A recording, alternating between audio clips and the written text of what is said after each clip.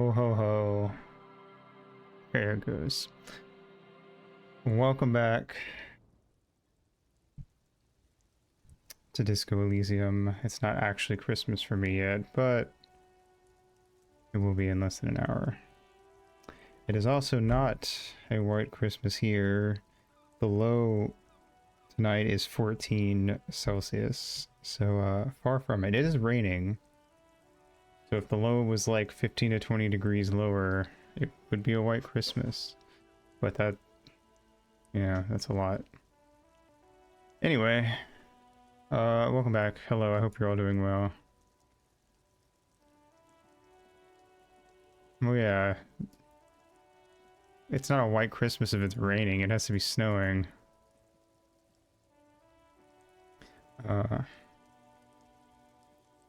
It probably will snow in game again at some point. It was snowing last stream. Anyway, I hope you're all doing well going into Christmas. I don't know where to go.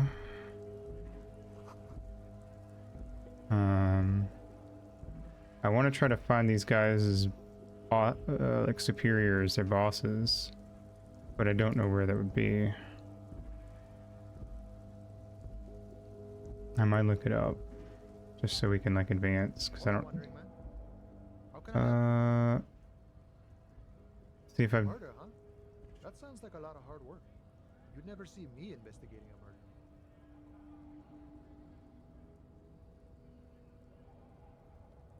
a murder. Maybe it's this time. Let's say you're right. It's almost impossible. I'm 91% sure it'll never get solved. Probably not. I wouldn't even know where to start with that. Much better here at the harbor. Or, you know, serious business. I'm sure the big boss will be glad to tell you. You'll have to ask him first. Oh, okay. Hold on. He's a chatty guy. Wants to talk about Oh, the strike. never mind. Return once you've met the union boss and are on a better footing with the organization. Damn it. Never mind. I thought he was gonna tell me. I don't know where the union boss is. There's a door up there that's locked, and it doesn't even like offer any way to get in. Actually, I think it specifically even said like there's no way to lockpick it. But I don't know where the union boss would be. I feel like I've been everywhere I can go, but I have to have missed something. There was one building I didn't go in, and it was locked. And it said to find a back way in, so maybe that's it. I'm gonna see if... There was a dude up there, actually, now I think about it. I'm gonna see if I can, like, yell up to him on the balcony. And maybe that will give me a way in.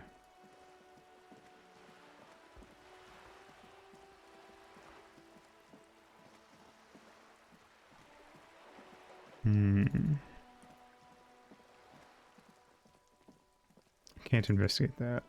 It required like a super high inland empire. This guy. You see a young man on a balcony nursing a cigarette. His eyes have been following you for a while. Not looking for any trouble, officer. Says in a quiet voice. Despite the cold, his shirt hangs unbuttoned on his frame.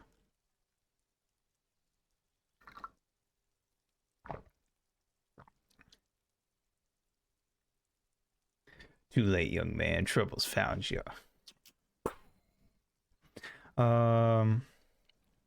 No trouble from me. I just want to know what's going on here.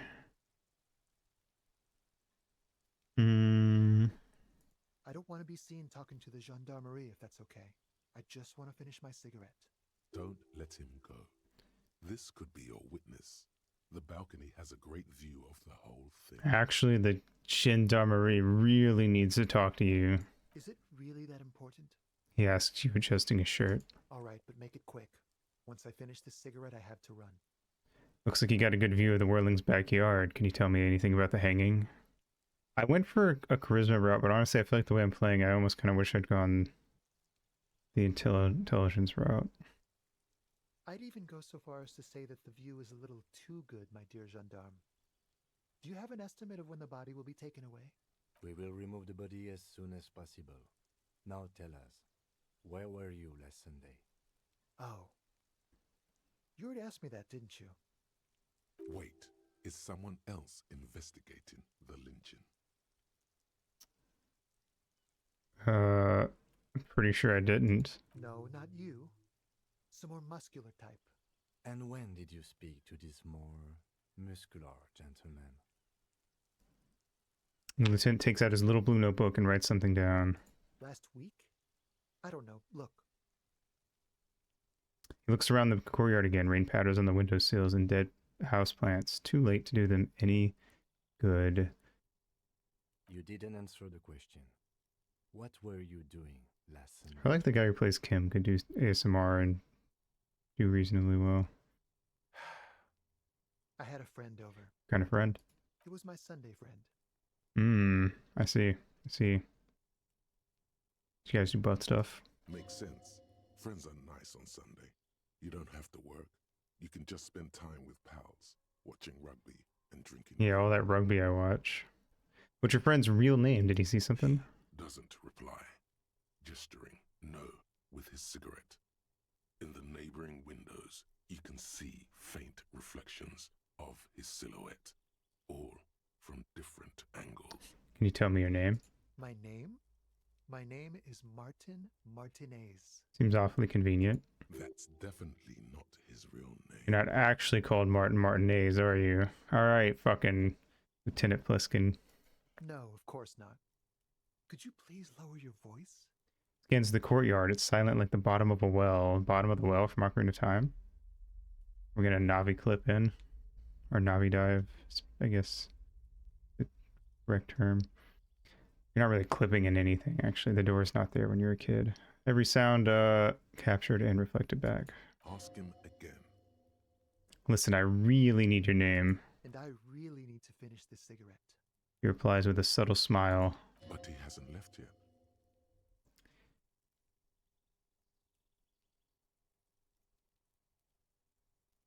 We I'd go even back so far as to say down that this we're route again and see if there's anything else I can get. Wait, is someone else investigating the lynching? Did I? No, not you. And when did you Okay, speak no, to it's the this same. man? You didn't answer the question. Oh, What shit. were you doing last Sunday? Wait, that didn't pop up last time, I don't think. I had a Oh friend. It was no. my Sunday Damn friend. it. Makes sense. Friends, he doesn't reply. Damn it. No. We won't. Now, if you'll excuse me, I really need to get going. Alright. Suggestion. I have 92%. This isn't the place or time for questions. Who knows who might be watching from the distance, hidden behind the curtains? Hey, listen. Just trying to make things okay again. Can we meet again somewhere else? For a moment, the man on the balcony seems almost vulnerable. Something moves in the depths of his feline eyes, compassion and a hint of understanding. I am sorry, but I really don't have the information you're looking for. His voice is soft and deliberate. With a flick of his wrist, he sends a cigarette butt sailing over the rail. But, hold on, what's that? For a split second, his hand lingers, as though gesturing towards a stone placed right next to the front door. Ooh, secret key. It's a sign. Good luck with the investigation. Is he telling us how to get inside?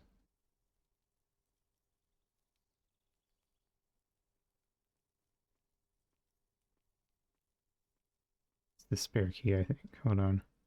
He's gone. Lieutenant puts away his notebook and turns to you. We should run after him, see where he went. No point in running. Tenements like these often have multiple exits. If he doesn't want to talk to us, then he'll know how to hide himself. So we just give up? He could be a witness. Him or his Sunday friend. Either way, we need to look into that muscular type who's asking about This feels like the bodies. dialogue you get regardless of how well the conversation goes. He did leave us a sign. Did you see that? He wanted Oh, to draw never our mind. attention to that stone right over there. Our character is just... dumb. If we find a way inside the building, we can ask around for his apartment. Great, let's do that. I assume... Stone. I don't remember being able to interact with that before. In a whirl of sleet and mud. Maybe There's something. So I assume you have to do that if you want to be able to get the key. There's a key beneath it, rusty from the dirt. Hello, emotional Ferrari. Welcome, welcome. This must be for the front door. You're doing well. Pity it doesn't have the apartment number on it. This building has many apartments, and a man can be in any of them. Merry Christmas if it's Christmas for you already. How are we going to find the right one? We'll just have to go in and see. Alright. First time playing? Yup.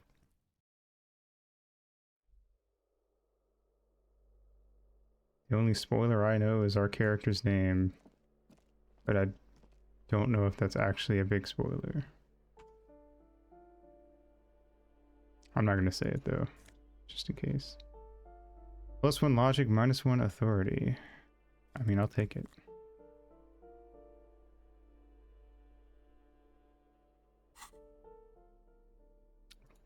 Doop. Flip-up sunglasses were fashionable in the old, but have since lost their popularity. Their thin, gold alloy wire frames are a reminder of drug-addled bohemian artists. These days, the glasses are only favored by organized crime accountants who desire to look cool. Get rid of this just so I don't have a little orange dot. Oh, thank you for the follow. Mwah. Welcome to the Fairy Circle. Eviction. Oh shit, I missed it. Oh well. Something about eviction notices. This box is filled with cleaning chemicals. Smells of laundry detergent. Hell yeah.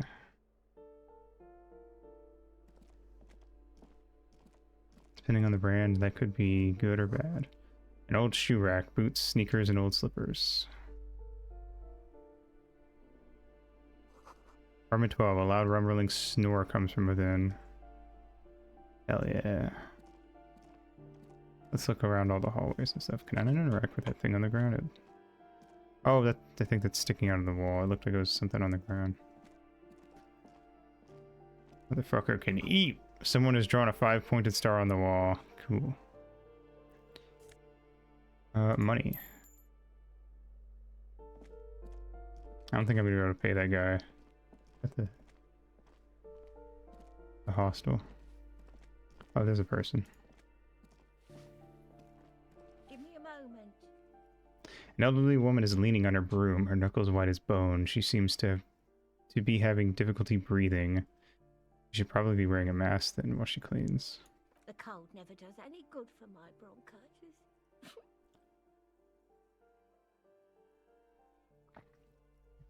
She sneezes into a dirty handkerchief. I feel like if I ask if she's alright, she's just gonna wave me off. This won't take long. I only have a few questions. Go ahead then. What do you want to know, policeman? She's the cleaning lady. She knows the floor plan and the residence. I'm gonna need a blueprint. I'm gonna need every air duct and where it leads to in the building, so I can climb through them. Thanks. I'm looking for a young male in his mid-20s, dark hair, skinny build, a smoker on the balcony. Let's do that one last, since that's, you know, we have other things to look around for. I'm no one. Just an old woman who cleans these hallways. Do you live here? If you can call it living. Hmm. I have a little room upstairs right next to the coal room. I mean, I would think it might be... I would hope it would be warm. I imagine this place has thin walls, so... If by coal room she means they're burning coal in there, it would be a warm room to be in the winter. It's Hopefully. bigger than a closet. But I don't complain, no. I have my bed and my aching bones to keep me company. And that's all I need from this world. My bones, they speak to me. She hasn't spoken to anyone for a while. Even her sentences feel rusty. Mm-mm. I have a few questions about these apartments. Those apartments. Ask away, policeman. What can you tell me about Cindy? The artiste? Nothing I can do about her, I'm afraid. She ruins the walls faster than I can clean them. Still... Which means she's the one that fucked up the wall, and this lady... Wait, Cindy might be the one who painted the wall outside. This lady might have had to be the one who covered it up. I don't know. She's definitely presumably the one doing it indoors. She leaves an old lady to her business. More than I can say for others. Okay. She mumbles some kind of a response, then hacks Alright, we'll something ask about the into dude on the her balcony. handkerchief. Yes, yes. I know who you mean. The scrawny boy who's always smoking like the devil, right? She looks at the other end of the hallway. Somewhere in the building, a child starts crying. You hear a radio tuned to a talk show and someone taking a shower. What's he in trouble for? He's wanted for murder. He's going away for life. No trouble. I just want to talk to him. Do you know where he lives? Play cool. Talk? Cleaning lady starts laughing, but it turns into a violent coughing spasm. Squeezes a broom, trying to catch her breath. What was so funny about that? He lives upstairs in room 28. Go to the balcony. It's one of those doors there. He's usually home in the evening. I like to think if our inland empire was... She mentioned her bones keeping her company. I can imagine if our inland empire was high enough. When we walk away, one of the bones is like... just starts talking to us. Thank you. We should go check out his apartment on the balcony. See if he's home. Also, she has the accent of a Cockney orphan dying in the street, which is fitting, I guess. So once we need someone to address our inner voices, and then it's never brought up.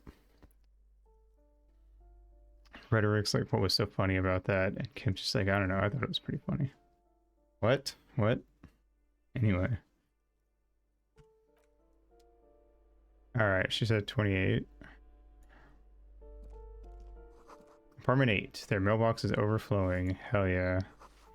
Edie says a firing squad for the rich. So true, honestly. Are we any claps for Cindy? Door 9 is locked. The number 9 door will now open. With the bloke who voices those truck commercials. What? What? Yeah. Something like that. It reads, foreclosed by Martinez Realty Associates. What's in here? Oh. The blood on the... I can't interact with it. The sea below looks cold and winter gray. The sound of it. Someone has torn down the wall. I feel like having a window that looks out on the ocean would be nice, because you'd have like... I would have put my bed right under the window, because you'd have like ocean noises. That could be a nice way to go to sleep. Old grocery list on the table and checks. What happened here? You can't foreclose on an apartment with a hole in the wall. It will still be accessible through the apartment next to it. That one didn't have a door. Sadly, nothing of great value remains here. There's always a little something in the fridge. Indeed.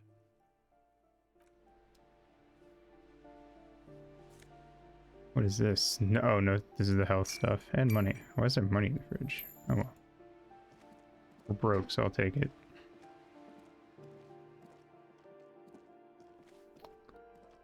Alright, room 28. Where are the stairs at? They already passed the stairs. There were some stairs over there, but it led up. That isn't just a five-pointed star. It's an inverted white pentagram cradled in a wreath of antlers. The iconography of communism, in other words. Check the symbol closer. The star and antlers was developed in the 6th decade of the last century and quickly adopted by Mazov and the communards during the revolution. Even today, half a century after, the star and antlers retains the ability to evoke hope, disappointment, and fear in equal measure. Why is the star upside down? To symbolize the toppling of the old order. Fair enough. Also, some social democrats were already using it. What's the deal with the antlers? The wreath of antlers represents a natural crown. It was about building a society that could exist in accord with the natural world, and at the same time above it. Why white? Because white is the color of peace. Alright. What is it evoking me? Nothing at all yet. Right now, it's just meaningless shapes on a wall. Honestly, I feel like a playthrough of this where you had super high encyclopedia would be fun. Assuming that encyclopedia constantly just jumps in like all the time with like random tidbits of info. What's in here? Oh, no, go in. Huh. Shower curtains are covered in some sort of slime. Icky.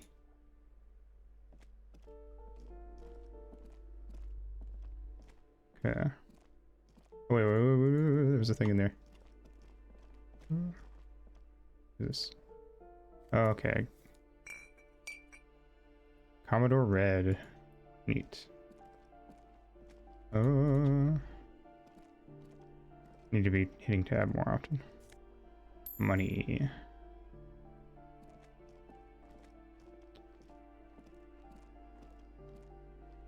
There's shoes on the ground. Can I steal those shoes? Oh, this leads to the balcony.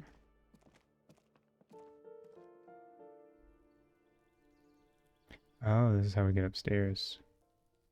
Wait, I want those shoes.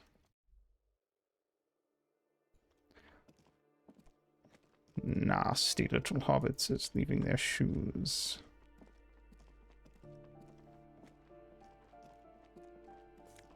Alright, there's money in the shoes. Oh shit.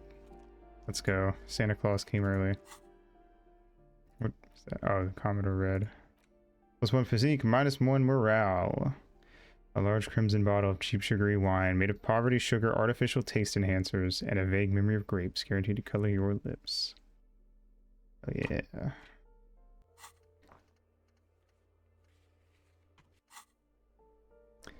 Probably give you a nasty hangover in the morning. Alright. What's in this can? Is there money? Alright, I need to be looking around more. Apparently there's just money in like every other fucking thing. The breaker box is full of cigarette butts and electric wire. I don't think that's a good combination. I'm just gonna like throw that out there. I don't know, maybe... What do I know? But like also... Climb on the roof and get that brick. This were a platformer, that would have been the first thing I did. What is this? Just a door, nothing for you here right now. I disagree. Life has many doors, Ed boy. Someone's growing rosemary, thyme, and a cactus. I've thought about getting a cactus actually, just to have. Because it's, I don't know, I feel like it's one of those things that you can't fuck up. It's 29. Complete silence. Whoever lives here isn't home. I want to check all the places, all the other doors first. Doors, apartment 30. Voices from within, singing along to some buoyant dance track. Neat. Alright, let's go visit our guy. This door is made of metal and appears to be reinforced. Someone here really values their security. Number 28. This is where the cleaning lady said the smoker on the balcony lives. Let's see if anyone's home. Knock on the door. No one answers. Looks like the young man we are looking for isn't home. I think our best chance to catch him is in the evening. He looks around, taking in the cold spring air. We should return tomorrow after we have finished with our day's work. How about 9 p.m.? Sound good?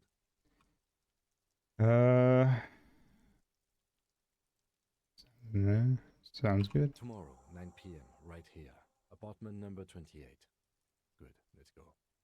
Interesting that the, Damn. Turns out it's quite tricky finding someone in a big apartment building. Don't worry. You'll get him. Remember, tomorrow. He's probably gone for today.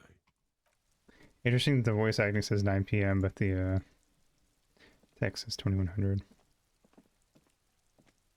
I wonder if there's, like, different voiced lines, one for, like, depending on your country. And that's why it says 9 p.m. Also, there's a different exit over here. I want to see if it leads to anything.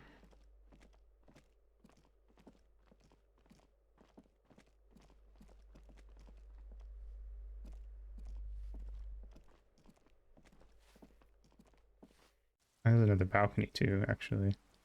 Oh, okay. Interesting. Wait, was this always open then? Or did I need the key to get in from here too? I feel like I tried that door and it was locked, but I could be wrong.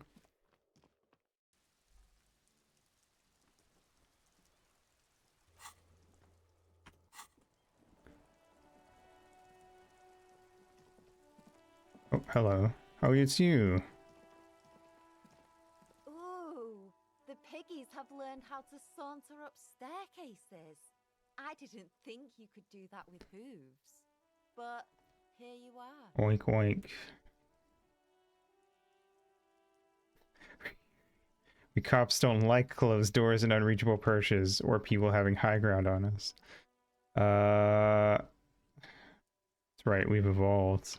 Yeah, I can see that. Cool mutations. Well, Mutations is a good band name. That smell coming from her paint bucket. It's not paint. It's heavy fuel oil. Oh, interesting. Is that heavy fuel oil? Red dyed heavy fuel oil, intended for exclusive use in government vehicles, to be precise. He says, studying the contents of Cindy's bucket. Cindy Vortex. What did you think I was using? Aquarels? Sucked it out of a cop's fuel tank myself. Back in Jamrock. With her mouth, she like into the bucket and just did that for like an hour. What the fuck is an aquarel? I don't know what that is.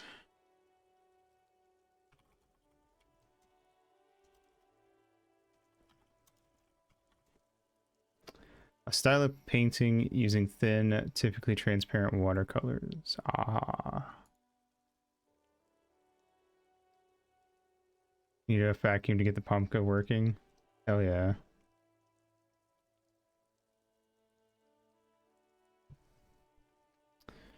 You don't want to head from this chick. She'll fucking suck your dick clean off. So use your mouth on the tube until it gets going, and then physics does the rest. Interesting. I did not know that. She really did it. She's proud of it too. Fumes are bad for you. Okay.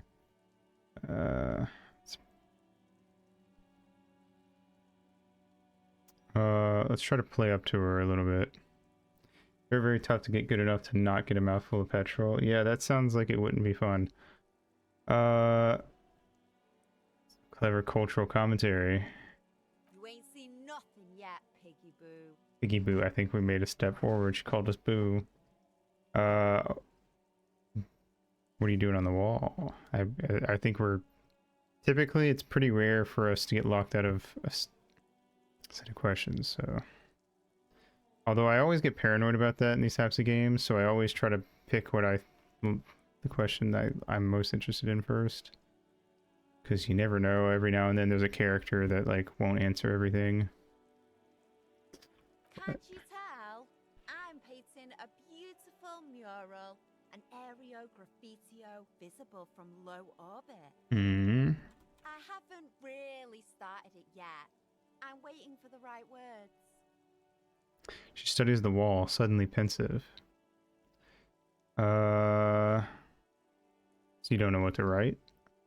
Have you ever tried your hand at graffitio? When faced with a blank wall, most people write unimaginative stuff, like pigs go home, and Mona was here. True, you're not wrong. We rarely see pigs round here, though. Just union cats. And my name's not Mona, so... Why to Pigu go home? She wants it to be something true and total. Why are you so committed to defacing the building? This place is severely lacking in havoc. Not even the occasional trash can fire to break up the tedium. I thought I'd mix it up, you know, summon the forces of crime and social chaos with a wall-sized invitation. I have an opinion on this. Want to hear it? Yeah? I love public art. Yeah, I don't really give a fuck. Thanks. I'm sure the inspiration will come to me. Now You're that I on have a the boat. official RCM stamp of approval. I mean, an island is a boat, in a way. She means the I opposite. kinda, sorta, not really.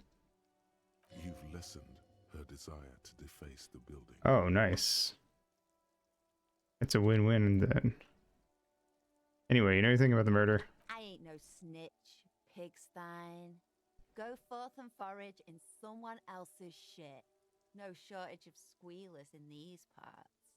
Actually, there is a shortage of people who talk to us in a normal, calm, informative manner. Yeah, pretty low, actually. We weren't put on this earth to make your life pleasant, fucko. Alright, well, catch you later, Cindy. It's been real. Fuck. I see. Someone's been sleeping here recently. Cindy? Yeah, that's what I was thinking.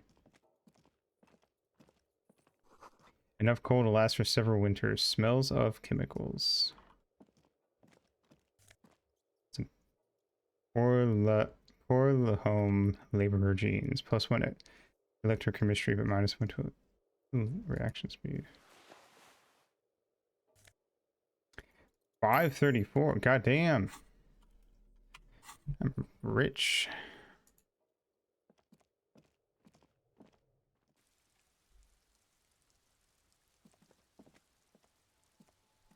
Where's our jail cell? The door is locked. You can't get in. Shit. What's in the box? Money? Above tarps flap in the wind. Forgotten hammers and nails rust. Poetic. Alright. Well, we made a little money.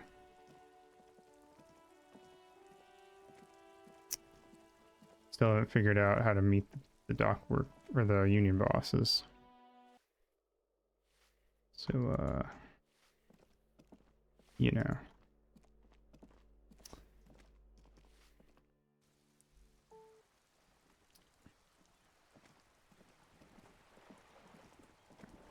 This lady wanted us to do something. I actually don't even remember what at this point. Nice. Got a lot of healing items for the amount of damage I haven't taken. I feel like. Let me check my notes.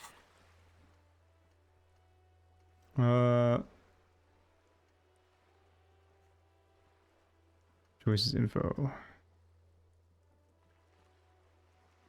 Did her favor.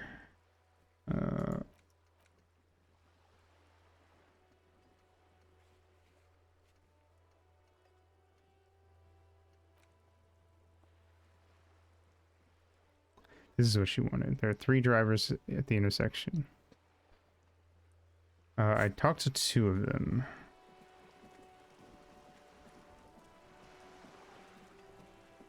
So I guess we can go back over there and try to find the 3rd guy. I only saw 2 of them though. I don't know where the 3rd one even is.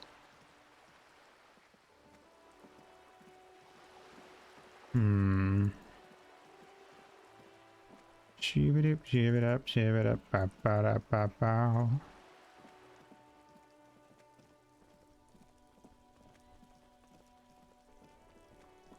Oh wait, did I ever get that bag? I don't know if I did. I think I did.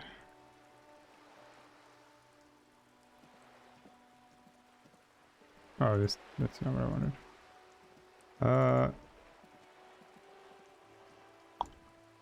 And maybe I have to equip it. Hold on, wrong button. Here we go. Oh no. There we go. Alright, cool. Now I can pick up stuff.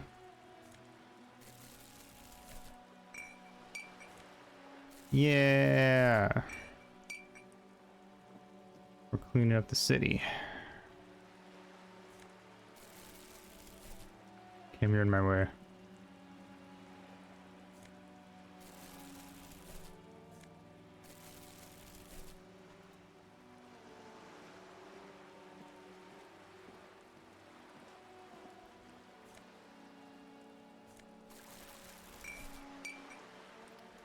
All right, so we'll pick up these bottles as we go.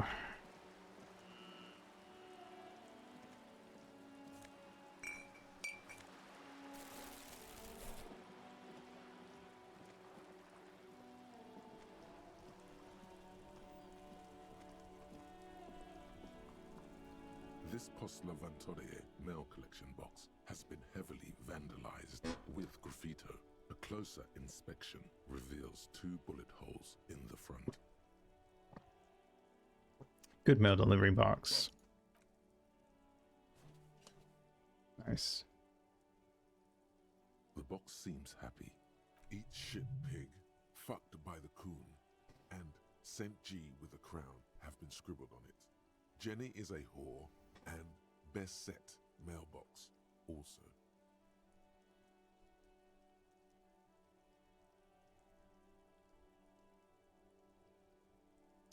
I feel your mail collection box.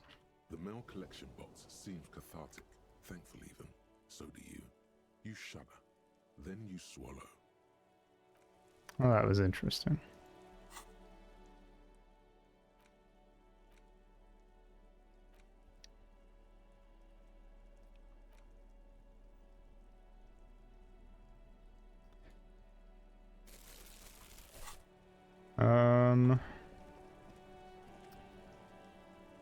Bottle. Can I get those?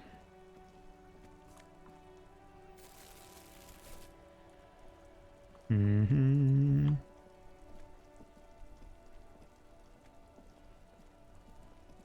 Wait, is that the other guy? I am a gander and a hunter and a gatherer. Feel like a traveler. The man mutters to himself, accenting the beats as he goes.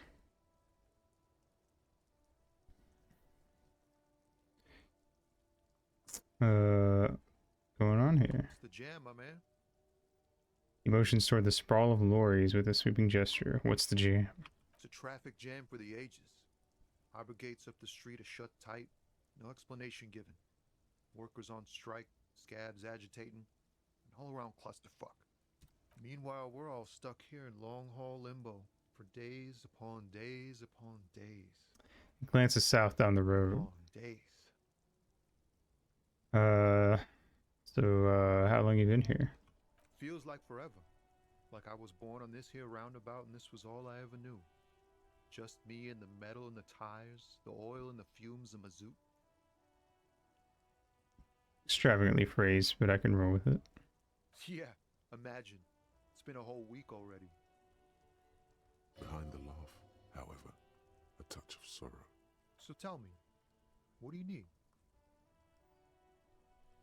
Care to spare some change for a working stiff? Huh? Oh. No, I ain't got any money. They don't want to pay for unfinished work. They who? The bosses, man.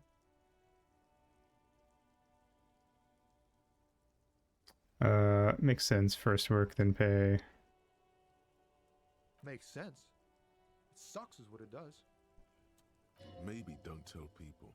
The people they don't like are actually right. Good point. Know anything about the dead man? Oh no, that one's gone. So, tell me more about the strike. It's like whatever's going on over at the docks. Workers got a blockade set up, making demands. No way in or out. What's the union demanding? Some pretty wild stuff, I hear. Like a giant new power crane in half the company? I forget what exactly. Good on them, I guess. I've heard talk there's a company rep in town, too. Like a strike negotiator type. They'd know what's up. Precise demands and so on. What do you think the company want? Or yeah. They want to keep that money flowing in, my man. Ka-ching. He doesn't blame them, but he's not on their side. That's for sure. Anything else I should know? Anything else? Yeah, this ain't really my area of expertise. I just do my job and get paid. I have things to do and places to be. All of us do. All of who? Us lorry drivers. Camionneurs. You still hang around here waiting for this mess to end. Most have scurried off somewhere. to get drunk or high. Or laid. Not that I blame them, really. Not you. Not my thing. Chasing transient pleasures is a drag these days. I prefer the examined life now. Thinking, reflecting, observing. He glances down the road towards the horizon, a glint of something in his eyes. He tries his best to look nonchalant, but there's a rigidity in him, as if trying to conceal something warm and deep beneath a cool exterior. Know anything about the dead man? One hanging behind the hostel there? He ain't one of us drivers. I know that. All accounted for. Otherwise, I haven't really asked about that. Been wasting time right here. Keep him busy. It's easy to see he's telling the truth. He's kept his nose out of the dark stuff. Busy with what? Analyzing the fundamental structural and psychological conditions of being stranded in the midst of a sea of motor lorries and their sad, despondent chauffeurs. And your conclusion? A sense of surprise there ain't more bodies hanging from more trees. What are you hauling anyway? Oh, high-grade narcotics, illegal firearms, stuff like that. Time to arrest him. Relax. He's merely joking. I like when they like have like the short little conversation.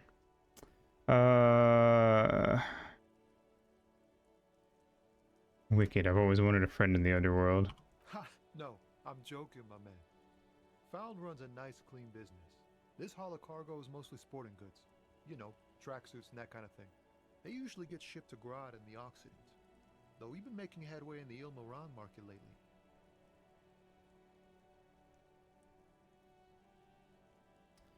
That's your machine behind you?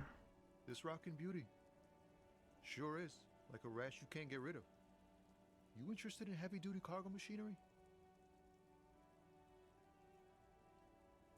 Interested? Not really. I just asked because, I don't know, must be a car reflex.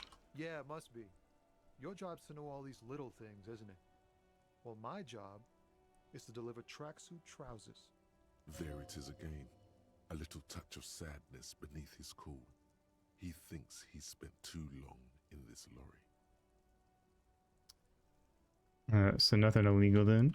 Not unless they've illegalized sports equipment while I was on the road. Can I get one of those fallen tracksuits you're hauling? We're pals and all, but I can't just freely hand out the merchandise. Hey, The bosses won't be happy. worth a try. Right, I had another question. The man taps his fingers rhythmically against his arm. Seemed like a man who knows about drugs. He doesn't actually, but I feel like I should exhaust all my questions. Ah, man. Me and narcotics go way back. Had some good times surfing the psychic waves of my own consciousness, you know? You know what, actually, honestly, now I think about it, he definitely would have taken acid at some point. But those days are behind me. There are other addictions in my life now. Why the inquiry, my man? Just be straight with him. And let me be straight. Yeah, I'm with suggestion. I'm trying to figure out who's smuggling drugs out of Terminal B. We have a credible lead, sir. Someone on this roundabout is waiting for a bulk shipment from the harbor to load it on their lorry and drive it to Jamrock. Not me, man. No way. I don't need any trouble. Shit's bad enough anyway. This jam's got folks up in arms, and I'm afraid it's headed toward a conflagration. Who do you think could be conducting the drug trade then?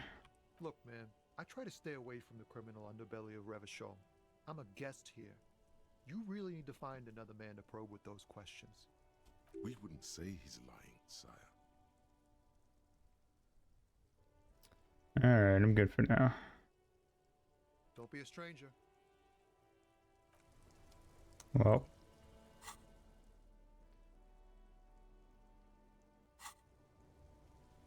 That wasn't very helpful.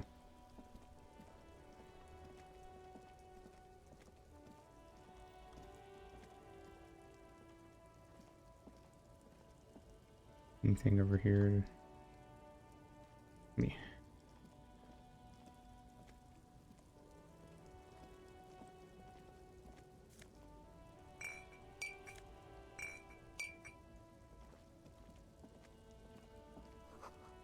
A bold slogan, Human Ox covers the truck. So that's everybody. Out of these lorry drivers, and none of them had any info.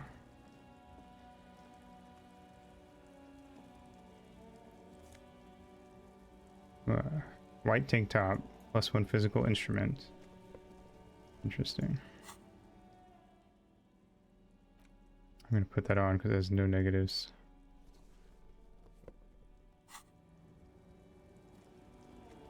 It's not very common. A little bit of money.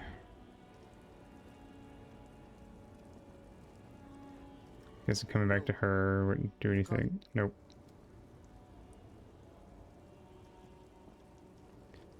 Hmm.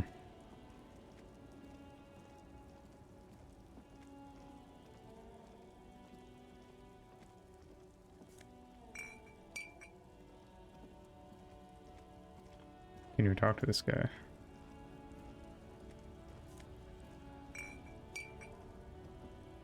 A lorry stuck in the traffic jam. This big, heavy Grad-made machine is well kept for such an old machine. Look in the window. The windows are clear. They've been recently washed.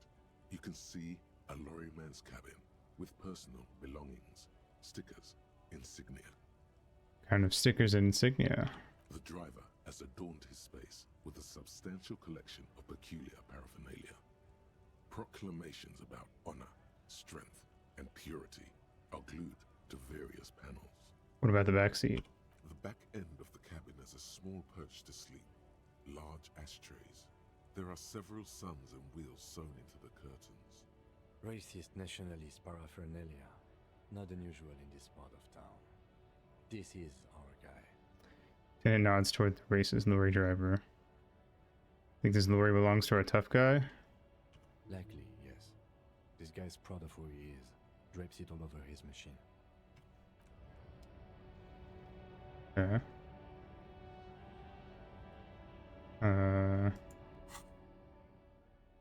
Neat.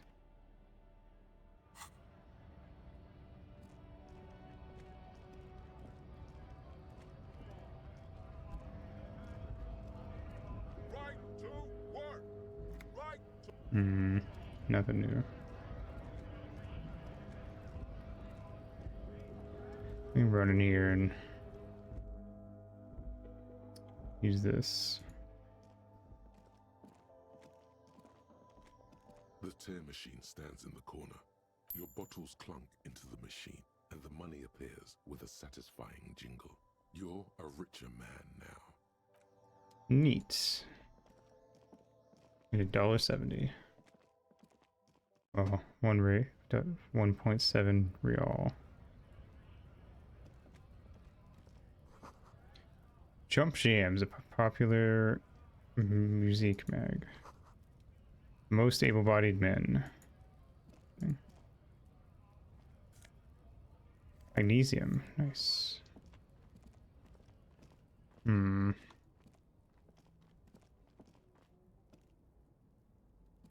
have anything to say?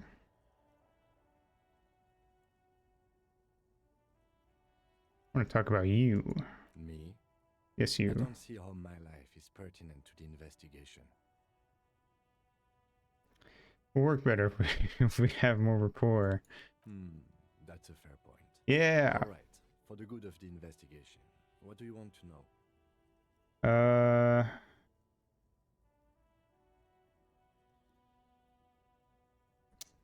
None of these things are things that I would be interested in, but fuck it. Our character's a wacko, so you're wearing glasses. That's correct. You feel a slight urge to put the lieutenant down for this, but you can't quite muster enough I'm not gonna testosterone. put the lieutenant down. Calm down, physical instrument. No, I don't. Glasses are cool, I guess. Are they? They are mostly just cumbersome.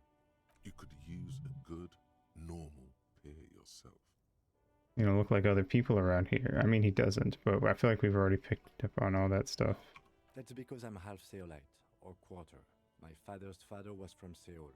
So was my grandmother, but from my mother's side. It's not an interesting topic. Yeah, we don't know what sail is. It's a part of the world, officer. A geopolitical entity and a geographic division. I told you it wouldn't be interesting. You're only making it sound uninteresting. I still want to know more about sail. You're barking up the wrong tree. I don't speak a word of Seolite. I've never met either one of my grandparents, and I've never been to Seoul. I'm a regular Revacholier. Fair enough. Tell me a secret. No. Oh. Please. Your brain sends the signal to your lips, but they refuse the order. Something is paralyzing them. You're pretty sure it has something to do with the lieutenant's eyebrow. The eyebrow is exercising psionic control over you. Damn. It's like you're locked down. What's happening to me? Something the matter, detective? This guy's got authority off the charts. With just the flick of his eyebrow, he's able to make you his thrall. God damn.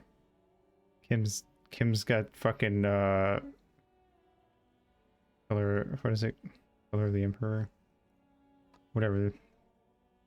The I'm so cool you're gonna pass out hockey. So what can I do about it? Nothing. Conqueror's hockey. You better hope he doesn't abuse his authority. There's a lot of it. Okay, I'll accept my place as the bottom in this relationship. The lieutenant relaxes his eyebrow. Why'd the music get so loud? To regain control of yourself. Calm down, music. Chill out. Do you ever talk with yourself? What do you mean? You know, when you're thinking, do you ever have conversations with like your brain? I have no idea what you're talking about. You're saying your brain never just chimes in with advice or warnings or anything? I can't say that it does, no. When I need to think, I just use my notebook. What's that thing where like you can't visualize anything? Apathasia or something? I feel like Kim has that. The lieutenant produces his small blue notebook and idly thumbs through a few pages. That's where his conversations with himself take place. That's good enough for me. Let's change the subject.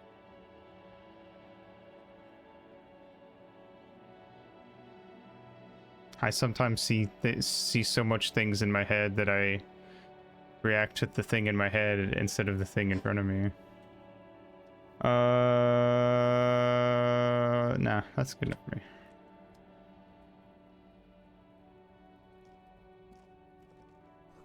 Closed for winter, please use main entrance.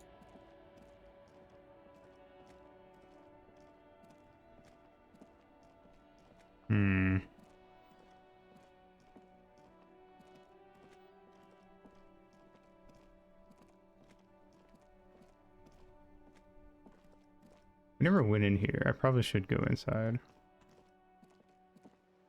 Wait. Idiot bottles out of the trash can.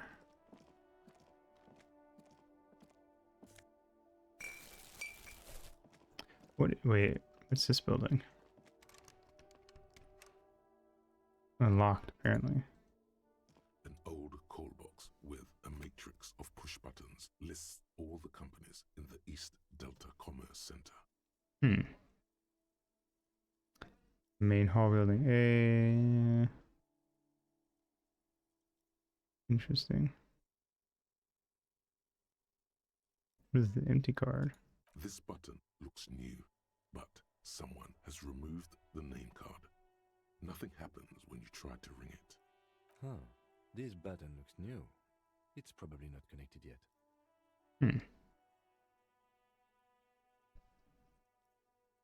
Main hall building A. An off-key melody starts playing after you ring the doorbell. Then a woman picks up the receiver. Kuno, please stop calling here. Grown-ups don't have time for your stupid game. She thinks you're the gremlin child. What would he say to this?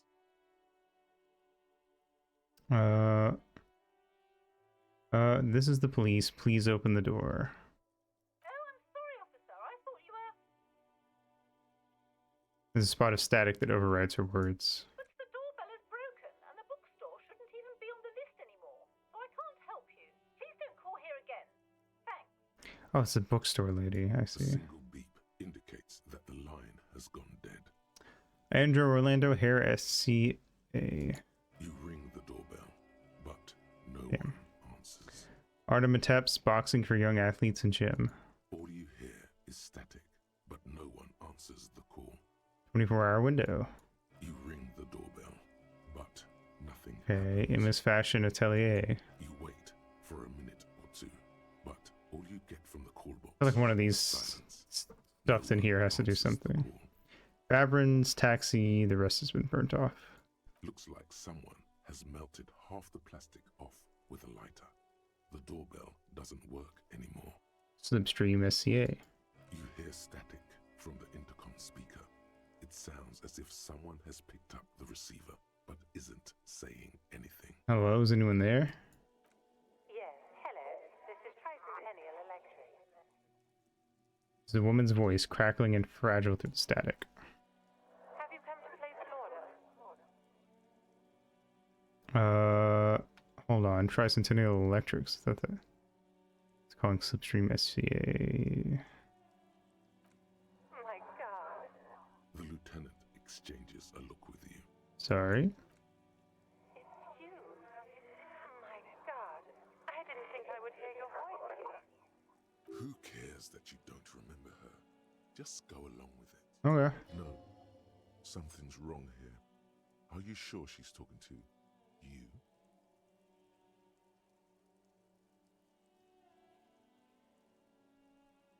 I want to go along with it. Yeah, it's me. Here I am crawling back into your life. Michelle, just please. Oh. Why did you even call? I don't understand. You've been gone for months. I thought you didn't care. Of course I care. It's just... I've been out going through some tough times. Ever since I came to work here, it's as if my mind's been wiped clean. What the fuck does that mean? A spot of static overrides her words. When she speaks again, it sounds like she's submerged. It's so nice. That's ominous. What the fuck? Kim got to her. It's so nice to be able to finally forget. Forget about what? She sounds like she's about to cry. Hello? She doesn't answer. Said it was nice. What's so nice about forgetting? Silence. The only thing you can hear now is static and waves washing ashore on the bay. Alright. Goodbye. You press the number sign on the keypad that terminates the call. 12 name cards. That was weird. Read. Fortress Accident SCA. Silence. No one's home at Fortress Accident. Rochelle I-City. Silence. No one answers. Main hall building B. Whirling in rags. Oh, wait.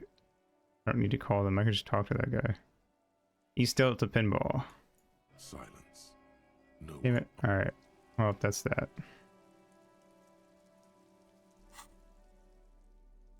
Oh, wait. Maybe they could let me in this building, actually. Hold on. An old call box with nothing happens Oh. after you ring the doorbell. They don't want to. Never mind. It was worth a try. Anyway, into this place, I guess.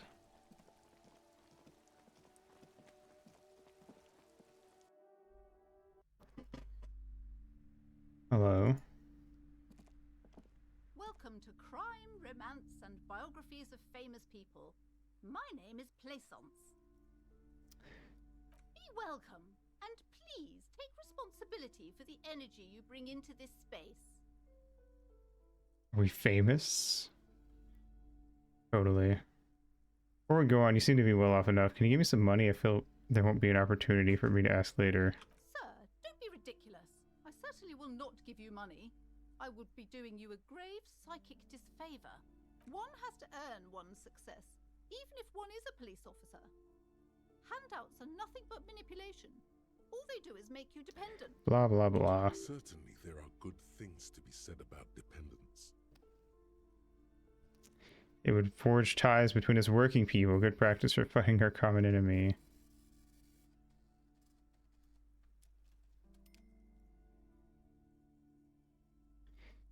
we'll butter her up a little. Excuse me, I don't even know why I said that. A lapse of professionalism that does not represent my values. Oh my, of course. What a man. Eh, fuck you. No way to yourself, lady. So you're the owner of the store? I am. The proudest owner of our little shop of culture. Her voice, high-pitched, sounds familiar. I've talked to her before through the doorbell, but she doesn't recognize me. She has fine-tuned her voice to find the most welcoming approach for attracting new customers. It doesn't work. I was just about to say. The girl outside and just place her. What if I want to buy a book? Then why are you talking to me? Everything is on the shelves to browse. Don't you feel compelled to buy anything? She fiddles with her pennant and then waves her See book. those shelves there? Go. Be drawn. What type of books do you have? Everything is on the shelves. Take a look yourself. The shelves compel you, don't they? I'm trying to like do some weird hypnosis thing. She's attempting to mentally direct you towards the shelves. She only wants you to buy the goods. She doesn't care. I think she's trying to do like subliminal messaging, but it's just liminal and very not subtle. This is like if every Coke ad just like had it big bold letters like buy a Coke. So what type of books do you have?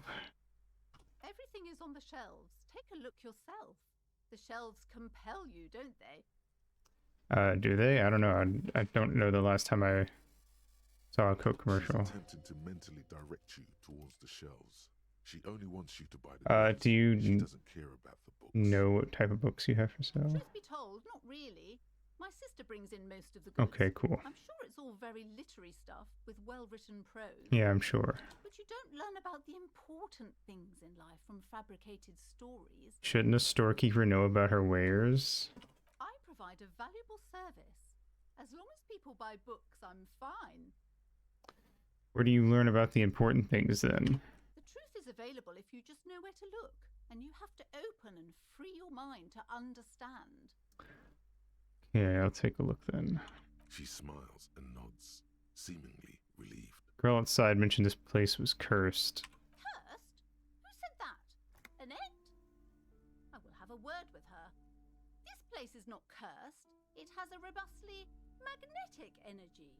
Good for commercial activity. My business is thriving, sir. What in God's name is she talking about?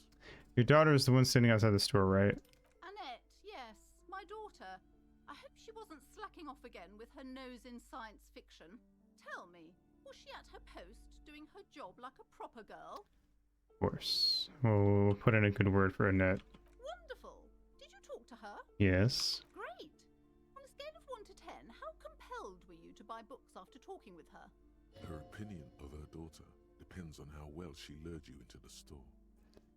I'm not grading your daughter, ma'am. Come now, it's not personal. It's about proper sales practices and market research. I expect an answer. Fine, 10. She's very polite and helpful. My precious, her dedication brings joy to my heart. If you have children, I hope they turn out as great as my Annette.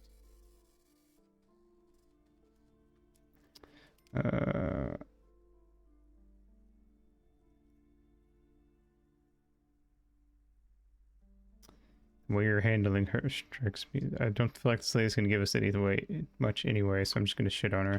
Mind your own business, sir. In our society, people don't get to tell each other how to raise their children. It's none of your or anyone's business. Denial is the way she copes with criticism. Okay, let's change the subject. The woman before you scans the store, her shoulders rigid and tense. Every now and then, she nudges her glasses. Very well for now, book peddler.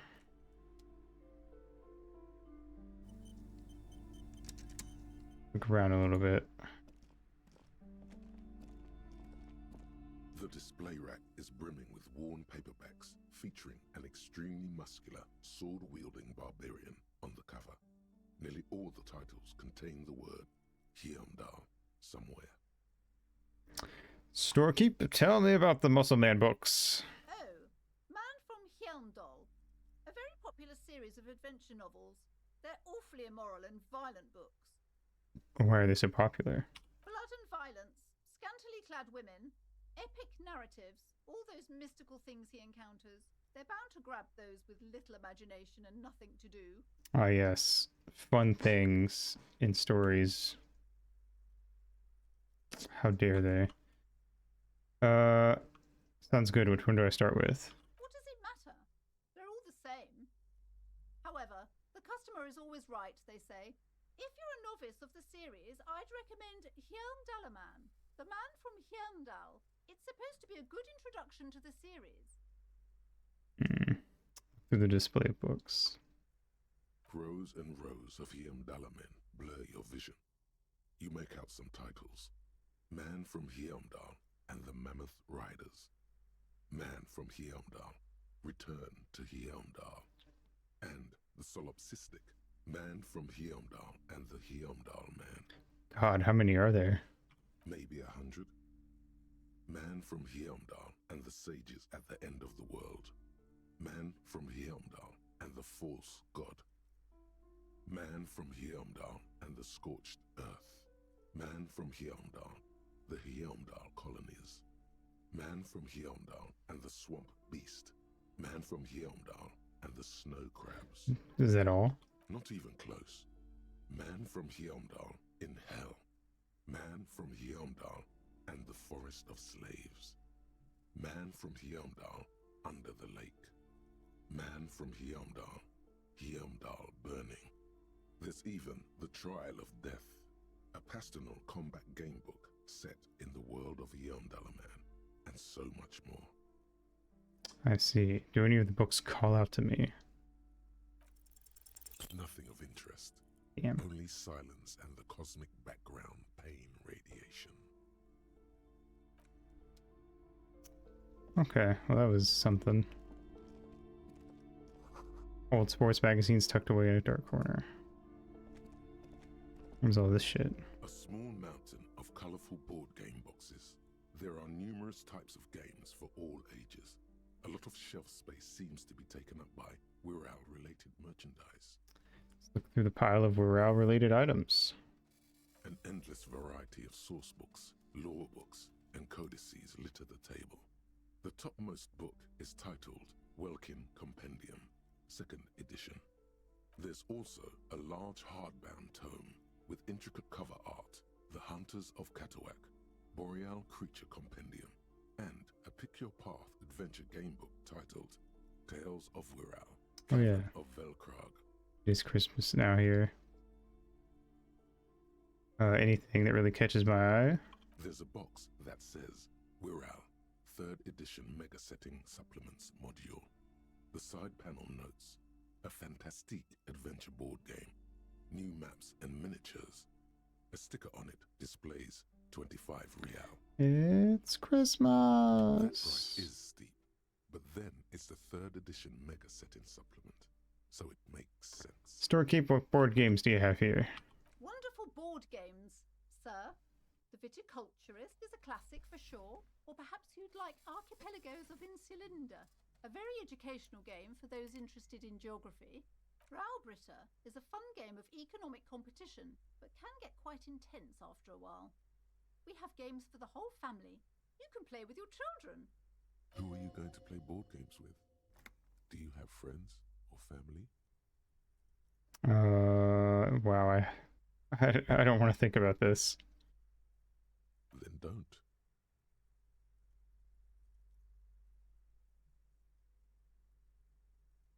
Yes, kids, friends, chicks, I have all those. Then you're a lucky man, officer. Children are the greatest of treasures. For playing with friends, I'd recommend Suzerainty. It's a civilization building game where you build a civilization, then set off to brutally colonize and repress other civilizations. It'll cost 12 real. Hell yeah. So what about all this Wirral things? Wonderful board games, sir. The Viticulturist is a classic for sure, or perhaps you'd like Archipelagos of Insulinda, a very educational game for those. Raubritter is a Who are you going to play board games with? Then don't. Yep, yep. Wonderful board games. Oh no, How I'm in a loop. Then don't. Then you're for playing with friends. I'd recommend Suzerain.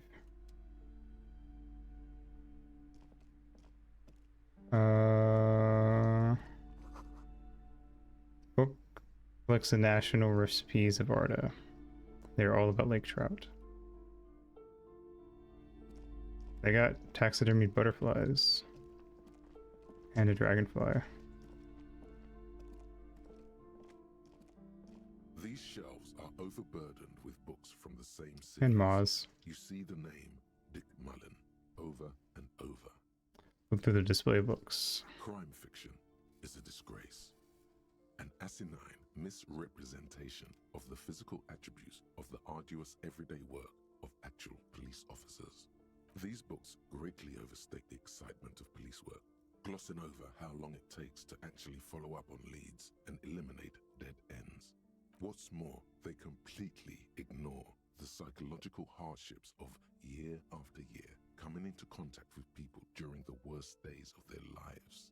Not a single mention of all the stress this work creates upon the officer's family. Detective fiction just doesn't tell the truth at all. Now, would you like a list of all the books found on the shelf? Sure. You see Dick Mullen on the job. Get Me Mullen. The Stalwart Adventures of Richard P. Mullen. Dick Mullen and the Murder in the Orchard. The Sordid Affair of Dick Mullen. A killing is declared. Dick Mullen in the Murder House. The Final Case of Dick Mullen. An obvious lie. Dick Mullen in the Clock Tower. The Ordeals of Dick Mullen. Dauntless Dick. Dick Mullen's Funeral Pyre. The Murder of Dick Mullen. Dick Mullen dies? Oh no, turns out he faked it to solve a case. Are there any more? Yes, there's also The Dame Who Did It. Farewell, my Mullen. Faking death seems to be a common trope in the Mullen series. The morbid tales of Dick Mullen. A dark tide turns. Tragedy calls for Dick Mullen. Another one with fake death.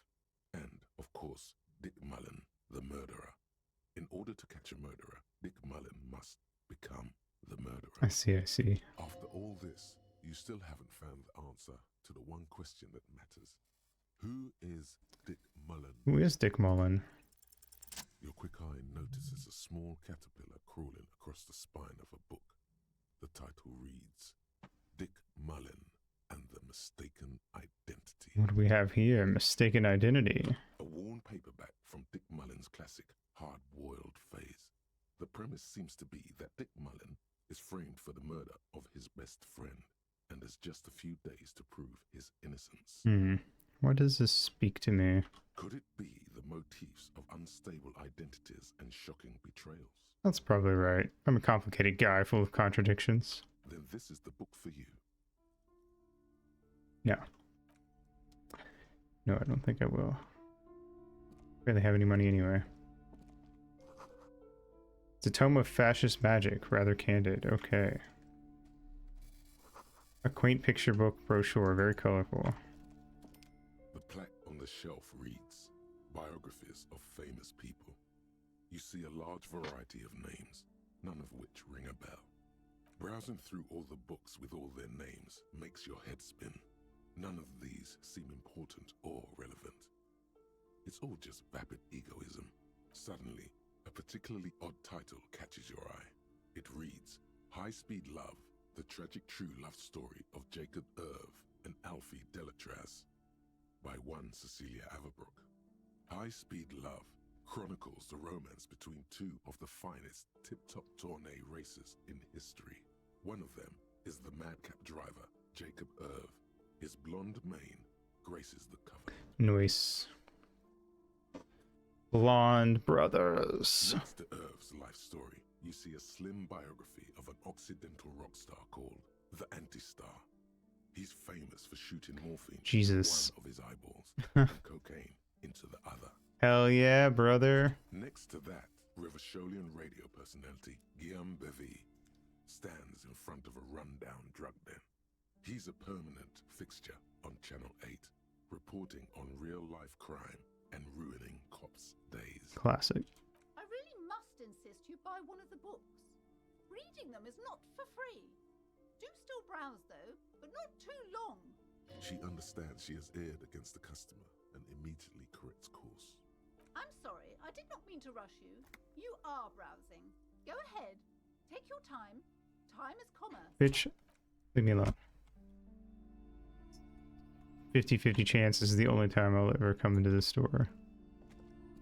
Several maps have been attached to a bulletin board hidden inside the alcove. Yeah. They're held up I by don't- small pins. The board has come loose from one corner. I only have 18 real. And I need like 130. The maps look old and faded. Your eye catches a map of Insulinda, a map of Revachol, and a map of Martinez. Look at the map of Insulinda.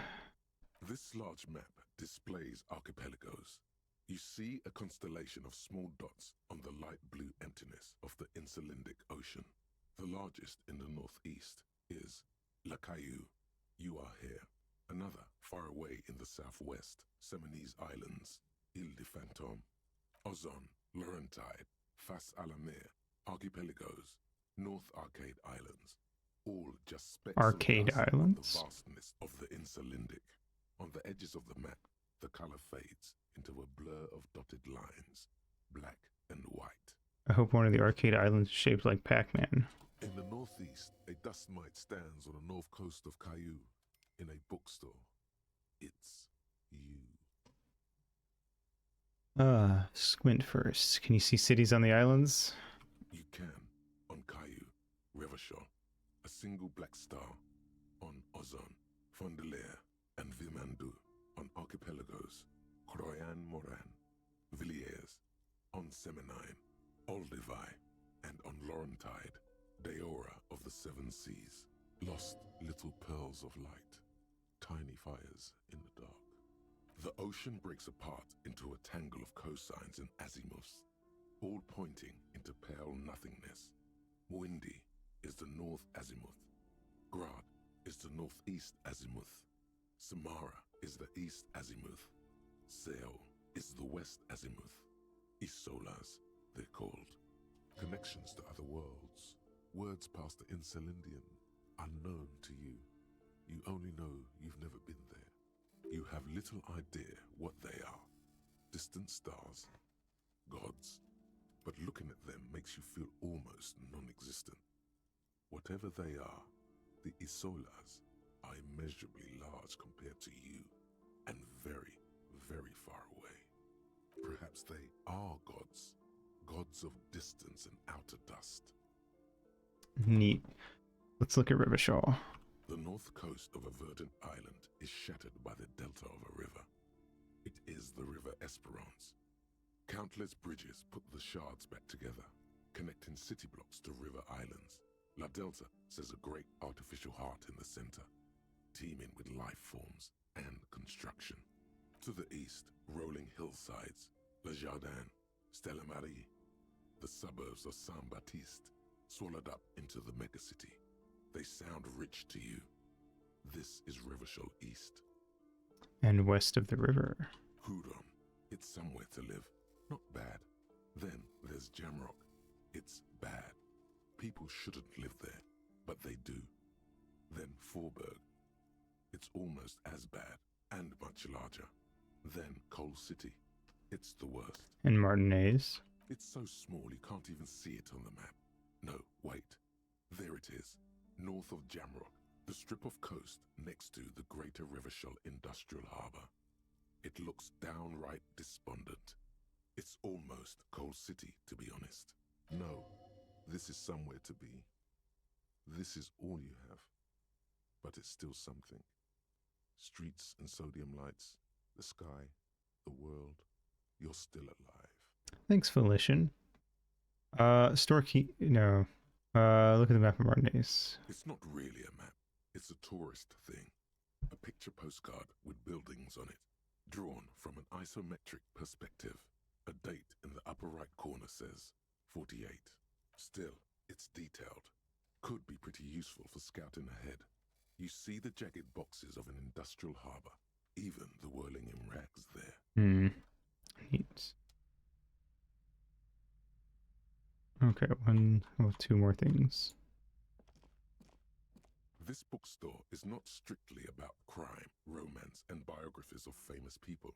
There's also a wide range of paranatural literature. Interesting. Amidst the various books, you find one written by someone named Matthias W. Dundas. It's about wholeness, unity, balance. These three things are very important to the working class mind. The point of the book, and many others on this shelf, is to give people medicinal advice in situations where they don't have access to paid health services.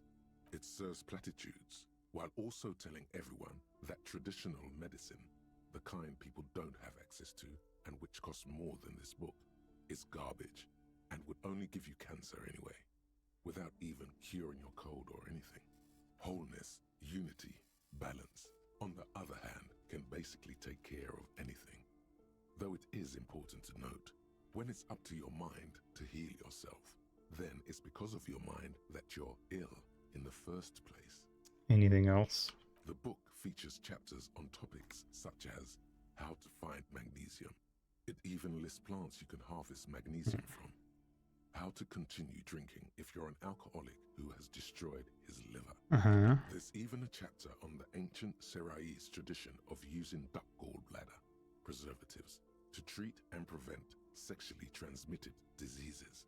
Pre and post factum apply. Nothing worth buying. This is just mundane garbage. What's even paranatural about this? Alright, let's try to find something truly otherworldly. The throbbing in your head increases with every passing moment you gaze at this shelf. Suddenly, as if out of nowhere, a small green book becomes apparent. The title of it reads, Medicinal Purposes of the Pale. What's this book about? The book contains descriptions of various pseudoscientific therapies, alternative medicines, and folk remedies involving the pale, also known as le territoire. Checked under the trucks? I have not. For example, it recommends vigorously swatting one's naked body with a venik or hand broom, made from the leafy twigs of a young birch tree from the near pale. I don't remember it giving me the option to check under the trucks. Oh, I see what you're saying.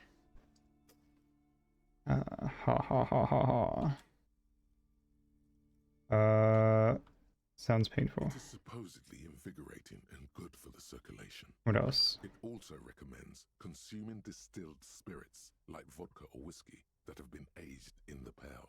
Readers are instructed to cover these jars in a shallow hole just inside the pale and leave them there for 30 to 60 days, depending on the potency desired. What does this pale-aged liquor do? Among other benefits, it is alleged to restore a damaged liver to perfect health. That seems improbable. How is that possible? Is it any more improbable than anything else that human beings put their faith in? Fair enough. What else is there? For general health and well-being, readers are encouraged to take regular strolls through the pale, though a sidebar cautions readers to limit each stroll to less than an hour. These strolls promise to cleanse the mind of worries and the body of toxins, especially if the perambulator performs this ritual in the nude. Nudity figures prominently in a number of these prescriptions. This is exactly what you need. Anything else of note? There's an entire section devoted to cures for men who are struggling to perform their marital obligations. I don't need that. You close the book and return it to its place on the shelf. One more thing. Another boring book just discarded here. Okay, see you, lady. Wait. Everyone knows the most interesting thing about fascists was their magic. Oh yeah. Area back there. Hold on. I'm gonna go run to the bathroom and then we'll continue. See if I can get to that back room. BRB.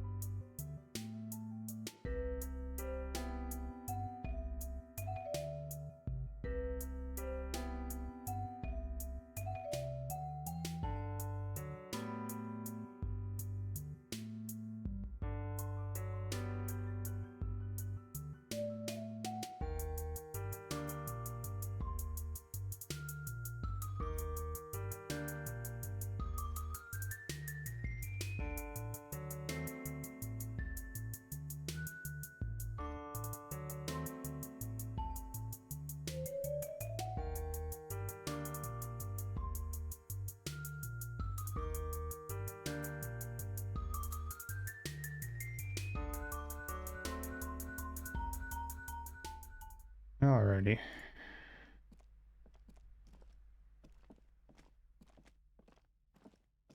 You see a set of tattered curtains blocking the way to another Thank you. room. A strange cage-like trinket dangles from the curtains. Excuse me, officer. The back room is strictly for employees only. What's behind the curtains? Nothing. Now please go back to browsing the books.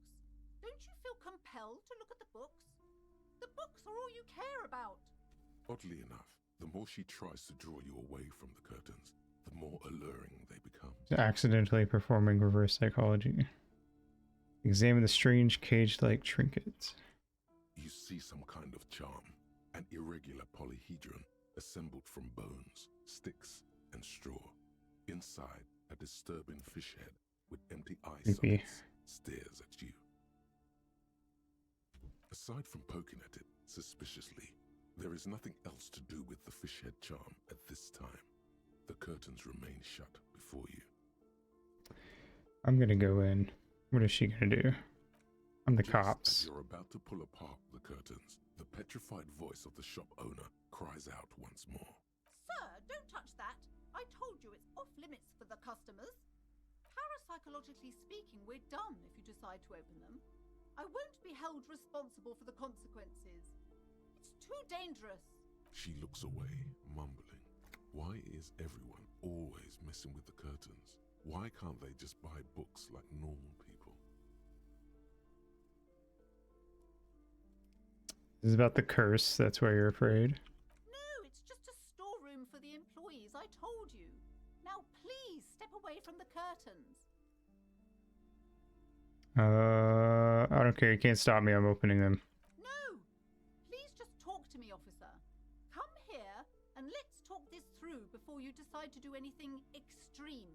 Talking is always good. Go see what she has to say. There is something mysterious about the curtains. Be careful. The curtains, tattered with age and covered in dust, hang before you, as if taunting you. Well, I can always come back and open them in a sec. So I'll go see what she has to say. Hello again, esteemed officer, and welcome to crime, romance. Yeah. Why are you so uptight about these curtains? I just want to know what's on the other side. I already told you, it's just a storage room for employees. I don't understand. Yeah. But what's actually over there? Let it go, officer. Go buy some goddamn books. You're supposed to be drawn to the books. If it's just a storage room, it wouldn't hurt if I peeked inside. It's not like it's cursed, right? No! She wavers under your gaze, mouth pressed into a tight-lipped frown, then she breaks down. Okay, fine. It's because this place is cursed. Just like Annette said, they don't call it the doomed commercial area for nothing. Okay. Are you happy now, officer? Happy that you've ruined everything? She closes her eyes and starts mumbling something to her pendant. Take it easy. You've broken her resistance. Pushing her further will gain nothing. Alright. How does the curse manifest itself? The curse is so much worse than you could imagine. It's a disease, eating at the very foundation. Shiver runs through the woman as she looks around the dimly lit store. It's the curse of financial distress, of ruin and bankruptcy. Didn't that curtain just move? Calm down, Inland Empire. Okay. Annette mentioned that previous tenants have experienced some financial troubles. It's not just that, officer. We're dealing with something supernatural here. It's the cacodemons feeding off bad business practices and disappointing income statements. There's something wrong with this building, I can tell you. Ever since I arrived, I've sensed an eerie lingering presence, as if I was unwanted here. Sounds familiar. Strange, I feel unwanted too. What does it mean? Truly so? Perhaps the dark energies are leeching off you. You shouldn't stay in the store too long. It may be dangerous. Why didn't you just tell me right away it's the curse? It's not good to talk about the curse, not in detail. The negativism, it's dangerous. Talking about the void wraiths angers them. Have you sought help from anyone? Yes, I've contacted numerous parapsychologists. and even a pair of Simonese mediators. They provided me with the wards. Shout out to the strange cage-like trinket on the curtains. The wards help to keep the doom at bay and protect us against the darkness that lies further in the building. Even though now I fear it's not enough. Is your pendant part of the wards as well? Oh, this? No, it's a special Himian amulet, blessed by desert pygmy shamans, with a spell of compulsion. It's to compel people to buy books. I'm sure. There are numerous spells cast throughout the store. I had the books anointed with a different inducement spell, for example. It's guaranteed to boost sales 15%. Desert pygmy shamans. That sounds like a rather questionable way to describe a group of people. Sure does. Would you like me to take the case? I can investigate. See if this curse is real. Most certainly not. I don't want anyone who's not familiar with the psychic arts to get involved in this mess. Stay away. Leave the spirits be, so they can return to their slumber. My liege, you know what this case calls for? A para-detective. Convince her to let you investigate the doomed commercial area. Ah, my psychic abilities are going off. Let's give it a shot. I got a -1 because I gave smartass parenting advice. I'm going for it anyway. Hey! You silver-tongued fiend. Show her what world-class perfidy is.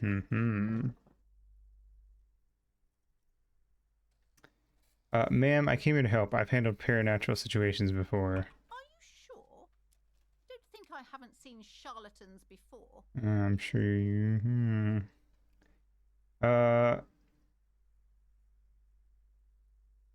Since the psychic emanations from afar, the sleeper beyond calls out.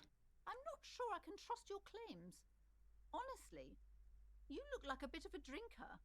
I'm sorry for being so blunt, but... The lieutenant keeps his usual stony calm. He silently picks out his notebook. Go ahead then. Rock her world, he thinks. I'll compose some notes. We used to be, we're good now. I haven't been drinking since the start of the game. I admit I've had my share of drinks, but only because the spectral realm is parapsychologically taxing, or it's necessary to drink the spirits in order to contact the void. I'm gonna go with... I haven't had a drink. Yeah, I'm gonna go with 1, because I technically haven't had any drinks, so... We should lie as little as possible. How do you know all this? Here we go. I am the Void Revenant. I have the powers to bat all the bad energies. That sounds very fakey, but all this says all her other stupid shit. I should have realized. A pattern lies within the Oh my fabric. god. The hand of fate guides us. Our meeting couldn't have been mere chance. Perhaps you truly are the one to deliver this woman from the doom. But I am not the only one at risk. I have to think of my daughter. You are certain you can help us? Keep us safe? I can't allow any collateral damage to hit us. I shouldn't be surprised that she fell for it that easy with all the stupid shit she's bought. Yeah, no problem. Your family's safe. The Phantoms are no match for me. If you promise, good officer, then you might be our last hope. Do you swear it? On my honor. Thank you, sir. There's one more thing I haven't told you about yet. The entity. And that is... Do not act surprised. You know of these things, sire. Of course, the entity, for I have sensed its presence. You have? The entity takes the form of a woman, a witch probably. I've suspected that she must be connected to the curse ever since I first saw her. Did you know that she lives inside the chimney? Chimney. The passage between heaven and hell, of course. Yes, that chimney is part of the building's central furnace, and it's enormous. She has barricaded herself behind some metal security curtains. God knows what she's doing there. Some unnatural magic, I assume.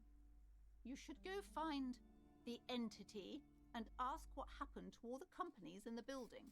What is the source of this curse? Here's the key to the warded door behind the curtains. Take it. Oh, and please do return to me after you've looked round. I'm quite anxious to know what she has to say about the curse. What you discover in there. Listen, there's nothing wrong with having any nipples. Unbelievable darkness and ruin. What you discover? Probably just some office space. Don't be scared. I had some more questions about the curse. Okay, but please, only a few questions. Oh, wait. I wouldn't want to disturb the spirits. I've already answered them all. The woman before you scans the store. Her shoulder. Alright, we're done with it then. Cool. Well, we got a lead on something. Hopefully it actually leads us somewhere.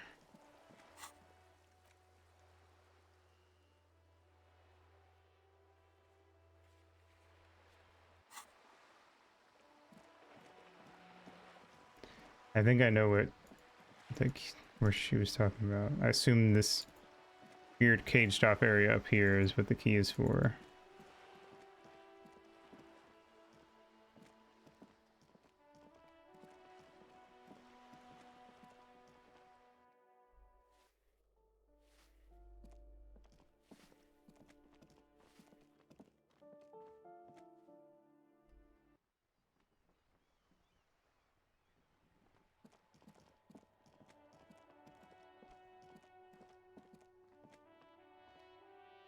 Hmm.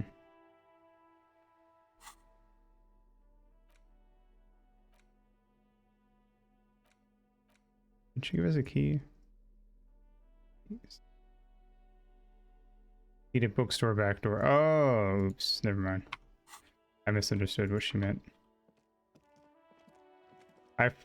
For some reason, when she said behind the door behind the curtains, my first thought was this thing because we tried to open it earlier. And there are curtains here. I don't know why. That was where my mind went.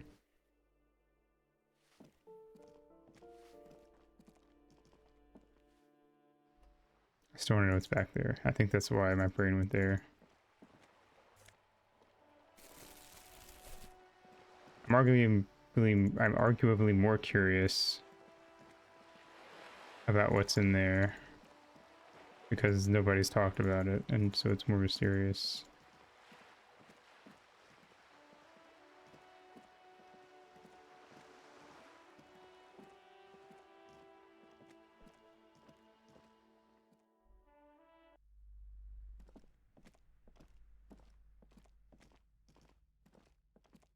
You see a set of. Yes, yes. You see a dimly lit room full of dusty furniture and trash. A doorway stands in the back, covered in dozens of scary little cage-like trinkets, your shadow looming over it like an omen. Yes, yes. Do not mind the man behind the curtains. Ghostly silhouettes of hair dryers. Vaguely androgynous portrait of a man. Hell yeah. A heavy door with a missing handle stands before you, covered in dozens, if not hundreds, of little oddly shaped trinkets and charms. It appears to be locked. I'm gonna knock. Only an echo. No one is there. Unlock the door with the key! After exerting some force, you manage to turn the key. It's eerily silent. The door slides slightly open, letting a draft of cold air into the room. Open the door and enter. No such thing as ghosts. We're safe. And is dripping from a punch bag. What is this place? Looks like a gym to me. Oh, I think this may be the Artematips Boxing Club for young athletes. I think you're right, though it looks like no one's been here in ages. I doubt the electricity still works. Good thing we have a flashlight on us. Don't forget to take it out of your bag before we move on. An eerie feeling rises in your chest. Let's just keep going. I'm sure it's a regular abandoned house. Nothing mysterious here. Sounds good.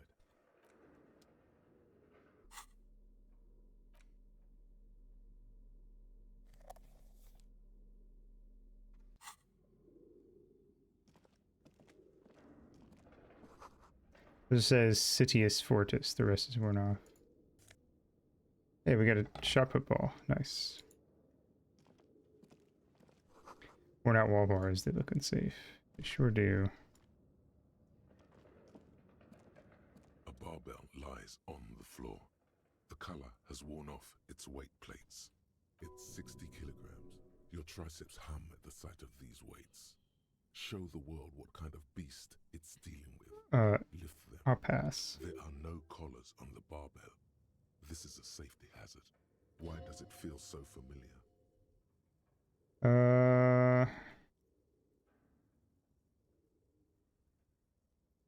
No. I hope it will not.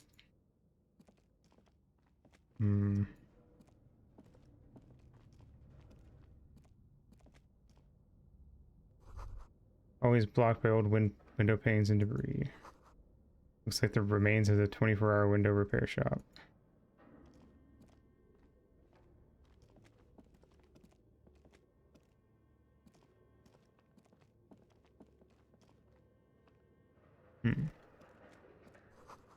Large demijohn full of strange liquid. Wild animals stare at you in the dark, stuffed and mounted.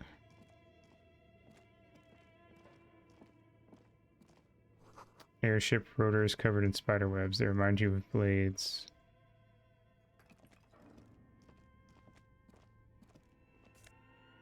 Hey. Naked mannequin torso, a strange yellow color.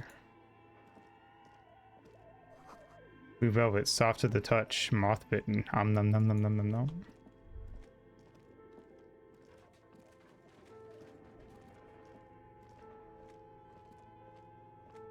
This appears to be some kind of machine with a cube-shaped heart and a wired framework.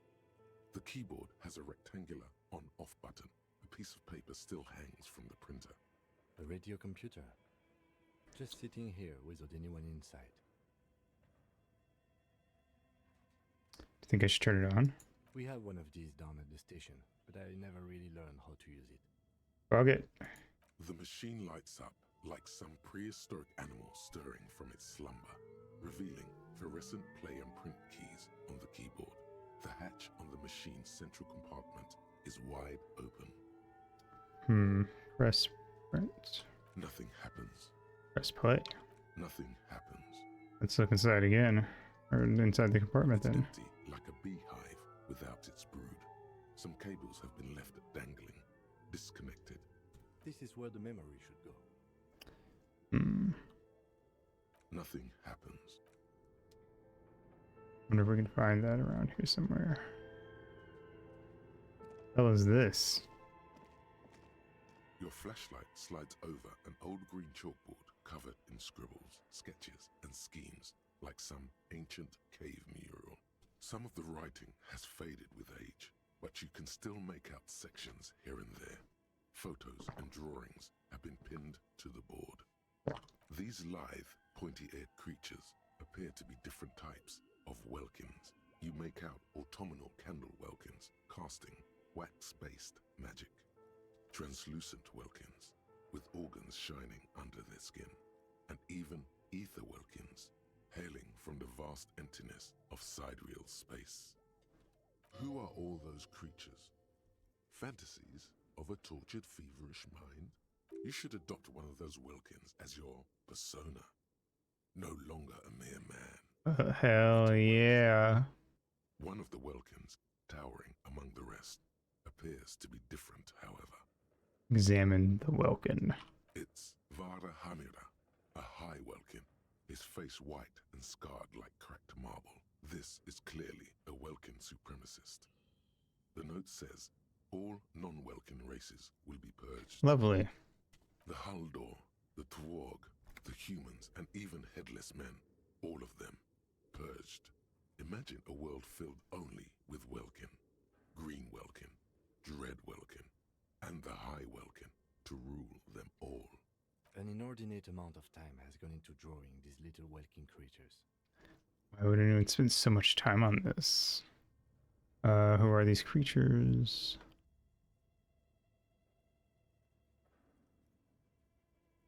One of them is a Welkin supremacist. Why spend so much time on this? Some people really like building a world, I think, even if it's just for a game. One of them is a supremacist. Mm-hmm. Political commentary. That one has a great beard, too. Hmm. Well, this has been educational. Just look at those details. So much effort. And for what? All gone. Inspect the photos. The photo collage depicts barren, icy landscapes wrapped in perpetual night. You see permafrost and glacial landforms, dead trees grown in under the snow. Entire oceans have been frozen from shore to shore. There are pictures of settlements on dried-up riverbeds, abandoned in a storm. Animal corpses in the dark, carcasses and bones. You see primitive oil rigs built into glaciers, boreal dvorg, yurts under the snow, great mammoth-like beasts of burden. Albeit dark and cold, this vision also feels cozy in its own way, like eggnog or morphine, a much-needed respite from our own world. A pinned postcard reads, "The heat death scenario. A desperate fight for geothermal energy engulfs the world as Wirral becomes untethered from its sun, drifting through the universe." Inspect the schedule. This is a monthly calendar from the year 50. Cryptic words like sprint, daily minimi, and GPI span the marker-drawn grid, the grand scheme of production and money. As time goes on, the numbers in the boxes grow rarer and rarer. The board becomes an empty snowfield in the final days. Only failure and regret dwell in this region. Looks like they didn't make it. The lieutenant looks at the frigid ice field of nothingness. A note in the bottom left corner of the chalkboard says, "See the prod schedule filament for details." Alright, let's inspect the notes. The handwriting is only partly legible, but you can still make out 3 slogans: "Call in, tune out," "Wirral untethered," and "Heat death of the universe." Interesting. Very interesting. This old fireplace is covered in lines drawn in blue and red marker, the mesh spreading over the stone like blood vessels on alabaster skin. It looks ghostly and strangely ancient. What am I looking at? Radio frequencies, it seems. UKV 123.6, UKV 123.7, UKV 123.9. Some written notes, too. Sparse and cryptic. Radio frequencies for what? Unclear. It looks like a cardiovascular system split into veins and capillaries. Very advanced. So... dealing with something medical here? You think so? The web is comprised of radio stations, all lead back to one red heart, titled the Game Master Frequency. A note says, this one can listen in on any station it wants. If it's a game, then who's playing? Whoever decides to call in to a call-in station, it looks like. All of this is gone, left unrealized. There's no way a little basement studio working here could pull anything like this off. My God. It's as if the less money they had, the more ambitious their project became. I feel that, but why do you say that? The schedule. I know doom when I see it. The company was running out of funding. What else? Nothing. It's just lines on marble. An echo from times long gone. No one has used the fireplace in ages. Damn. Okay. What do you think is going on with that computer, chalkboard, and fireplace?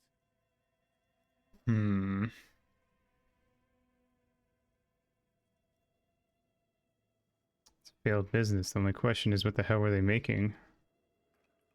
Or is this an undercover counterintelligence program? Yes. I'm gonna go with the that is failed the business.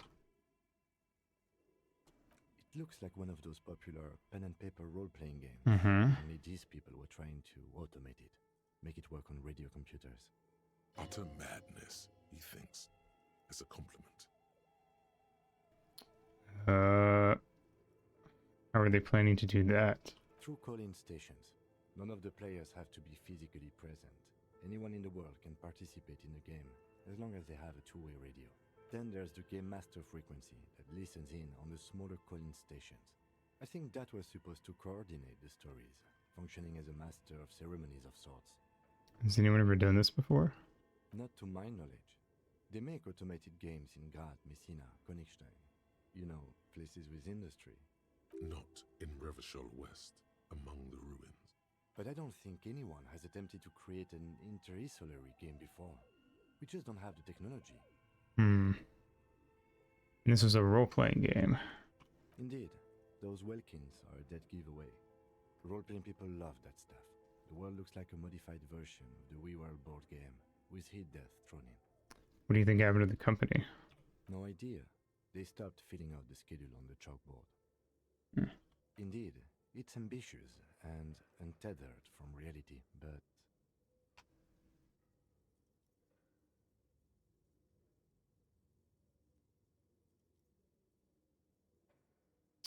The world is cold and lonely. This would keep it company.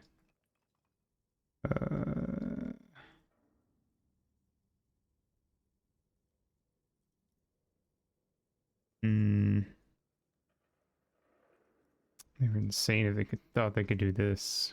Yes, especially in here. Okay, let's keep moving. Sure thing. Developers of the most advanced RPG in the universe. Sure. Whatever you say, guys. There's a lot to investigate out here.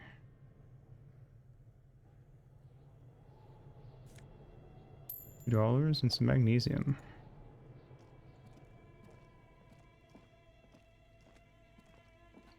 You see a terrifying ice bear with a strange compartment in its belly. The door is covered in frost, and the bear's eyes are glowing red. What is this thing? The lieutenant doesn't answer. His eyes are glued to the animal. A sharp slice of light shines out from its mysterious... Let's give it an open. A gust of freezing cold air rushes to greet you. You hear a low grumble as the bear regulates itself. This is the inside of a refrigerator. Interesting. The lieutenant takes a peek inside. His hand has found the holster of his gun. Relax, Kim. It's a fridge. Of course, just a giant ice bear-shaped fridge. He relaxes his hand, his face bathed in the harsh light. Open fridge door.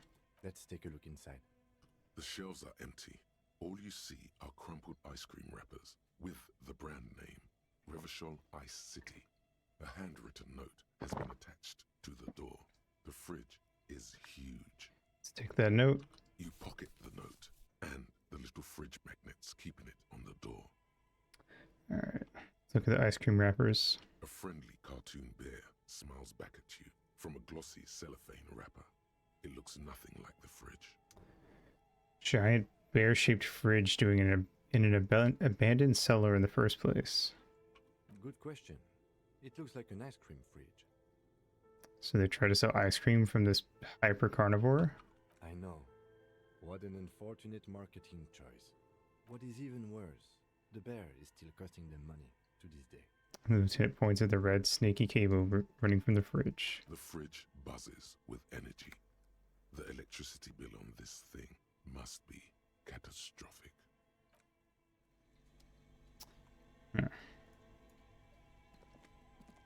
Very strange place we found. Ice cream maker defrosted and unplugged.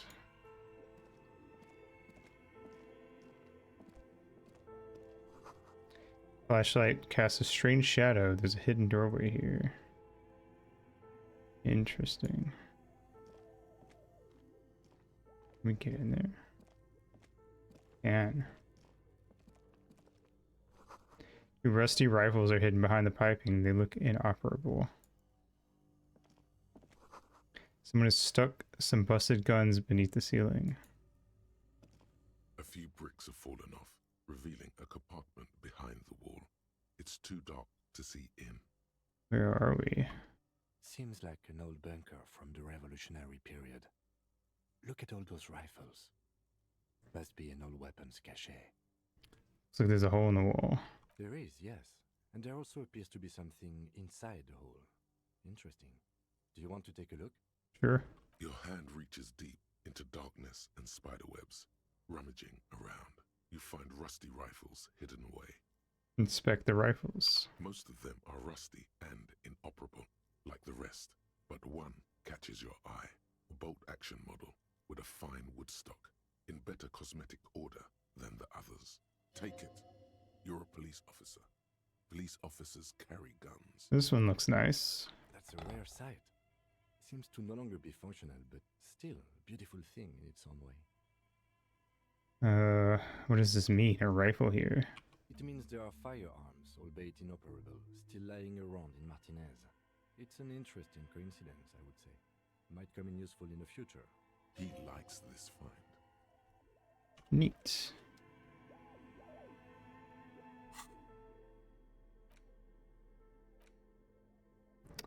Antique Bellamgrave rifle. A broken Bellamgrave from ages past. It's a 4-shot bolt-action military rifle with a wooden frame. Take that note. The note is written with a blue pencil on a piece of lined office paper. The kitchen magnets have left spots on its surface. Does it say anything interesting? This is tangential at best, but the lieutenant's detective instinct is still active. Someone has scribbled, S. I can't believe the off-site copy is still here. The illiterate ginger kid keeps stealing stuff from the studio, so I had to hide it somewhere safe. You'll find the filament memory with the off-site copy in the frozen ice cream maker. Please take it home, ASAP. It's important. I'd do it myself if I lived in a civilized place with a freezer. Take care, Sully Swaff. I wonder who wrote that note. Looks like someone from that radio game company upstairs. I'm a little surprised they just left their property lying here. Maybe they had to leave in a hurry. That's a plausible hypothesis. Remind me again, what's a filament memory? It belongs inside a radio computer, storing its memory. It's like a tape. You listen to disco tapes, right? It's like one of your disco tapes, only for a computer.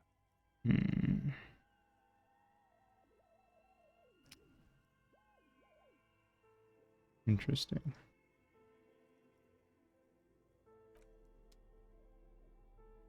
Get our skill points. Alright. I don't do encyclopedia, honestly.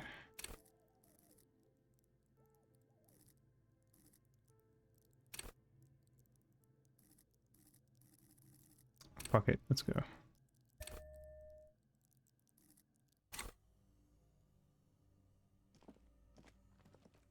Oops, didn't do that. It's a tab.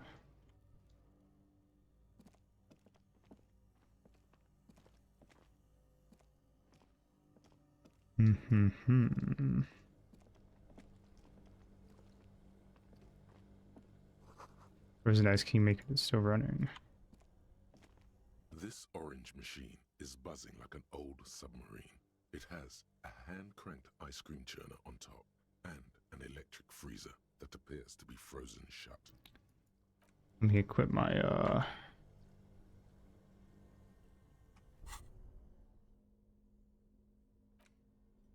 crowbar. Or we try to put this. Machine is buzzing like an old submarine. It has a hand-cranked ice cream churner on top and an electric freezer that appears to be frozen shut. Oh my, I have a shitty crowbar. Never mind.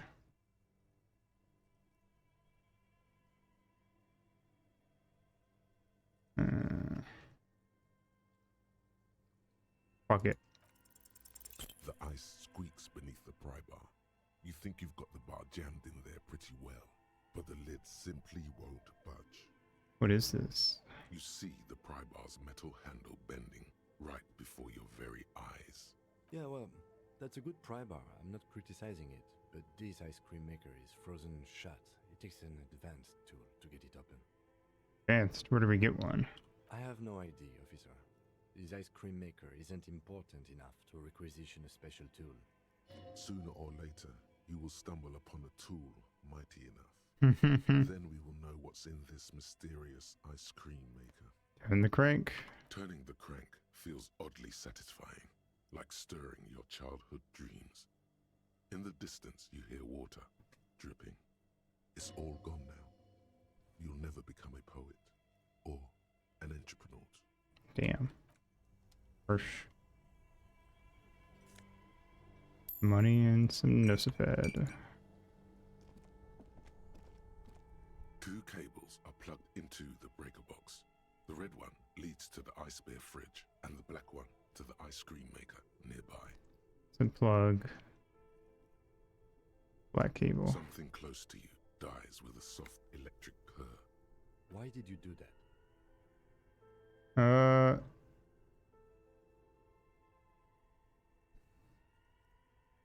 I mean, I'm hoping it'll defrost, but I don't know.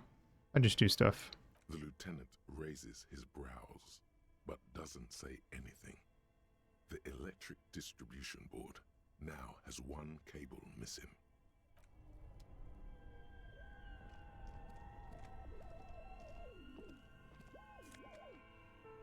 Got an insane mesh tank top. What does it do? +1 drama. Oh yeah, let's put that shit on. Oh yeah. Intercom wires running into the breaker box. Let's check this again, see if anything... It's not going to defrost that fast, but I want to see if it says anything different. Is dead still. Nope. Not really. Well, hold on. This orange machine is dead still. It has a hand-cranked ice cream churner and an electric freezer. The ice around it slowly... Yeah. Cool, cool, cool. I bet that means if we give it enough time, we'll be able to pry it open. Oh, the door. Jeez. Okay. But we're not done in this building. There's shit upstairs to still do. Oh, and this also. Wall collapsed. It's inaccessible now. A thick layer of coal dust covers the furnace, coloring it pitch black. Looks like this furnace has a face, and it's a face of agony. Look inside the furnace. It's dark and grimy here. In the darkness you can hear chatter. It's coming from above. A voice or several voices talking to each other. Near the smoke chamber, upstairs. What are you doing? Not sure. I think I can hear someone talking upstairs. Wait, really? We should investigate, see if someone's upstairs.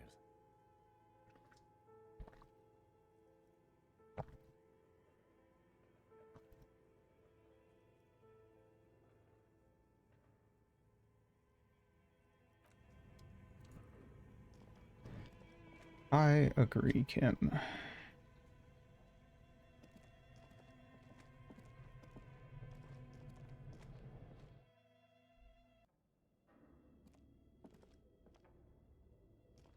Check that out over there. Where are the clothes it used to display? I see. It's Emma's atelier. Oh, it is. Money.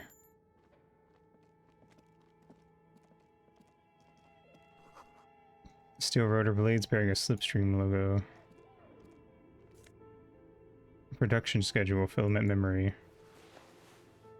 Hell yeah. Skis with slipstream printed on the laminated top layer.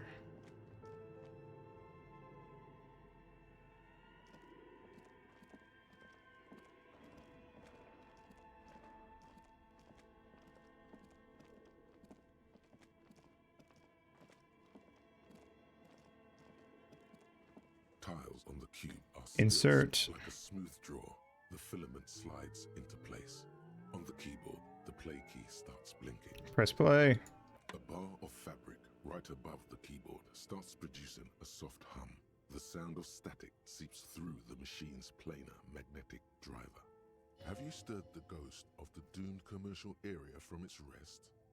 Could this be its dismembered heart beginning to flutter? Absolutely. The static gets louder, slowly filling up the abandoned hall, until a voice speaks out, crackling and old, cutting into the air. Good afternoon. Fortress accident en rue de Saint-Ghislaine. This is East Insulindian Repeater Station 1. Please repeat. Is this the production schedule?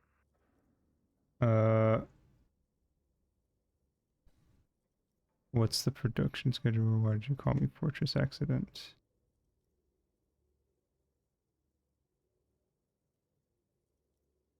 Fortress Accident is the company on whose name the terminal you are currently using has been registered to. Do you have any other information about this company? One moment. Here, flip through a catalog before she reads out with studious care. Fortress Accident SCA produces revolutionary interactive call-in radio games. That's what the catalog says. What's that? This interactive call-in radio game? Any other questions? What's the production schedule? The filament you have inserted into the reader. Right. That was a question. Have you inserted it into the core? Yes. Good. Please repeat the password. Password? Of course it would have a password. That's why there's a human administrator involved. You should ask her for a hint.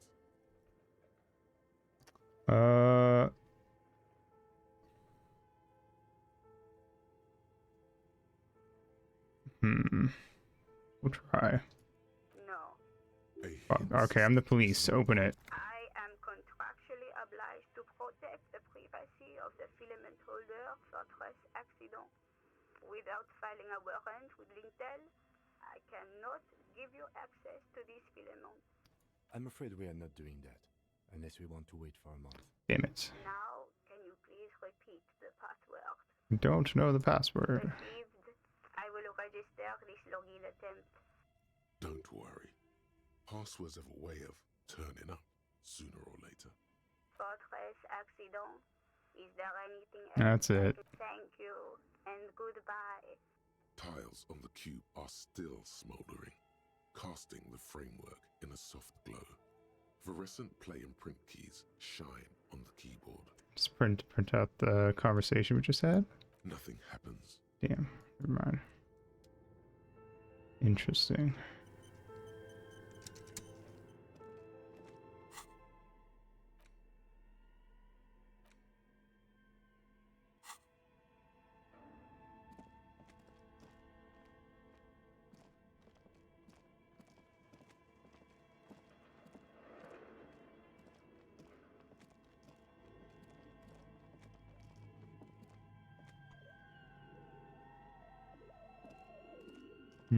How do we get upstairs?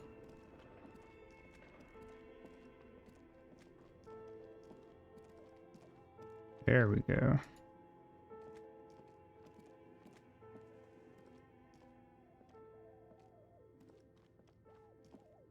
An iron safety curtain curves before your eyes, folded like a bellows.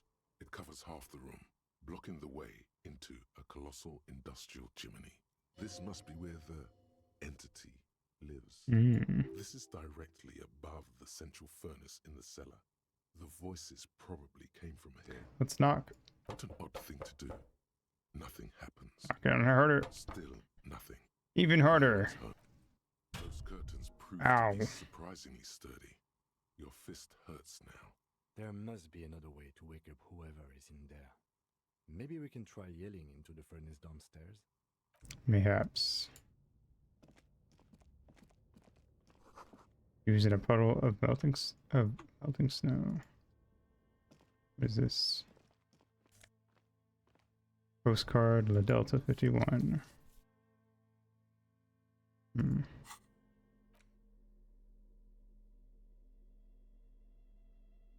Interesting.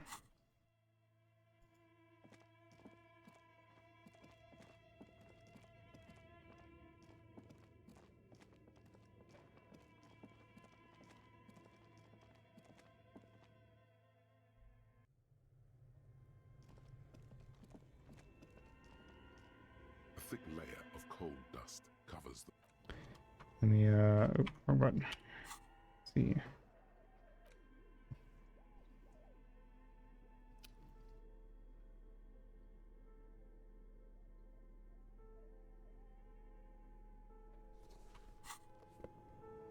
A thick layer of coal dust covers the furnace. Hey. Breaks loose in you. A mighty bellow echoes throughout the chimney's depths. The chatter of tiny voices above suddenly cease. Then... Hello? You've awakened the entity. This is the police. Who's there? Hello? Did you say anything? I can't hear you. Please come upstairs. There's a safety curtain on the second floor. I'll open it. You hear a low rumble upstairs. Neat. The sound of a curtain being pulled aside. After you, officer. Alright, well, we did it. Another job well done, Kim. All thanks to me.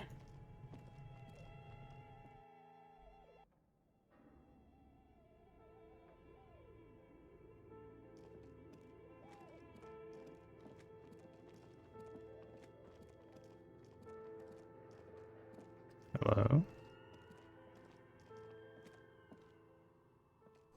This tray is full of dice, colorful polyhedral dice, hundreds of them. Hell yes. Candy dispenser has been repurposed to contain thousands of dice. Bro. We just met a DM. Hello. I'm Nia. Oh, a dice maker. Bird-like woman sits on a throne of tools with emerald light shining through her hair. Did you try knocking on my window? I must have missed you. I've been listening to my Milius. So what kind of die are you looking for? Could this be the malicious entity? Perhaps it's wise to go along with this masquerade for now. She's got a direct view to the backyard. You should interrogate her about the lynching. What do you mean by Milius? Yes, a Milius is like a call-in station. You need a two-way radio to access one. That's why I have these. That's the headphones on the table. Mostly, they just teach you to swear in different languages. But some of the stations can be quite interesting. I was so absorbed, I must have missed you knocking. Why are you asking me about dice? I'm a novelty dice maker. Tell me the name of your role-playing system and I'll make the die you need. That's why you're here, yes? Role-playing games? You know the one made by Fortress Accident. Does that count?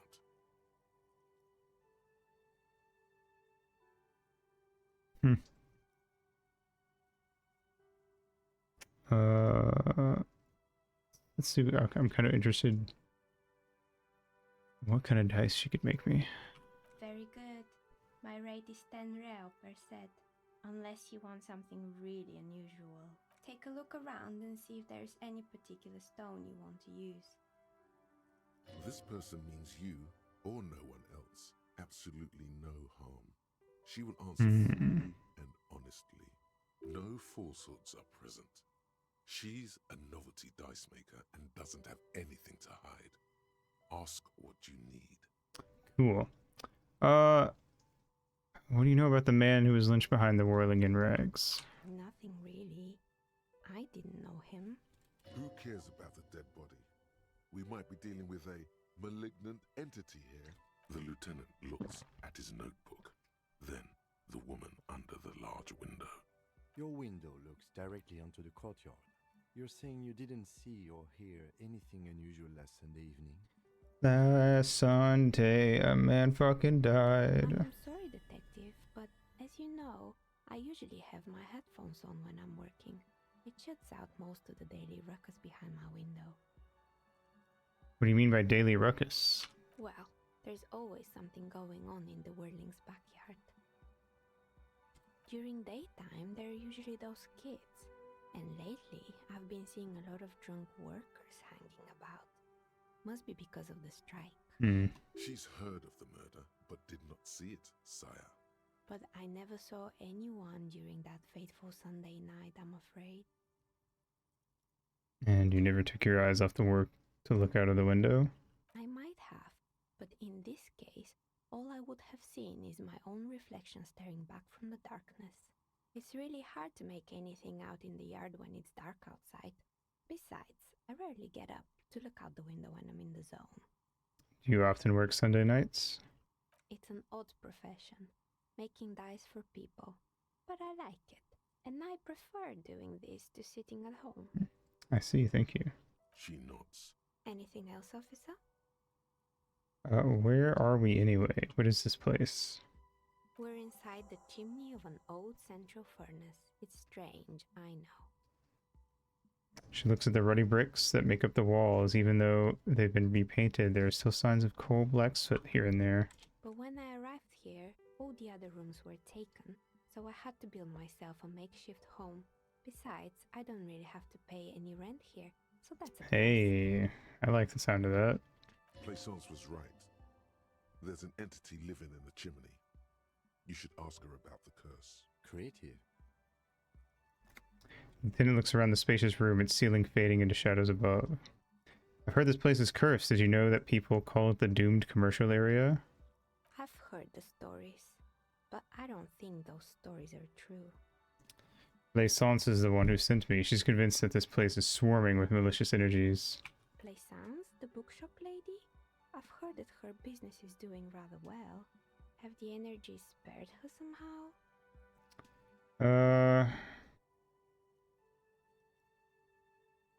Actually, the bookstore isn't doing that well. There are hardly any customers, and she has to exploit her own daughter to keep the company going. Oh, right. But it's not just the bookstore that's still up and running. What about the whirling in racks? Some people say it's part of the building complex.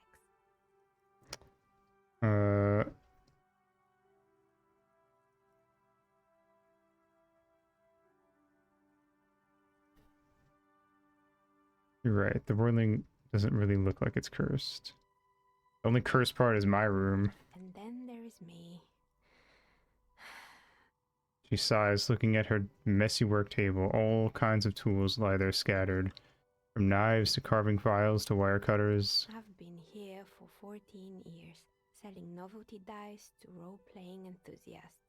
Not exactly a million-real business idea, yet somehow I've survived despite the talk of malicious energies. Strange, isn't it? Maybe it's just because she's so talented that she's been able to woo the curse.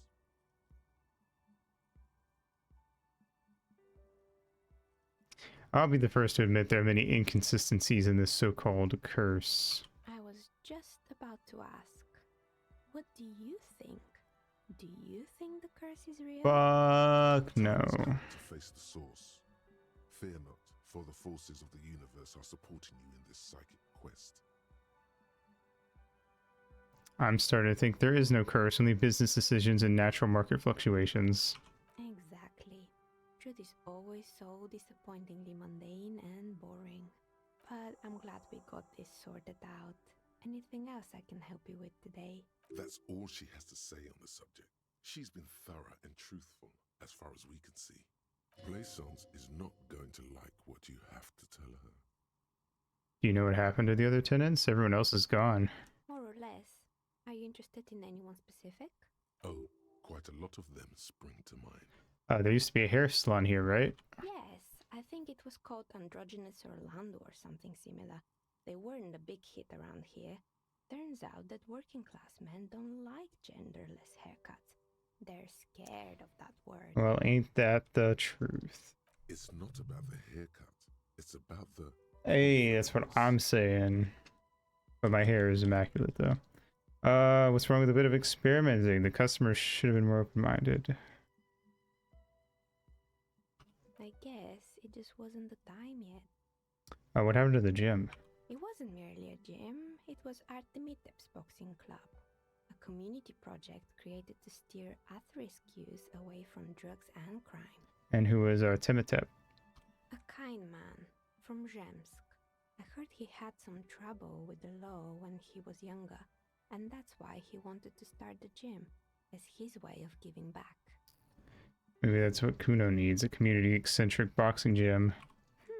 Kuno? Who's Kuno? Little ginger gremlin who likes to defile dead bodies. Oh, you mean the kid with the sailor's mouth? Yes, I've heard him yelling profanities in the backyard. Hmm. I think it would take more than a gym to help that kid. How did the community project work out? Judging from the kids I've met so far, it didn't really work, did it? It didn't. If anything, it made the youth situation in Martinez even worse. At some point, someone started a rumor that the punching bag downstairs was full of amphetamines. Oof. It's not really full of that. No one would store their drugs. I would hope not. That would be stupid and weird, but hey, you never know. Eventually, the Some coalition people... took away the funding and the club went bankrupt. This was a few years ago. It's gotten much more peaceful around the plaza ever since. What's up with the broken windows? Oh, this one's a mess. There used to be a company that promised to repair windows 24 hours a day. What could go wrong with this one, right? Turns out, the business was actually set up as a front for an illicit group that was producing snuff meals. Oh. Who would have guessed? Okay. Let's set up a window business to launder our snuff film money. Well, it's Emilius, so I guess snuff audio dramas. What's the snuff milieu? And they never cleaned up the debris either. Now it's just littering the hallway and I have no idea how to get rid of it on my own. Curious more about this stuff. It's a Sub Rosa radio station that brought Yeah, that's what I real thought. murders with real victims. Some people pay good money to get off on it. Yeah. Nothing changes in her tone as she says that. As if it's just another piece of... I have a feeling she's not really that worried about anything but her dice, but she's probably my favorite character we've met so far. Don't worry, the ICP has a separate division that deals exclusively with unlicensed sub-roses. This isn't our problem. But I might be biased. Good luck with that. It's not easy catching those perpetrators. Did someone around here make stuffed animals? I saw mounts lying around. You mean Mr. Fabron, the taxidermist? No, he mostly just did drugs. Oof. Alright. Anything else? What about the mannequins? There used to be a fashion atelier here, but I have forgotten the head designer's name.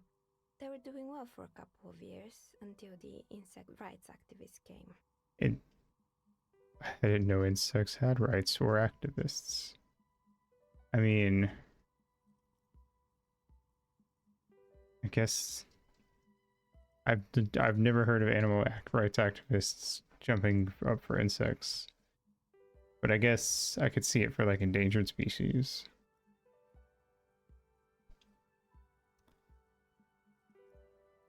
Yeah, the atelier didn't know it either. I mean... They produced a certain collection Well, that used chitin among the bee thing was pretty pretty popular. Is made in the Occident, where it's extracted from beetle wings.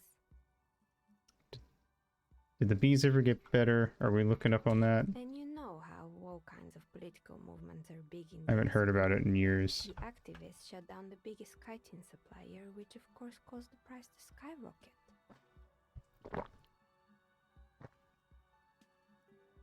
And, naturally, all the most fashionable tastemakers refused to be seen in chitin from then on. The atelier went bankrupt before they could finish the collection. I'm glad somebody took care of the little guys. I like insects. Yeah!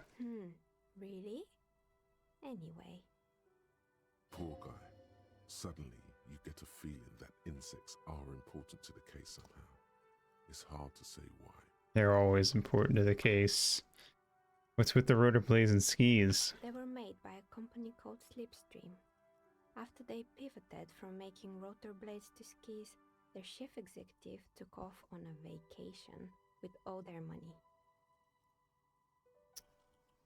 Honestly, I think it's quite funny. I think he's still sending out holiday transmissions from Tulula or Tiumotiri or Hashtkor or wherever. Tulula, Bahama, come a pretty mama.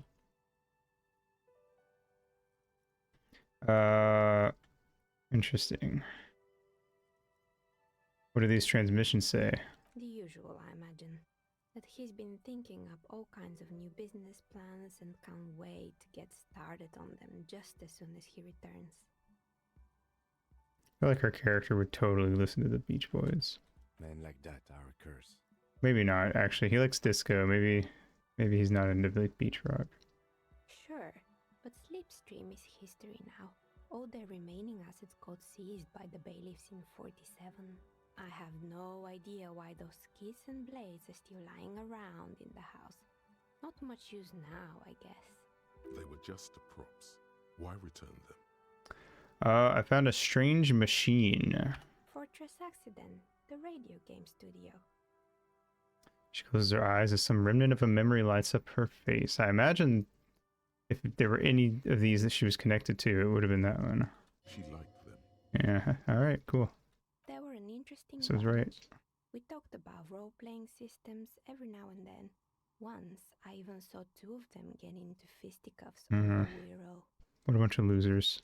They certainly took their work very seriously, even if they seemed to be chronically liberal with their schedules. Imagine getting into a fight over D&D. What do you mean liberal? What happened? I'm guessing they just never did any work. The usual. They ran out of money and couldn't get the project done on time. What went wrong? Well, I did hear them talking at times. She looks at the hallway as if she can still hear them chit-chat behind her curtains on a cigarette break. They seemed to believe they were historical individuals on some grand quest. She sounds almost mocking when she says that. It must have been on a gigantic ego trip. That's what I thought. Because when the money started to run out, they just began to complain a lot about capitalism. You know, how the markets are rigged to keep up new businesses and so on. In the end, they just didn't get it done. They didn't have enough willpower to produce something truly historic and to show up to work on time. Yeah, I mean, I'm not saying you should work yourself to death, but I also don't know if you should be bragging about how you're innovating the market and like making the next big thing if you're not even like coming in on time to work a full day's work. I don't know. She's right. Showing up to work on time is important. I don't know, that's just like someone calling themselves the next Mozart and they put out like, I don't know, one song every month or two.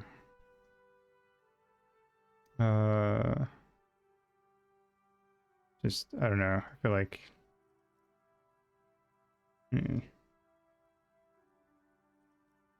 you know. It's fine if you don't want to work your ass off on a hobby. Don't say you're the next big thing if you're not working your ass off. Let's see. Showing up to work on time is incredibly hard. Too bad. Should have tried harder. Yeah. I don't know, I kind of feel too... It seems like a neat idea, but we'll say they should have tried harder. Still, not everyone is going to make it. That's the nature of the game. So true. The result is 1 on a 20-sided die. The dice is black and filled with little silvery flakes, like snow. Oh, that sounds cool. Anything else? A cool die. There was a terrifying taxidermied bear in the cellar. Oh boy, the fabled Revo-show ICT. You're in for a treat here. She smiles and leans closer, hands on her knees, like a stand-up comedian ready to tell a story. The place was owned by two guys who had some rather innovative ideas about marketing. The bear was one of them. Now ask me about their other ideas. Alright, what about their other ideas? There was really just one. And it involved picking out the prettiest girls in the neighborhood and paying them 20 cents per hour to man the booth. And by man the booth, I mean slump behind the counter with a face that could maim you if you ever dared to disturb their bored magazine browsing. Sounds like she really didn't like those girls. What did they expect? 20 cents per hour is dog's pay. I'm surprised they showed up to work at all. Oh, but they did. They did show up to work, and not alone. There were also acne-ridden girlfriends and gorilla-like boyfriends loitering near the ice cream stand. And they already had the bear. What about the bear? The bear. Didn't work out.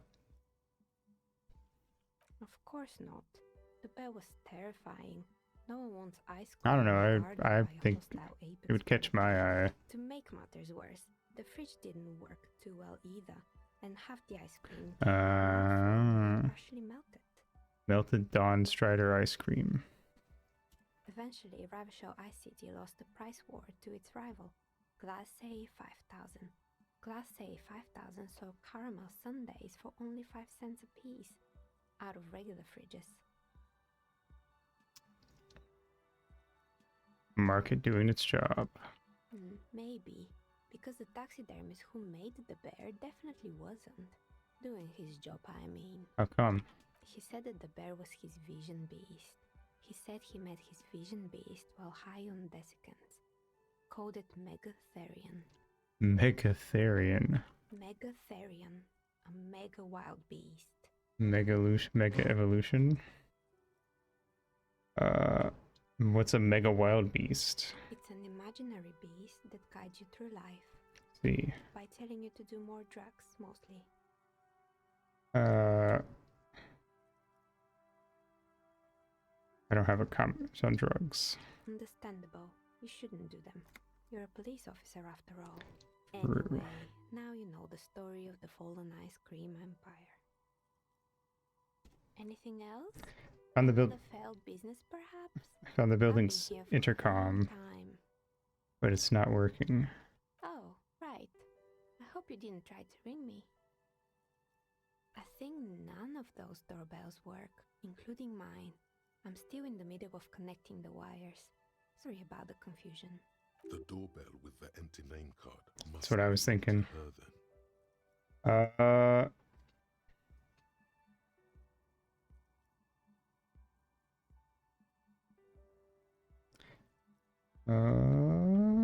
So you tell me the doorbell with the empty name card was yours? That's right. I haven't even written my name there. As I said, it's quite useless right now. It doesn't work yet. I was wondering about the Whirling in Rags. Is it part of the same building complex? We already talked about that. Oh, I saw a name East Delta Pinball on the doorbell. Right. It used to be a gaming arcade. This is an ancient failure, before my time. I'm not surprised, however. My advice? Don't base your business on a fad. Hypnotism, floriography, trick track, especially pinball. Yeah, I feel like having an arcade is completely dedicated to pinball is a guaranteed failure. Agreed. Pinball is the worst. Alright, I don't know about that, Kim. His disdain for pinball could not be clearer. A strange thing happened when I tried calling a company named Slipstream SCA. Someone answered. It can't be true. They don't work here anymore. They've been gone for years. Are you sure it was Slipstream SCA? Was it a woman? Maybe it was Plaisance from the bookstore. She said she was from Tricentennial Electrics. Tricentennial Electrics? It used to be a major electric company 100 years ago. Are you sure it wasn't just some kids playing around on you? I think we called. Nah, there's no way. It was something else. Nah. It was eerie. It was. It was too real to be just a prank. Either we're dealing with a professional actress, or whatever happened, keep your cool.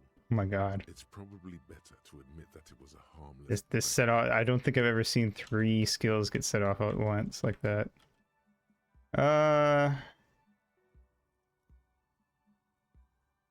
Yeah, you're right. I probably just got made fun of. Oh, the kids these days. We were just one of them, and now they're terrorizing us. No solidarity. All right. Sure. I'm listening. 10. Oh my god. I don't think we've had anything with 10 options before. Good. I hope it clarified things a bit. I'm What pretty- else?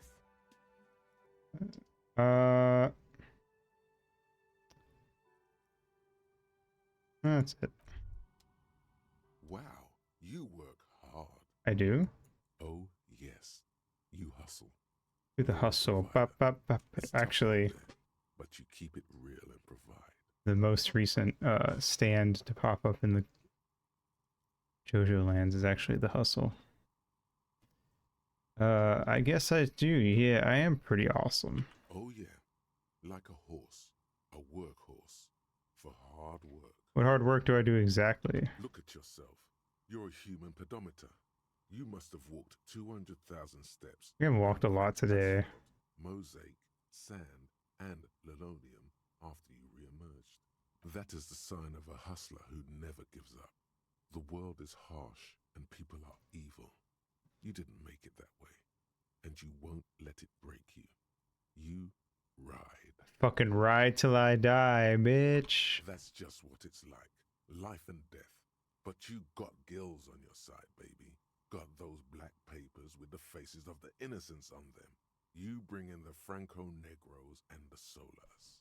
It ain't easy, but you do it. I don't know Day about in that. and day out.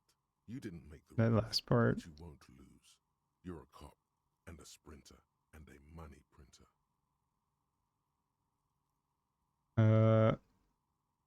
Guess I've made some gills, sure. Sure. And has it been easy? Is life easy? Have you not gone into cardiac arrest?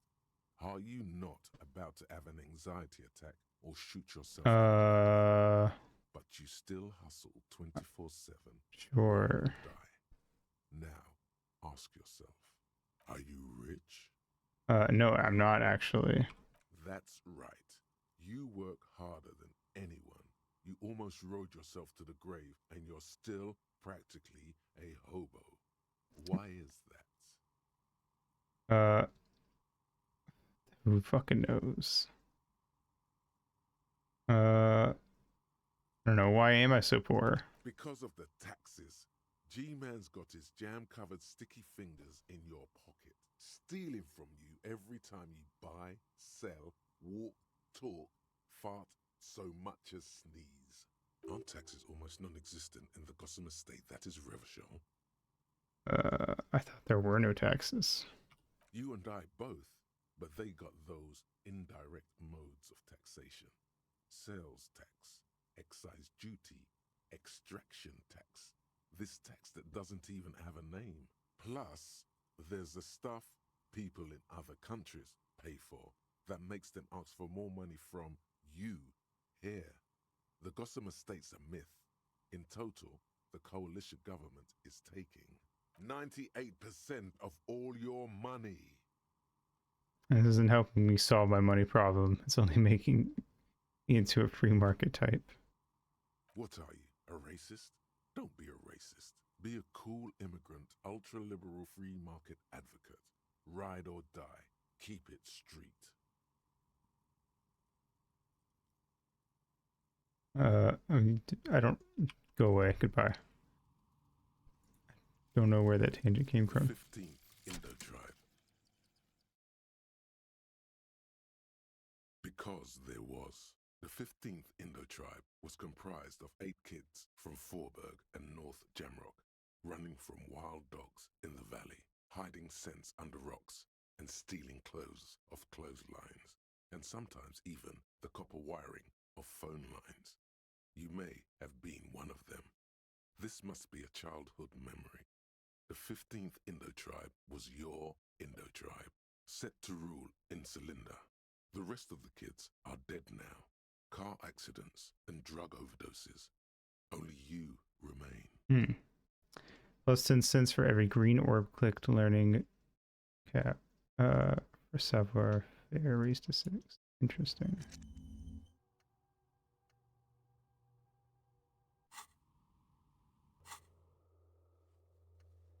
Huh.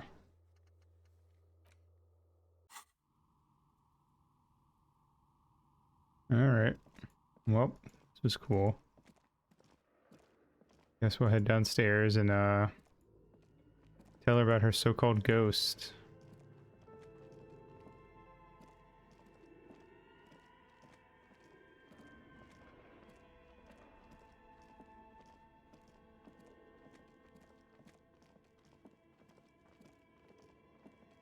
Shoop-a-doop-a-doo. Take off this. I'm at it. Alright. That was a very interesting aside, honestly. That was probably my favorite place we've been to. Don't know if it's going to be useful for the case, though, but it was very neat.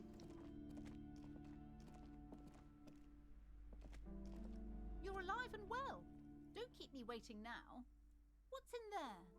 In that dark sarcophagus? The dark sarcophagus. Yes, yes.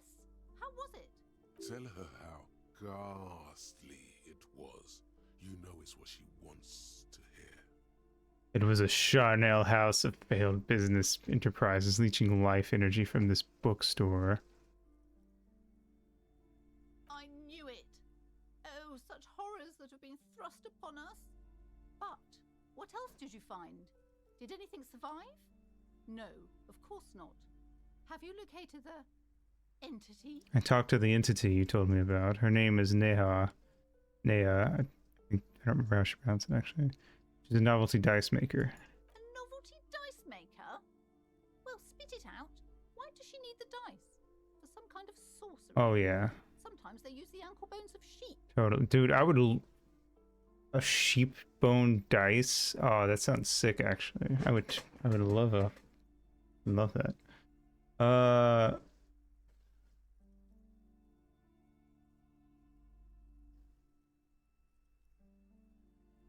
She's not a sorceress or some malicious entity. She's a businesswoman like you. I kind of want to start dashing her.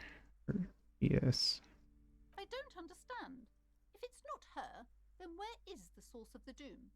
How did she explain the curse? The narrative she's built herself. It does need tearing. Oh. She's squeezing on the pendant too tight. Holy shit, lady, chill out. Just don't say you don't have any answer yet. The uncertainty is killing her. To hell with it. Perchance you ought to just lie, sire. Oh my god. Skills are popping off today. Says there's no curse. The source of the taxidermist shop. He became involved in arts darker than taxidermy.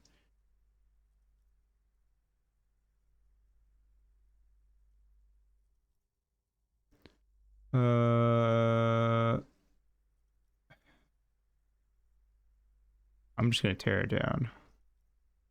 She says there's no curse. There's too many inconsistencies. Too many inconsistencies. What kind of talk is that? Good luck persuading her. Some people can rationalize. Oh, yeah. I don't think we're ever gonna convince her. I just kind of want to like give her some shit before we leave because I don't expect to have to come back. First, you're one of those inconsistencies.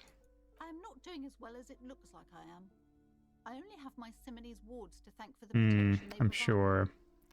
As I said, she's a novelty dice maker. Her business has been up and running for a long time now. Yes, because her business consists of the psychic leech that's been feeding the curse. Red blotches appear on her skin. I see that you've fallen for her manipulation, detective. The investigation is over. I just hope that you haven't made anything worse by going in there. Thank you for nothing. Please, do buy some books. Bro. Be on your way.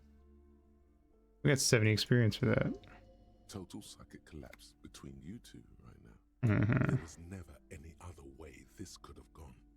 She's just too far gone into her own mind.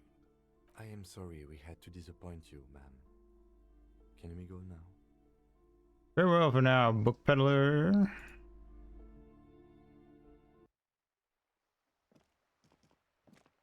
Neato. Alright, what are we going to put points into? Conceptualization, visual calculus. We can go for start putting points into some of our motor skills. Our software fare is fucking through the roof right now. Oh, alright. Is it because of this? No, that's physical instrument. I do want to switch back to our drama shirt though. Anyway.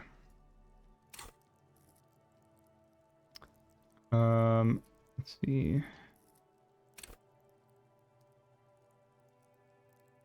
Oh wait, no, it's at a 1. I was looking at the thingies. That's our potential amount we could raise it. Oh, that's why savoir, because our savoir faire is so low, it was going off in like a negative way. I see. Our endurance is one because I took damage. I'm wondering what I should raise. Kind of want to raise perception up 1 actually. Maybe we can start like noticing some more stuff. Be neat. Conceptualization, visual calculus could be cool, but I'm gonna go perception for now. Level up. All right. Well, still don't know how to find the union bosses and make any headway with that, sadly. I feel like I've seen so much of the city and yet so little at the same time. To be fair though, the getting through the dock might actually be like more late game than I thought. And maybe that's part of it. It's kind of getting late. Maybe I should be walking around to try to see if any new people have come out. Oh, I should give them their ball. I'm gonna give these guys their ball and then I'm gonna take a pee break. Hey, what's up? I got your ball. We're still waiting for a replacement for the bull you sent sinking. Here you go. What is this? Are you mocking us? This isn't for pétanque. Now. Hey, come on. Get angry again, René. I'm sure the officer tried his best. It's not like there's a bull kiosk here in Martinez.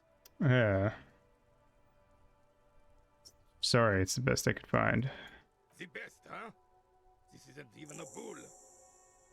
But fine. I guess you did attempt to right your hooliganism. Consider it forgiven. Oh, is there anything you can tell me about this rifle? It's a Bell McGrave. 4.46 caliber. Breech loading. Revachol made. Good weapon. Accurate and reliable. This one's inoperable.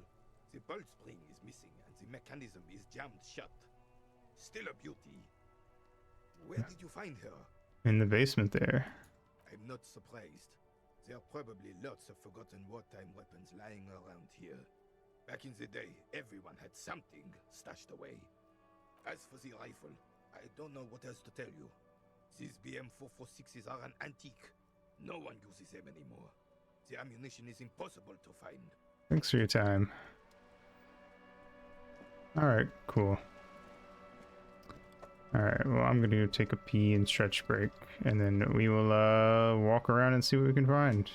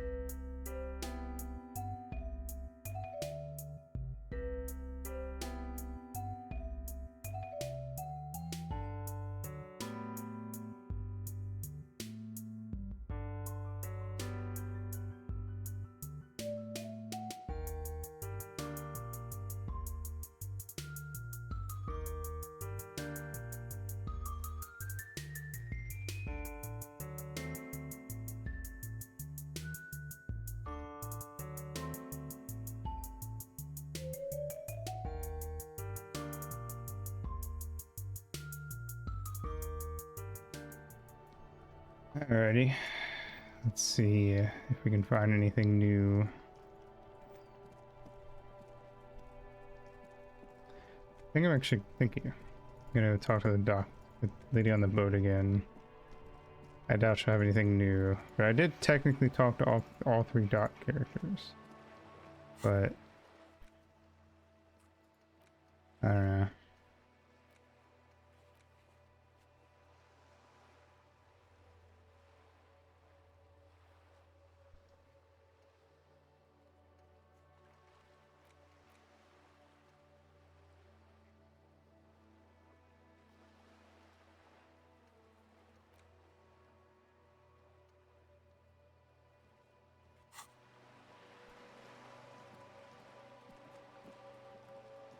The thing says that I'd have to interrogate them about the smuggling, so.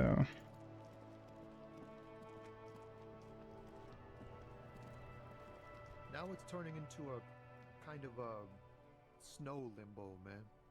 What's on your mind?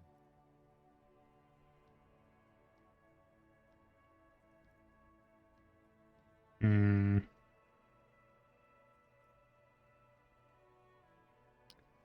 Let's go for the sympathy thing. I'm sure I'll fail it, but In his eyes, an unfamiliar longing. Flecks of brown. oh yeah. Familiar how? It's hard to say. His gaze wanders southwest, down the street that goes beyond the horizon. What's in the southwest? Excuse me? A flinch jolts his frame. The question has touched a nerve.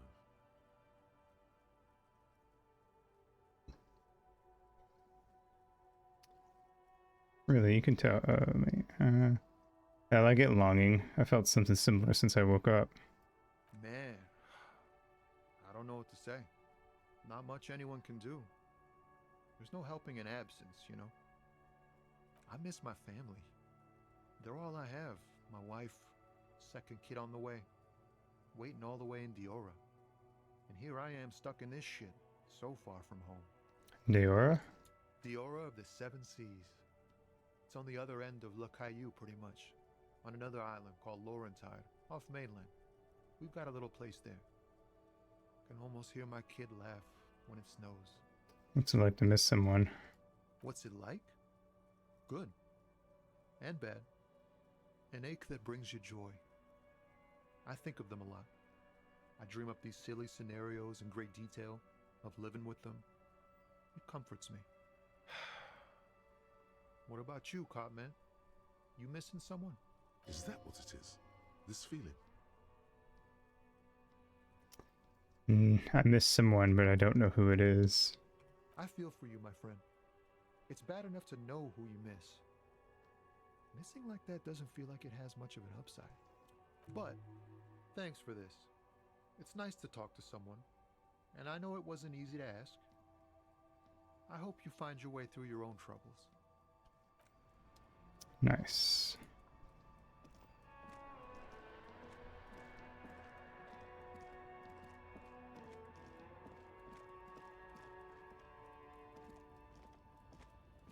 You got anything else? Looking for something?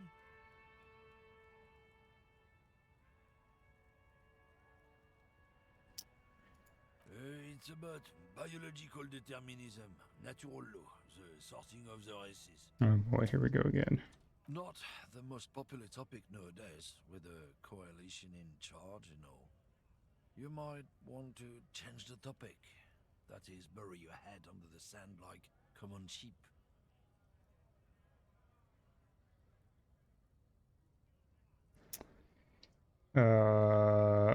You know what? Let's tell him to explain. People who've studied these things say that you and me are superior by design.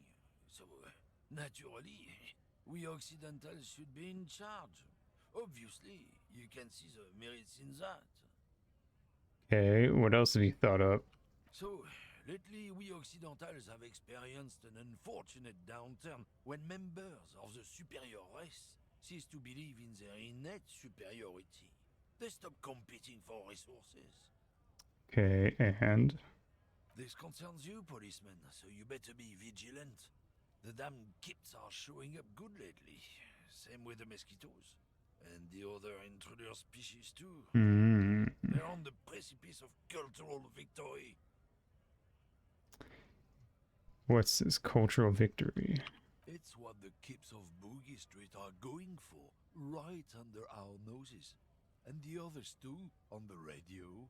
Heard any chansons lately? Heard any motetos or leader? No. Dominating culture is how they plan to win. They say so themselves. It's true. Also, you need to realize the dangers of mixing races. Who knows what might happen if people don't stay in their birthplace? You might end up with a new sub-race, with unknown characteristics, leading to extra competition. That's why you've got to control the offspring. Yeah. Go right ahead. You may be a cop, but that won't help you avoid the calamity to come. Lieutenant Kisaraga's stern expression remains unchanged, but you sense something there, below. Not a lot of moral fiber on this one yet, he thinks, wriggled out of it. What happened? Did your balls shrivel up? You had plenty of chances to get off this road, but no, you let this guy keep talking. Then, when the time came to make your choice, you tried to. You know what? That's fair. Weak. I was literally just about to say I kind of want to do it again and tell him to fuck off and see what happens. And you know what? Let's go. It's about not the most popular topic nowadays, with a coalition in charge and all. So you're just a racist. Makes sense. I'm not just racist. Look, I've read books. Huh? The science of racial theory has all been proved, even if some people don't want to accept it. People who've studied these things say that you and me are superior by design. So, naturally, we Occidentals should be in charge. Obviously, you can see the merits in that. Yes, I can really tell you're a prime example of superior design. Open your eyes. Haven't you noticed something different lately? An unfortunate downturn, maybe? Huh? When members of the superior race cease to believe in their innate superiority, they stop competing for resources. What's the problem with that, then? The problem? The damn kips are showing a real good game lately. Same with the mosquitoes. And the other introduced species too. They're on the prey. It's true. Also, you need to realize the dangers. Why don't you go fuck yourself? Don't push your luck, Runt. Interesting. What a loser.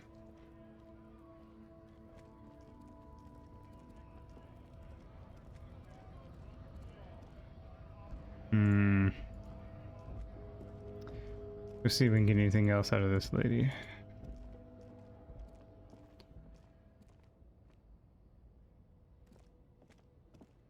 Where was she? Oh, right.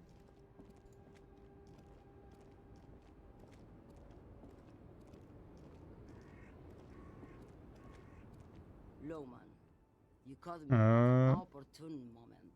Nope. Full weather keeps me awake. You can entertain me with your questions.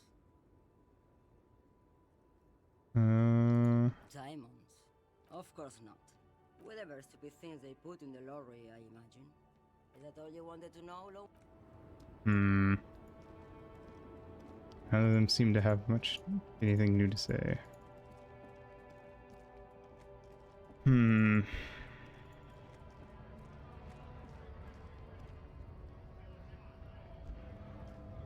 Same in this earlier, but let me check it again. A lorry stuck in the traffic jam. The windows are clear.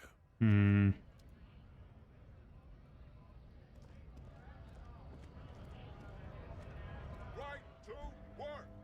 Right to What is a strike? When a bunch of ungrateful, lazy cockroaches can't get their act together, decide to block honest work for other people. What do the strikers want? Beats me. They mumble nonsense about boardrooms and workers' rights, while we have the right to work! There's something odd in the way he His set of clothing looks vaguely mismatched. The different pieces of the attire seem ill-fitting. Ill-fitting? What does that mean? His shirt is far too small and an unpleasantly tight fit, while the overalls, held up by a belt, seem to fit a man with much more corpulence. Wear new clothes? He ignores your question, choosing instead to turn to the emaciated workers, raising both fists in the air. The clothes are obviously not his. Silence is the answer. There's something off here, but he won't say what.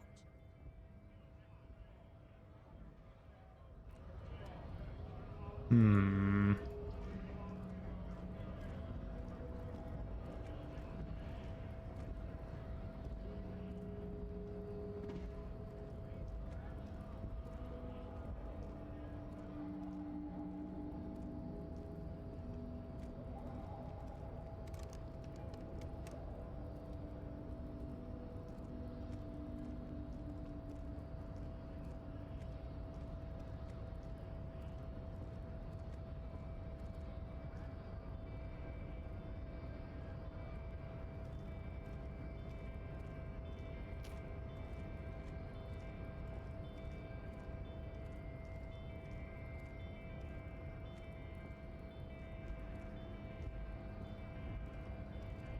I'm not really sure where to even go.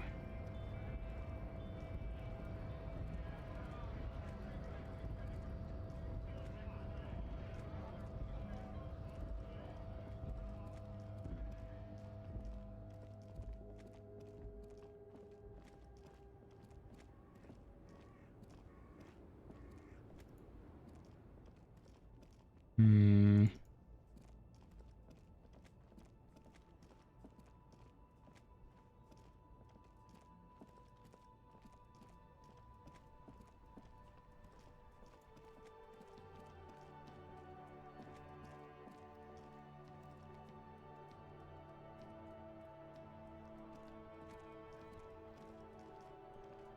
Guess we'll flip through my stuff.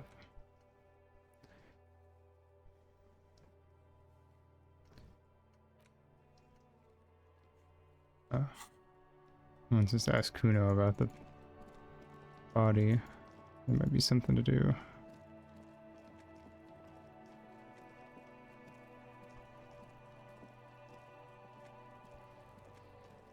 Fuck does Kuno care?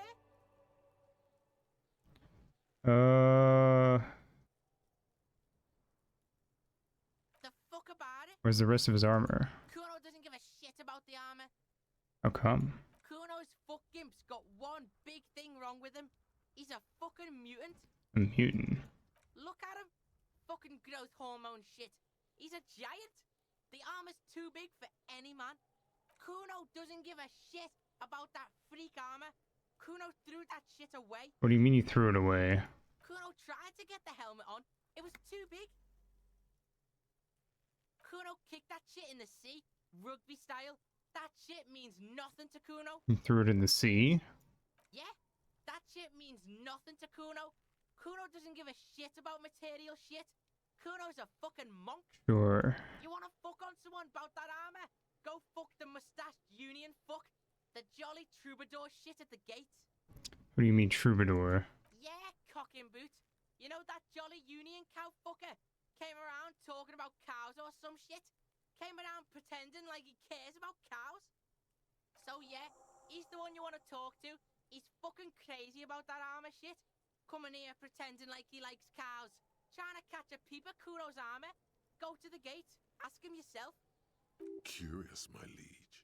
Why did Kuno feed you this information? You just telling me this out of the kindness of your heart, Kuno? Yeah, Kuno's doing charity today. Kuno Day. Kuno feels sorry for you two loser pigs. Kuno's doing pity now. Still, seems suspicious. He may have it in for that guy. Or you may be paranoid. That is also a possibility, sire. Alright. Your test. Get lost. Okay, would you stop with the slurs?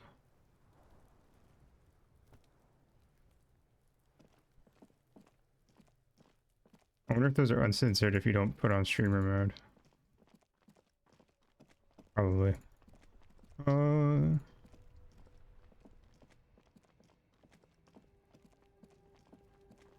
You mean this guy?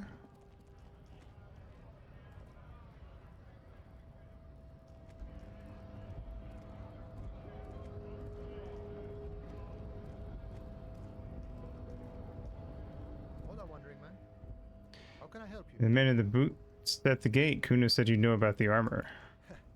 The little boy had the good on his promise. His promise. To get me into trouble. To sick the pigs on me. Pardon the choice of words. Not mine. What happened? I was asked to look into that armor situation. Official Union probe, you know.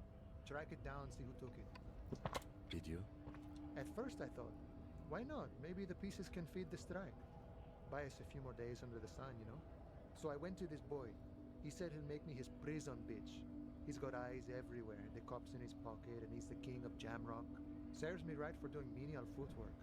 I dropped that probe right then and there, and it still got me into trouble. One bad move is all it takes. Probe into the armor. What did you learn? I learned that people don't want to talk to a drunk Union man about some armor. What else? Not much. Technical stuff mostly. That was the interesting part. So Kuno used this to what, scare you? Okay, I'm gonna go back to this question first. It's a minor nuisance. It's all good. What sort of technical stuff did you find? I did some research into this armadura. Let's say I have friends at the library. I didn't get into the material science, just how it comes off. How does it come off? In parts. 4 in total. The helmet was the first to go. The kid says he tore it off and kicked it into the sea. I believe him. The boots were still on the guy last I saw. Too hard to remove. So, as I count, there are 2 parts missing. The gauntlets and the cuirass. This is where I left off. Too much hassle. More like a job for some militia.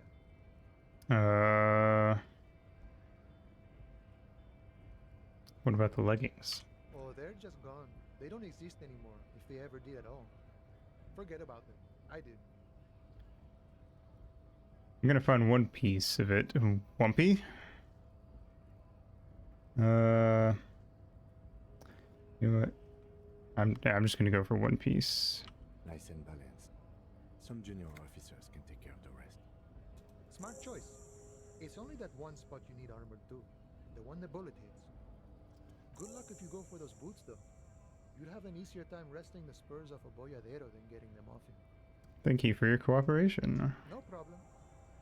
If you see that kid, thank him from Call Me Mañana. Thank him for showing me the way.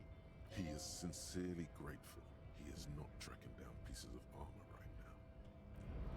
Neat. Alright, so we got some new stuff. Trying to locate one piece and this one's done. In order to succeed, the body has to be down. Autopsy has to be finished. Kim has to be absent. He would improved. Oh, if we want to get the boots.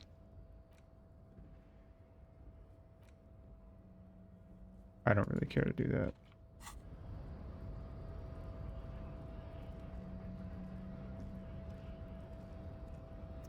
Okay, well. Kuno lied. Let's go back. Let's go fucking get this itch.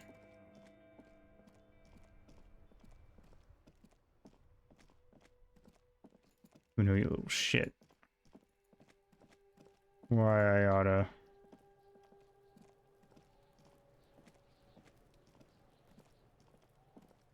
Fuck does Kuno care? Talk to Mañana about the armor. So? You should thank him. He said thank you. Wasn't too keen on chasing down that armor anyway. Fuck, okay. Kuno's a giver like that, yes? Kuno sent your fat ass running around like jello. Look, pig. Kuno sent you to rough some people up. Kuno played you. That happened. Now you and Kuno should move on. Good idea. Yes. Yeah, that's what Kuno said.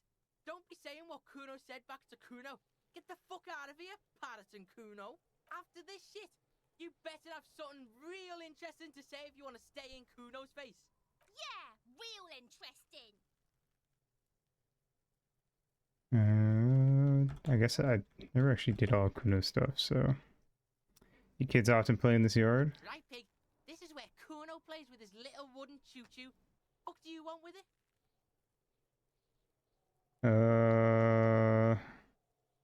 Dead men's clothes are in the trash container. How did they get there? Yeah, Kuno doesn't know shit about that. That shit is beneath Kuno. Listen! Kuno doesn't care about this small-time shit. Just listen. Kuno saw what you did there, dumpster diving. Sad shit. Kuno could hook you up with some sweet rags. Shit like Kuno's wearing. Your size, good price. 500 real. You'd have to be blind not to notice the giant white letters F-A-L-N running down his trouser leg. What's so great about these pants? Pig, these are found modulars.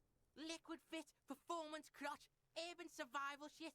Made in Mirova by scientists. Pants scientists. Believe it, you need this shit. He unzips his jacket to give you a quick peek at the plastic wrapped pants. They are graphite black and look brand new. These could drastically improve your chances of survival in the urban wilderness. Silence, Savar. Coach Physical Instrument endorses these pants. They are tartan ready. I asked you about what happened to his clothes. You must have seen him lying around. Look, Kuno ain't seen shit lying around, except for that up there. Now you want performance gear or not, Grandpa? God damn it. The lieutenant remains silent, but his expression couldn't say, "I told you so," any louder.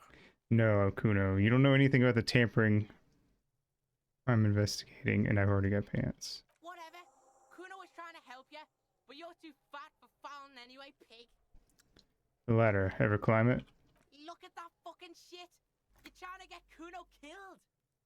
So you would say that the ladder is unclimbable. Fuck does Kuno know? Kuno's not a fucking acrobat. The lieutenant takes a quick note in his notebook. It's a trap, Kuno! Don't climb it, Kuno! What's in the greenhouse over there? Dunno. Kipta's gardener used to work there. Kipt is a pejorative term used to describe people of I figured it was something like that. Erie Uppergite descent. It used to be a common first name among the Erie Uppergites of Ilmara. Not so much anymore. You mean the young woman by Whirling in Rags, that gardener? Or hold on, the gardener used to work there? That's more important, I think. Yeah, that's what Kuno said. She couldn't handle the heat, so she took off. Kuno can take it. Shit's nothing to Kuno. Look, Kuno doesn't explain shit. Kuno just says shit. Yeah, her. What was she doing in the greenhouse in March anyway? What kind of gardening is done in March? Yeah, fuck it, we'll accept the task. Yes, it seems suspicious. You don't like things being like that. Suspicious. Wondering about the trash container. Don't be wondering about Kuno's shit, Pig. Perhaps might have stashed something. Yes, absolutely. Why the fuck are you telling this shit to Kuno? Alright, well, that's Kuno then. Yeah, whatever. Kuno doesn't give a shit. Gotta ask, who is Kuno? Kuno's Kuno, Pig? Boy points to his chest with both thumbs. It's always Kuno, never I. Clearly the kid's using the third-person perspective as a shield.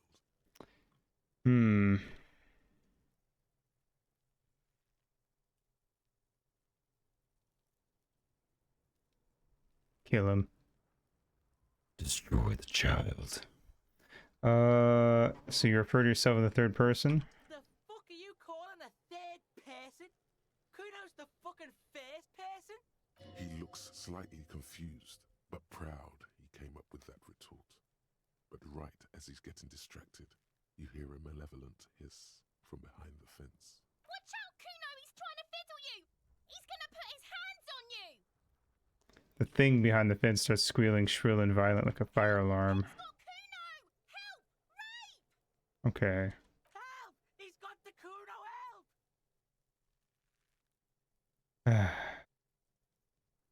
Whatever. Yeah? Get out of here before the Kuno beats the shit out of you. Sure. Right, drag your fat ass out of here, fat boy, before Kuno fucks Don't listen. Just go. Yeah, good idea. I think we're done with Kuno.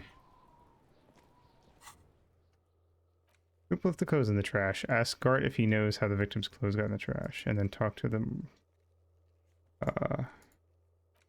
gardener lady.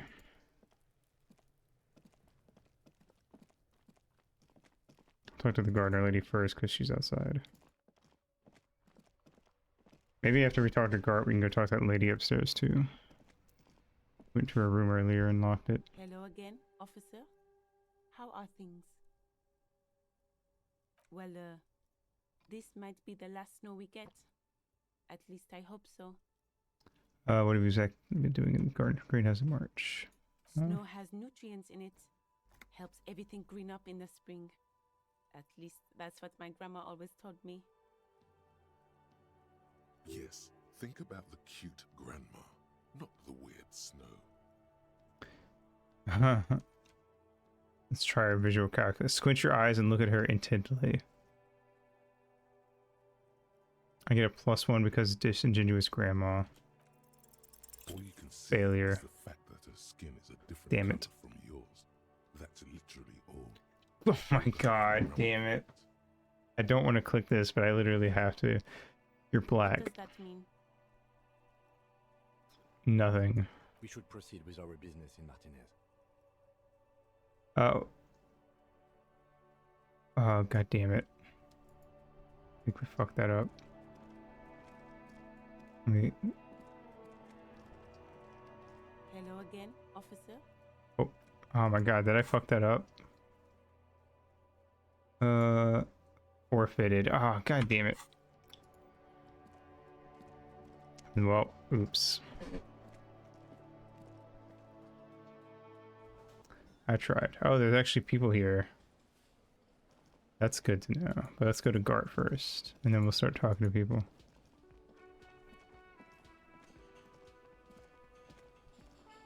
Can I help you?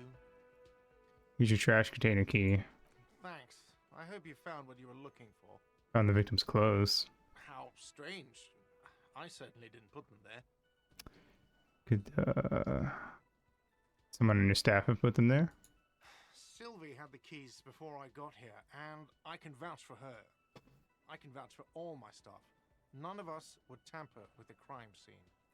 Who else has keys to the trash container? The trash collection service? CS Municipal. I don't see why they would put anything in the trash, though. Ah, the elusive CS Municipal. I doubt we'll be able to track down who was sent here last and when. This will have to be one of those little threads that solves itself down the road. I see. Thank you anyway. Yes?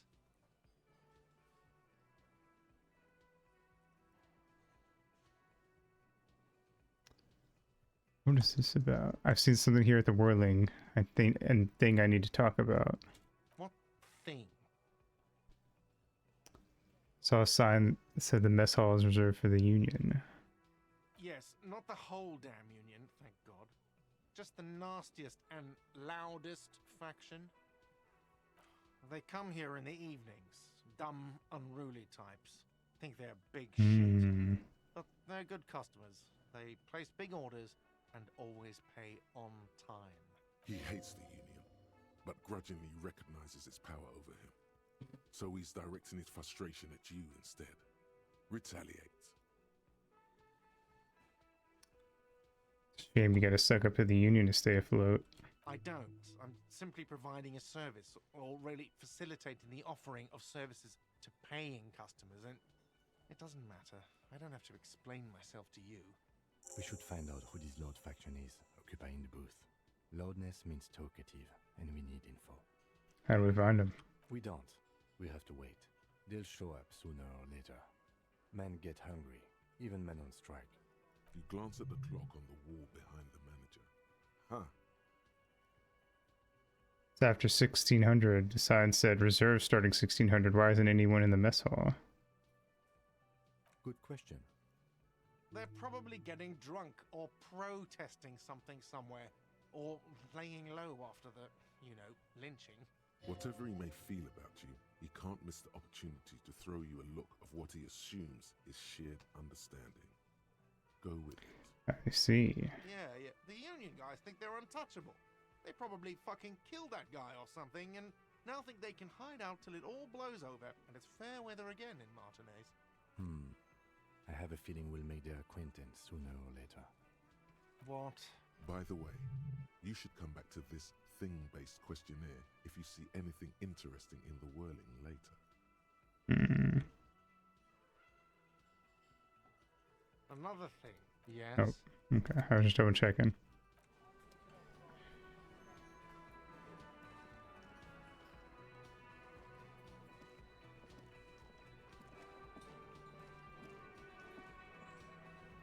Oh, I can come into the kitchen now, apparently.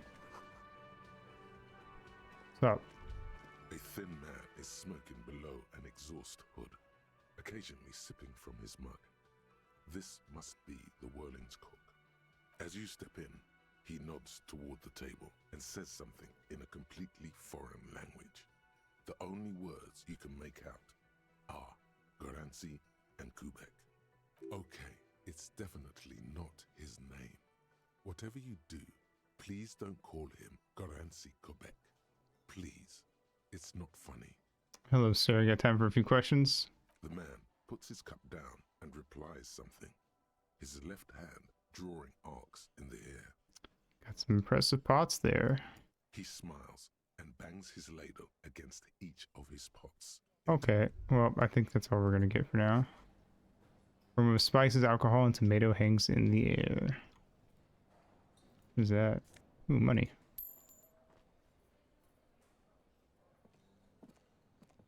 You see a heavy steel door with a prominent... And this is the freezer. It's painted blue. You immediately feel drawn to the color. Blue is for mystery.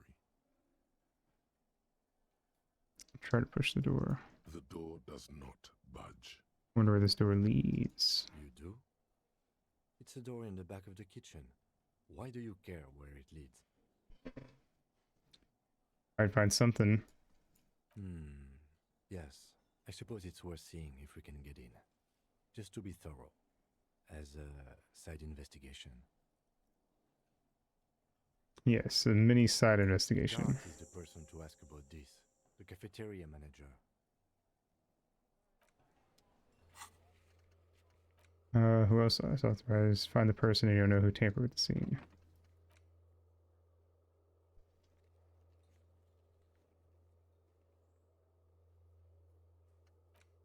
Or the Whirling Rags secret passages.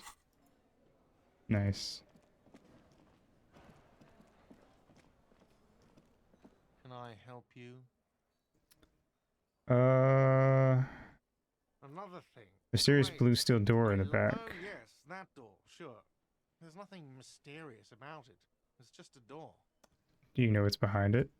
No, I don't have a key. I don't know how to get there. And I don't care either. It's not like I've been wondering about it for 10 years. It's just a frit warehouse, probably.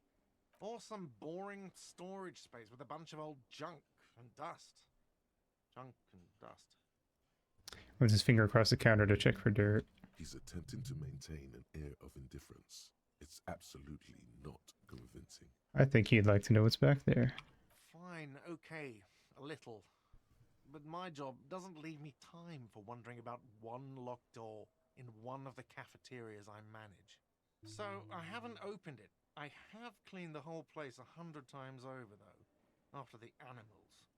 And I haven't found a key, so good luck with that. Yes? Okay, we'll keep an eye on that. Anyone here I can talk to? This guy. Wait, is there money in there? No, but there's some Nosiped. I should take some of that, actually, just to be safe, since I only have 2 health. Union paraphernalia, a strike poster, some red pants.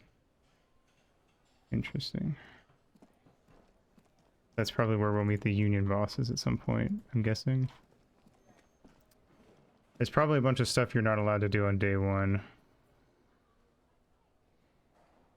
Just to make you explore a little, maybe. Hello again, sweetie. Do sweeties get money? Oh, sweetie, I heard your conversation with the manager about your financial troubles. When do you get your next paycheck? I don't know.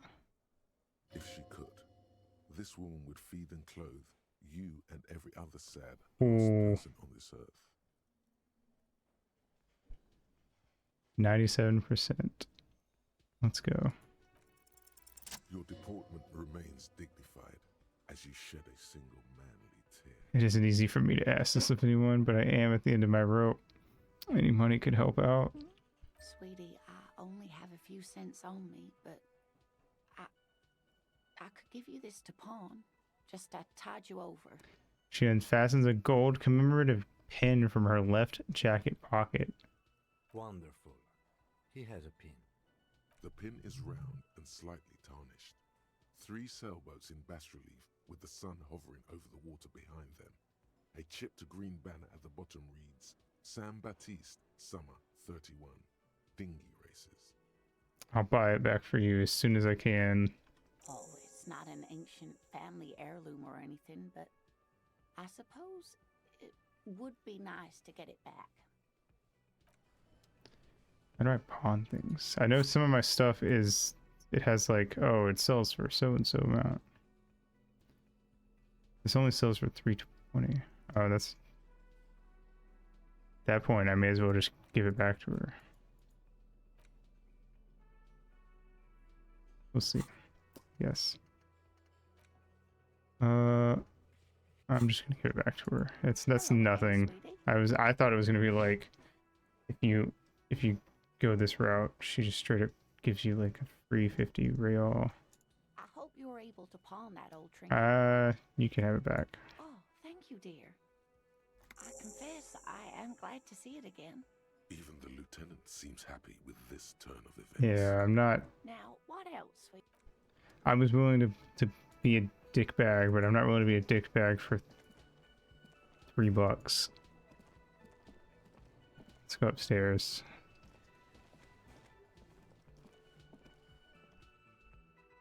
Also, I don't even know where to pawn things at, so I don't know how helpful it's even going to be. The door is closed. Still no answer. Knock again. Still nothing. The lieutenant gives you a quick glance. He doesn't like where this is going. Leave. Hoping we could talk to her. I feel like she's going to be important. But oh well.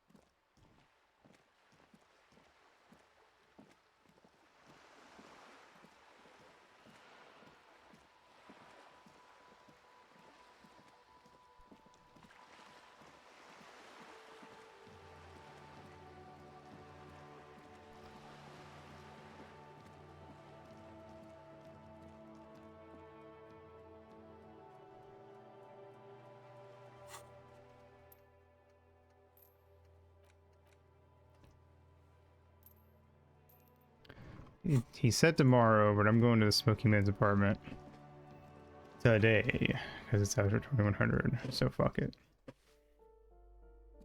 Not give it a shot.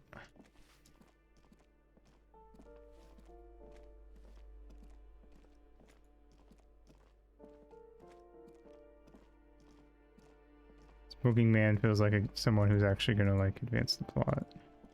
Well.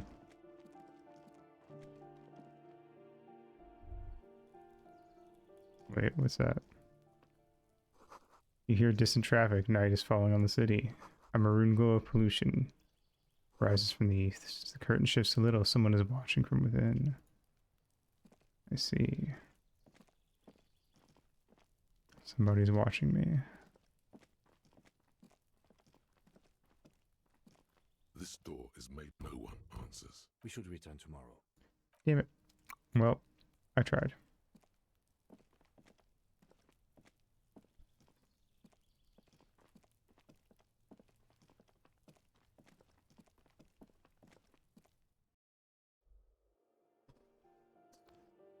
All right, let's dip.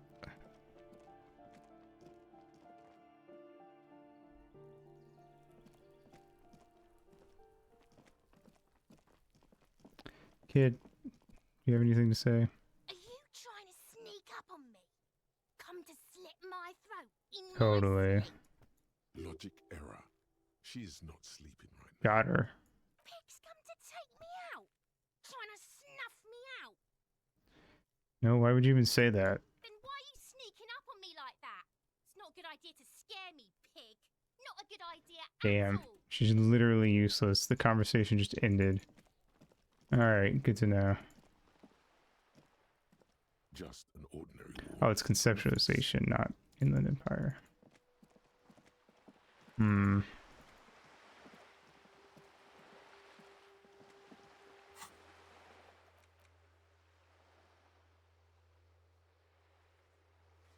Oh, it wants me to drink. Like this is an actual quest. But I assume it's not necessary. But I could get some experience out of it. But I feel like this is one of those things where like every time I drink it'll just want me to drink more. Oh,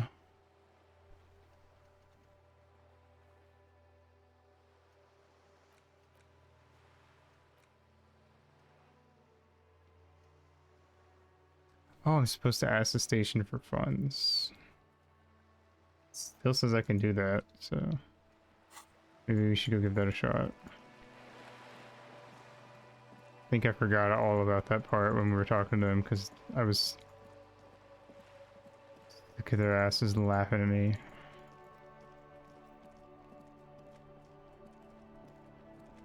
Let's see how much money we can get off them. Inside, you see a set of steering levers, a radio microphone, a pull-out toolbox, and the soft Radio. Precinct 57, how may I assist you? Put me into 41. Moment. 10-4, come in, officer. Over. Needed financial assistance. 10-4, I hear you. I don't have the authority to grant your request, but... What does he want now? He's asking for money. Is he fucking kidding? I don't think he is. Don't give that asshole anything. He's just Fuck. gonna drink it all. Alright, that's a negative on the additional funds, over. Okay.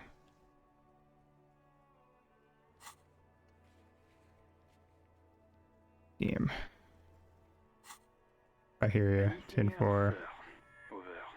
That's it. 10-10, over and out. It was worth a shot.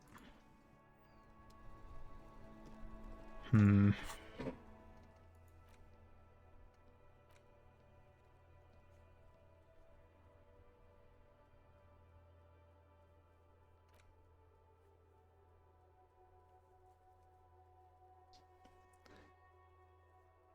You know what? Let's do our let's go check our ledger. It's the ledger you found in the trash. A cabbage of papers hanging from the board, with the permeables drawer inside. It's barely held together by a clip, then made complete by the faint smell of urinal cleaner. Oh, and the cool piece of toilet paper is stuck to the back. Browse. Read a case file. It takes about half an hour to piece one together, using the system you've devised. Which one do you want? The next world mural. Wait. What it was? Interact with the damaged lever to give it one. Oh, wait, no. Not much has changed in the meanwhile. A bunch of sodden papers still sags from the clipboard. Arson, petty theft, spousal abuse. Handwritten logs on dozens of investigations date back to January 51. Stamped case files. So ask him about my naming convention. Let's see what he has to say. You mean the alphanumeric? Officer, precinct, time of arrival at the scene? No, I mean a non-numeric one with titles. Oh, you mean the titular? Yes, well, so do I. In our defense, almost everyone in the RCM does. Why is that? It's a holdover from the early days of the RCM, right after the revolution, when the organization had little idea how to do things. It persists in an unofficial capacity. Officers use these titles to refer to their work among themselves. I seem to have named a case the Square Bullet Hole Murders. Again, in your defense, I seem to have named one the man with the hole in his head. That was a real person. His death was real. Still, I named it that, to amuse myself. I pray his loved ones never find out. What happened to him? Rail spiked through the head. He died. It was a workplace accident. Ouch. I have to open an official case. Is there room? Let's count our pages. There is, for precisely one more. 15 pages near the end remain untouched by the damage. The checkered grid forms a structure of passages, breaking the case into subtasks to accomplish. Once all the tasks are accomplished, the case is complete. Commit to paper using the pen Lena gave me. The tasks you've completed flow out of the kind green ape pen in a brash freehand similar to the rest of the letters.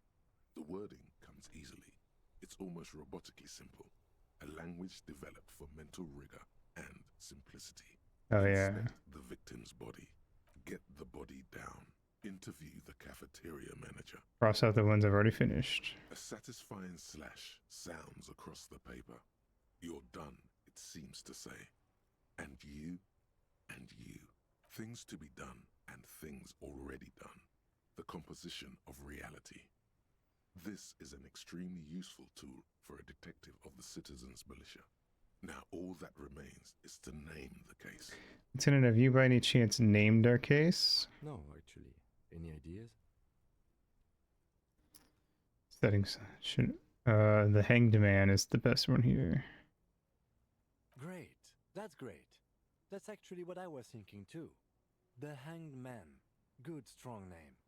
We have a very good name for the case now. Hell yeah. I'm going to start calling it the Hanged Man. It's good we sorted this out. Fuck yeah. You don't exactly close them so much as Inspect the clip. An aluminium block runs the width of the board, biting down on the paperwork. Its crocodile teeth are the only thing keeping the papers together. A regular pencil, the tip worn down to nothing, has been attached to the clip. Run your fingers across the aluminium. The surface is interrupted by a silvery sticker. It's rectangular, sparkling with iridescence. You don't know how you didn't notice it before.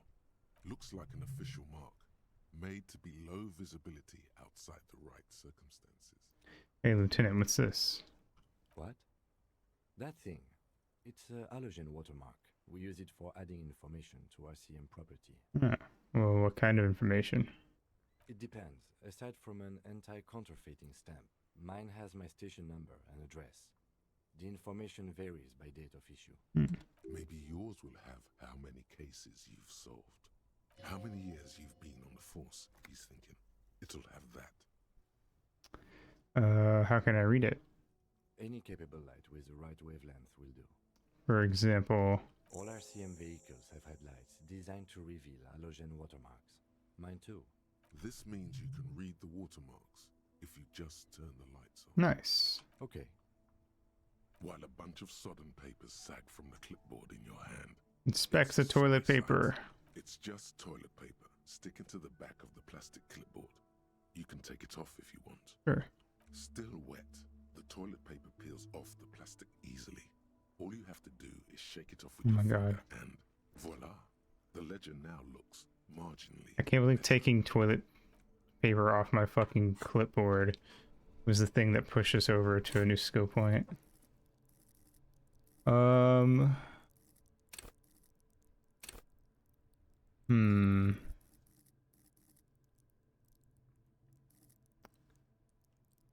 like I should do an Intellect or psyche. But you did it so well. So true. When you put it like that. I kind of want to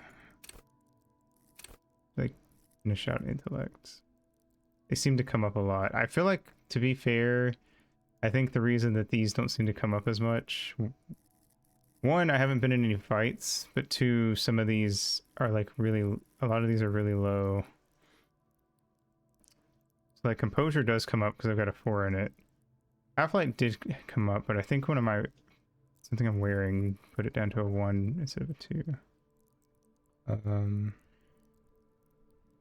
So it really just depends on what you like level up, I think, to be fair.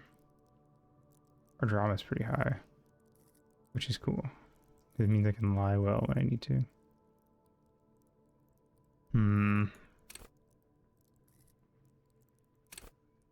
Waiting for me to conceptualization or visual calculus first. I'll do visual calculus in case we run across more crime scene shit.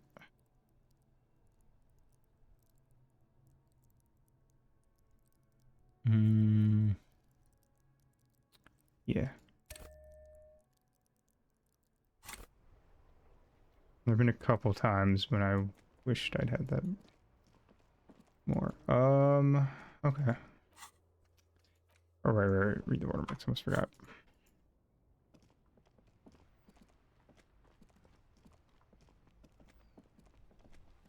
Inside. Yeah. All right. Ready? I turn, you press start. It's next to the preheater.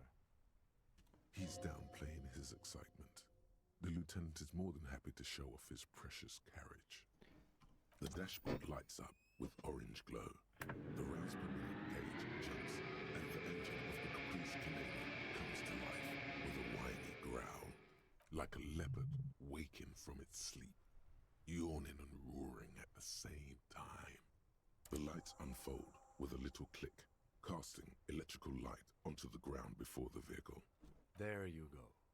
I'll turn them off from the remote once you're done. Cool.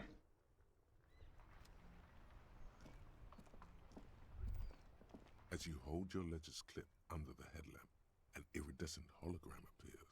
A street grid and the veins of a great river. A familiar sensation washes over you. There she is. Revachol West. Around the borders of the watermark are dozens, no, hundreds of micro-perforations. Let's look at the shimmering street grid first, I guess.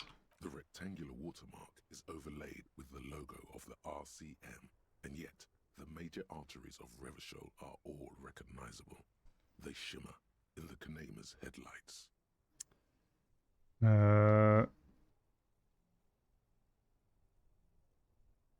Where are we on this? Let me see. Right here. Says his finger is near the top of the map on a segment of coast jutting out into the great ocean. Sure, I've seen worse. I don't know. Seems nice. No, it does not. I mean, it's all I know. Look at the perforations. There are many of them, and they are divided into 3 separate rows. Tally up the rows. The first row has 18 dots. The next one. The next is the longest. It runs all the way around the border, and then some. Count them up. There are so many, it's hard to count. More than 150, at least. Maybe even 200. What about the last row? The last row has 3 perforations. 3? That's it? That's it. And what do all these holes mean? Those are perforations. They represent your record as an officer of the RCM. They are your statistics, as it were. I should have guessed you'd keep a record. Officers often do. Oh no, this is either going to be really good or really bad. Alpha male officers who are proud of their numbers often do. It's meant. The first row represents your years of service. 18 years. Okay, not bad at all. What did you do before you volunteered? Do you really think I have any idea? Fair point. Let's move on, shall we? This next row, the one that wraps all the way around, is your number of closed cases. Closed is good. It means finished. You've got, let's see. Wow, more than 200. Is that a lot? It's quite a lot, even for someone who's been on the force for nearly 2 decades. Usually, clearing more than 10 cases a year puts you in the 90th percentile of all RCM officers. Used to be good. That's some solace, I guess. What's the last number? Right. Those are your confirmed kills. You've got precisely 3 perforations there. So I'm a killer. For an RCM officer, especially Precinct 41, which is in the Jamrock quarter, it's rather tame. I mean that in a good way. There are certain officers who treat their kills like some kind of ghoulish game. If they do happen to solve a case, it's usually by accident. But it seems as though you are, or at least were, one of the good ones. So we have that to be thankful for. Have you ever killed anyone, Kim? Yes. It's not a problem for him to state it, however. How do you handle the strain? Everyone has their own method of coping. Some more effective or self-destructive than others. Personally, I find it helps to keep up a few hobbies. Like what? Oh, this and that. Let's not get into it now. Maybe I should find a hobby. Suit yourself. Very noble of you. Are we done here? Oh, that's it. The lieutenant nods. Right. I'll go turn off the lights.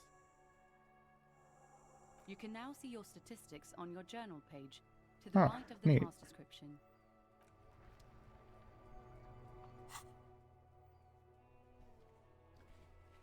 I got 2 sorry cop, 1 boring cop, 5 communist, 1 fascist, 4 ultra-liberal, 2 moralist, 8 good cop, bad cop, 4 honor people killed, 3 cases solved, 216. Interesting. I'm not a superstar cop. RIP. Hmm.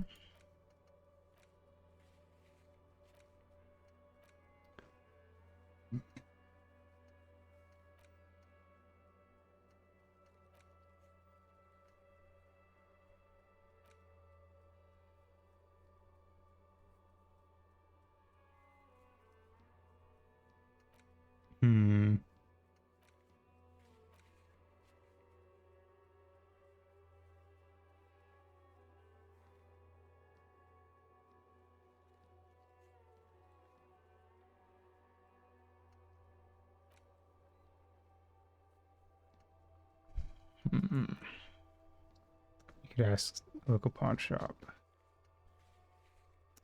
Where is the pawn shop?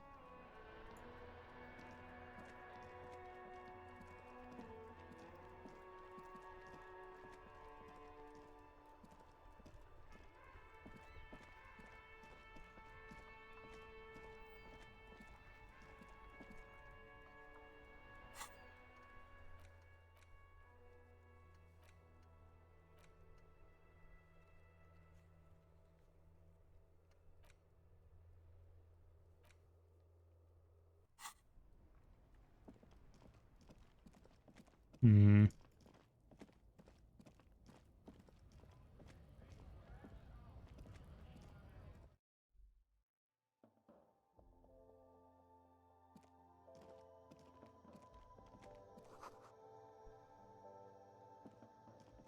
The tear machine stands. Your bottles clunk into the machine.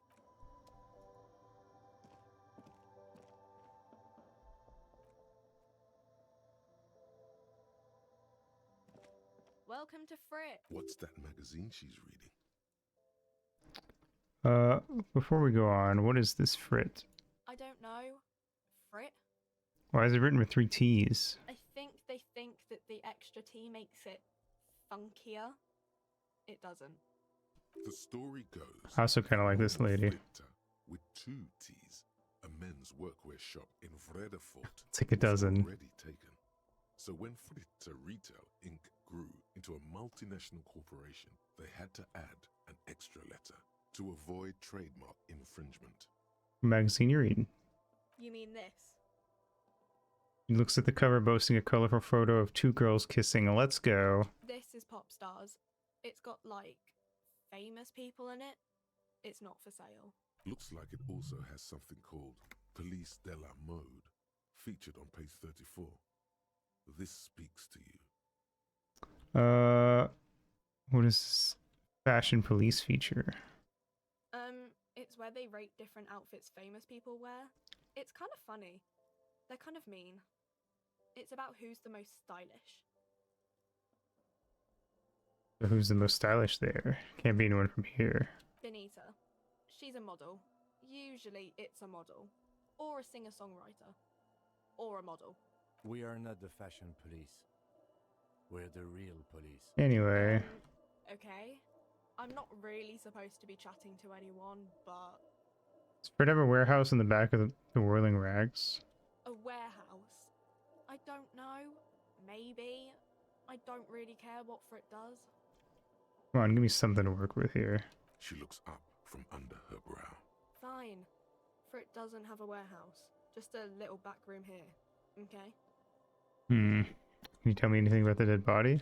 I don't really know anything. I mean, I know it's there, but I haven't seen it, so... Did you know the man who died? Not really. Can you know him a little? No. I didn't know him at all. Any thoughts on what happened? I don't know. No need to worry. It's just standard procedure for us to ask around. If you hear anything, let us know, okay? Okay. Uh-huh. I don't know. I think she just doesn't give a shit.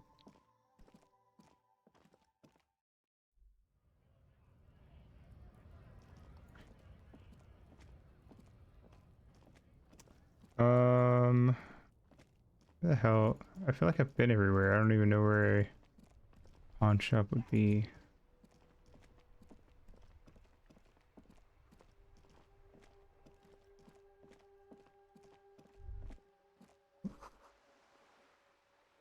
Oh.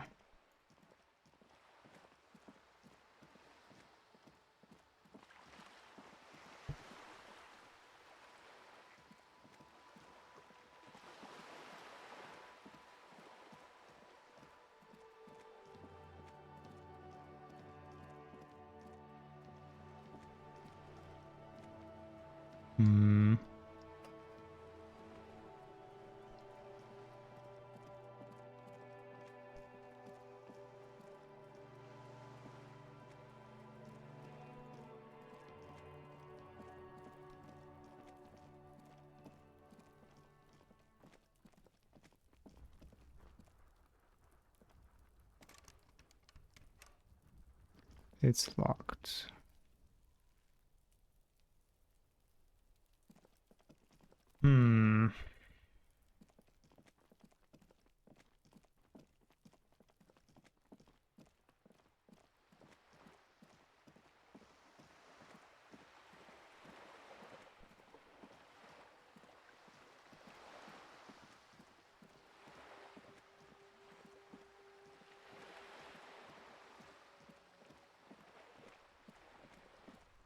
Oh wait, I remember seeing that before, but I think I forgot to go look at it.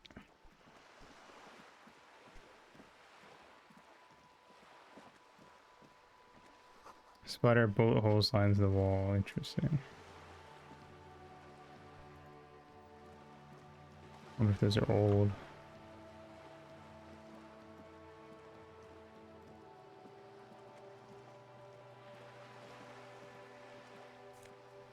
Money.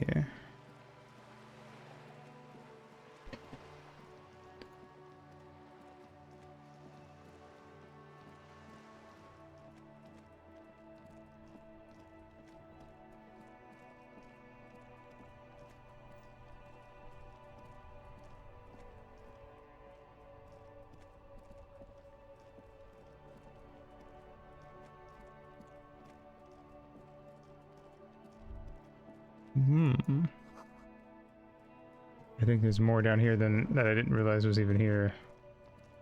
You see a Samaran street vendor surrounded by a motley assemblage of he realizes you're looking at him. His face breaks. This is the other guy we haven't talked to yet. I thought we talked to everybody. The name Sileng is embroidered over his breast pocket. Happy shopping, officer. Everything's cool here. What's so cool? Everything's cool. The goods are cool. The customers are cool. The place is cool. And one more thing, officer, you're very cool. Bang, bang, bang, bang. Makes both hands into a finger pistols and fires a few finger bullets into the air. You think I'm cool? Oh, yes. You got style. You got personal style. You know what you like. You like premium menswear. Look around and browse. Everything looks cool on a guy like you. Take your time. Interesting. Don't be distracted by the flattery and funny man act. Questions. So, Sling, where are you from? Me? It's a boring story, officer. Who cares about the past? I'm all business now. All reversion.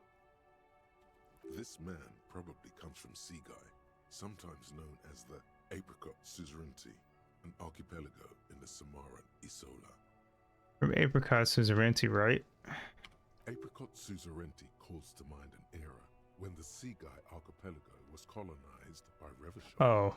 It's a bit of a slur, in other words. I wish you told me that before I said it, but thanks. Sorry,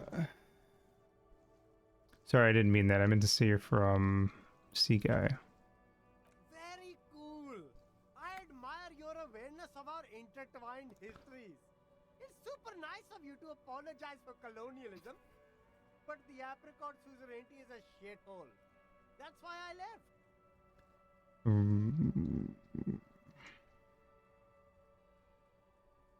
Right, but isn't it a shithole because of Revachol? If you say so, officer. I don't worry too much about politics. I'm an entrepreneur, you know. Whatever's good for business is good for me. Whatever works, my guy. So what's your stance on drugs? Do you like drugs? You think they're cool? Drugs? Yeah, he seems chill. Drugs ruin life. I'm kind of hoping that he's not the guy just because he's chill. But I feel like because he's so chill that he's gonna be the guy doing drugs. Or smuggling the drugs. Unless you're into drugs, of course.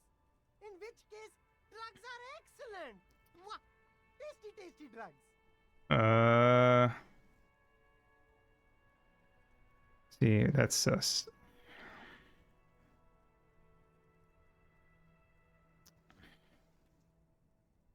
Looking for a lorry driver who's transporting drugs out of the harbor. He or she is in this traffic jam. That's so cool. You investigating the local drug trade like some cool narc? But I am not a lorry driver. I'm just a street vendor. I don't know anything about that. Yeah, we can't. We didn't actually have the option. Only some characters give you the option to ask for money. A blatant lie, sire. Yet he tells it with such conviction. We'd believe Ooh. if we didn't know better. Glad I have my drama up then. But you are a lorry man. Another driver has identified you and your lorry. Who said that? It's the fat racist, right? You know what? I bet it's him. He has an agenda against me because I'm an immigrant who works harder than he does. He's a hater. That everything you just said was true. I'm going to give you that. That guy sucks. So you admit you're a lorry driver? No, I just said I work harder, and he's an asshole. I'm... Realizing he can't get out of it. Smart man. Okay, maybe I'm a lorry driver too. Oh, he totally sucks. But that's not the most important thing about me. That's my day job. This is my dream. If Sealing's the one peddling the drugs and we get a chance to pin it on the other lorry driver, I'm doing it. I'm just gonna say that right now. I will throw that the other dude under the bus.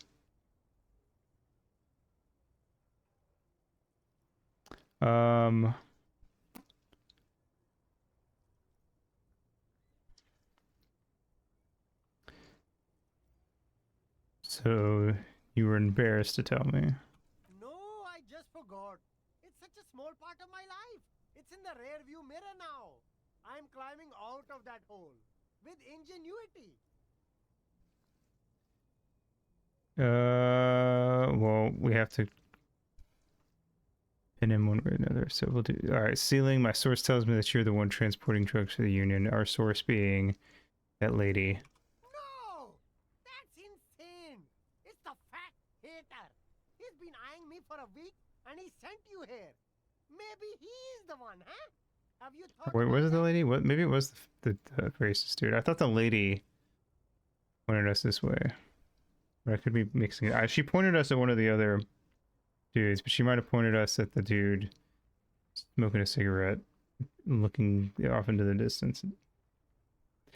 Stop squirming. What do you know about the drugs operation at the harbor? Nothing. I told you. I'm not a dumb guy. I don't get involved with that crowd. And what crowd is that? Crowd. You know, the drug crowd. No, he wasn't talking about an abstract crowd. It was that crowd.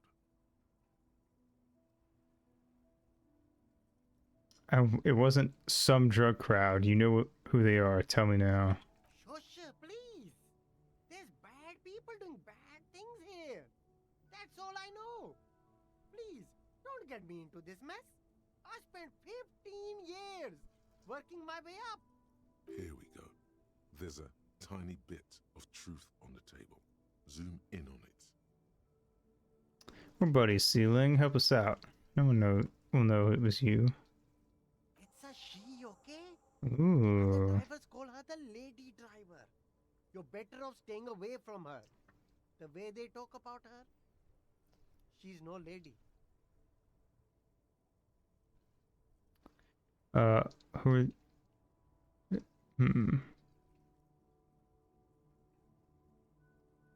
Is the lady driver the old woman back there? I don't know. Maybe. If she is, I haven't gone near her. I don't get involved. I told you. It could be. She was strange. He's not ruling her out. Who are these other drivers who talk? All of them. I don't know. I told you all I know. Are we cool now? I really want us to be cool now. Who exactly is talking about this lady driver of yours? The racist or the other one with the tattoos? All of them. Even the ones who've left. I don't hang out with them. I don't remember who has tattoos. Okay, we're cool now. All right. I scored. Let's cap this off with a purchase. You can walk away from here with funky Oh, we can persuade him to give us some money. I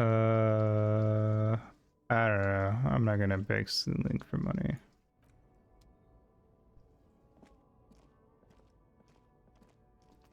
A helpline to the company that controls the drawbridge. What's up, Kim? We should think about calling it today, maybe. The nights are still miserably cold this time of year. I haven't paid the cafeteria manager yet. We should take care of that then. But I don't have the money. Let's talk to him anyway. An officer of the RCM shouldn't be sleeping in the streets. We'll figure something out. And if you say so. He finds this situation frustrating. He is doing his best to not make you feel any worse than you already do. Kim's a cool guy. Alright, I guess we'll go figure this out and stream there. It just seems like a pretty top-notch spot to stop. Ancient fountain. It doesn't pump water anymore. There's a tree in it. Sure is something. Tire tracks leading onto the roof. Slush and rain has almost washed them off. Interesting.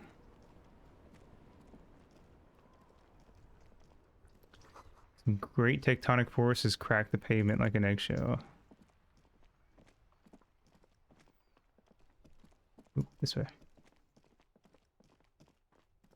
They could very well chalk it up to this guy being a little eccentric, maybe. I hope he doesn't get in trouble.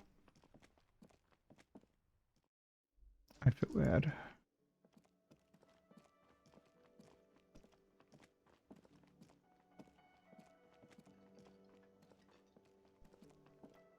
Can I help you? It's about the money I owe. Yes. Have you got it? It's wonder if we could come to some sort of arrangement for tonight. Does that arrangement include you paying me what we already agreed you owe me? Kim is about to say something. Let him. Yeah. I understand your predicament as the manager. However, I feel I must remind you that we are here to conduct an important investigation that also affects your business.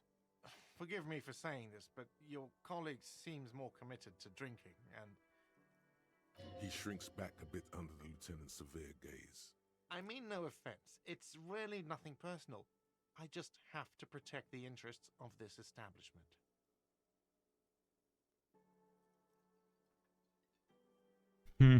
Should I mention that I still have my key? I wonder. I feel like I would want to keep that. That's true. We cooked cold turkey since this morning. But to be fair, telling someone I haven't had a drink in 15 hours probably wouldn't seem all that impressive. Even as fucked up as we were before, the conversation isn't going anywhere, is it? Not until you bring me the money. Okay. I might have something in my motor carriage we can use when you're done here. I really didn't want to resort to this. The man is thinking. Oh, Lieutenant, we're done here. Alright, fine.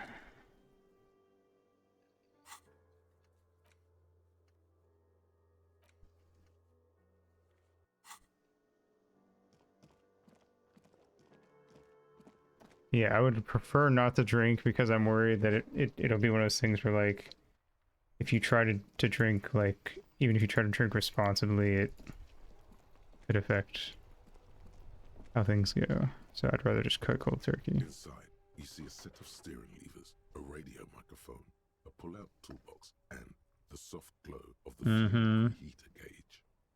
I have something here we could sell. Look in the back, in the suspect transport enclosure. Transport enclosure? Regular people just... The cage at the back of the motor carriage looks rather uncomfortable. 4 shiny hubcaps. Oh, shit. Against the seat. The silver edges sparkle in the dark. I confiscated this for a little while back. We can take them to the pawn shop down by the Martinez Canal.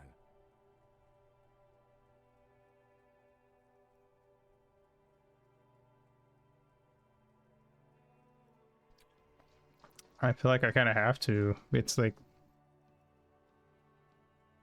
I don't know, there's no way I can make the money back. 100 more real. I feel like there's got to be a way to make the money back on your own if you know what you're doing, but I feel like it would be really hard to do on your first playthrough unless it was your main focus. Exactly, yeah. Yeah, for sure. Because even if I sold off all my inventory, I still think I'd only have... I don't even think I'd hit 100. The lieutenant nods as you take the spinners.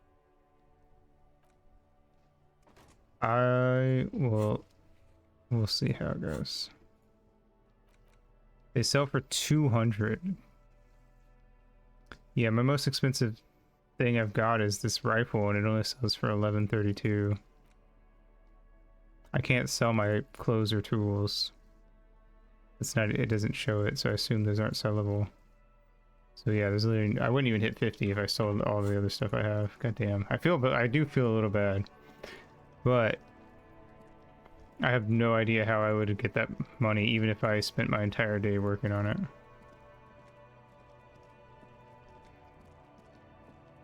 I assume this is the pawn shop.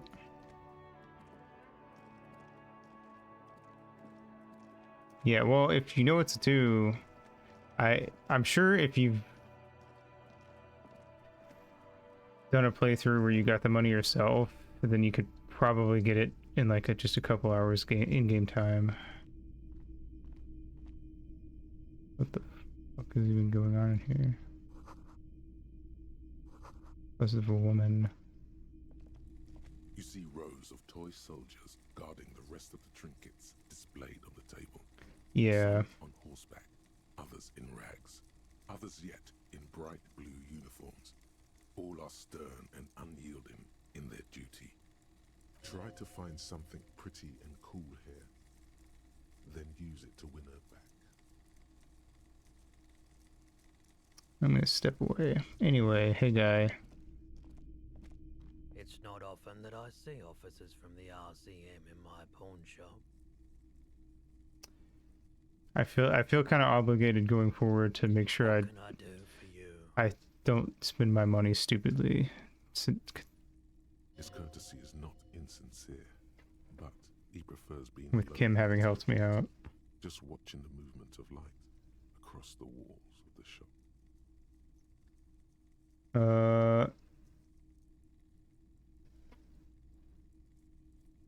Sorry, I feel like I'm interrupting you. Oh no, not at all. I guess I haven't had many customers lately, RCM or otherwise. Who are your customers usually? All kinds of people come through here. Locals, travelers, people looking for a deal, people looking for a keepsake, people who are terminally bored.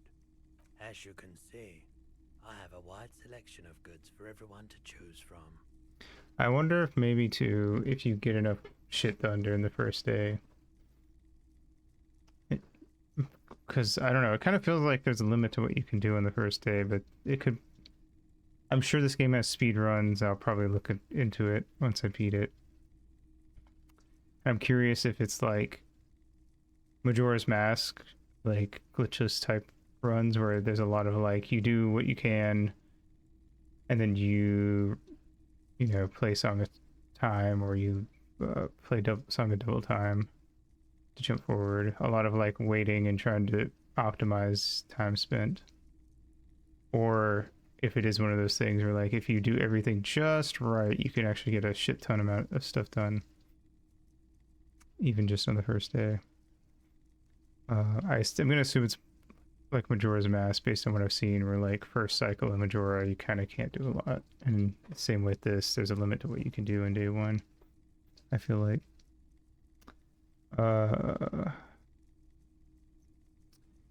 Anyway, quite the collection. I may have something to add to it. It keeps me entertained. Something I like to sell. Yes, we'd like to sell these hubcaps. Roy takes the hubcaps from the lieutenant and inspects them. The spinners appear iridescent in the dancing light of his pawn shop. Yes, these are very, very good. Did you defraud some foreign prince for them? Jump a mesk banger? No matter. I'll give you 200 real. No one was defrauded or jumped, I assure you.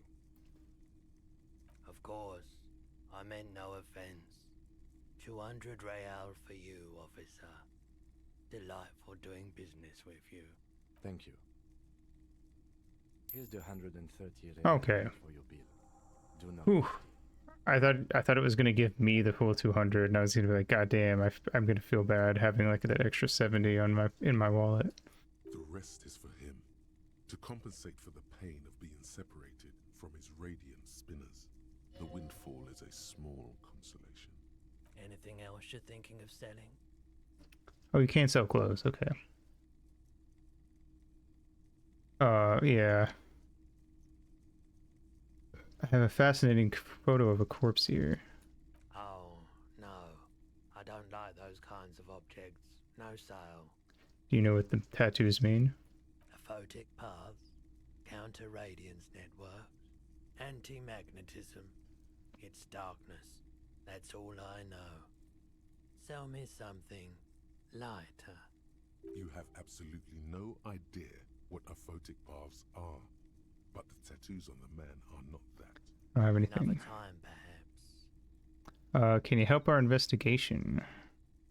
I doubt it, but I can try and answer any questions you may have. Do you know anything about the recent hanging? I do my best to keep my distance from all manner of butchery. Bad for business, bad for everyone. Fair enough.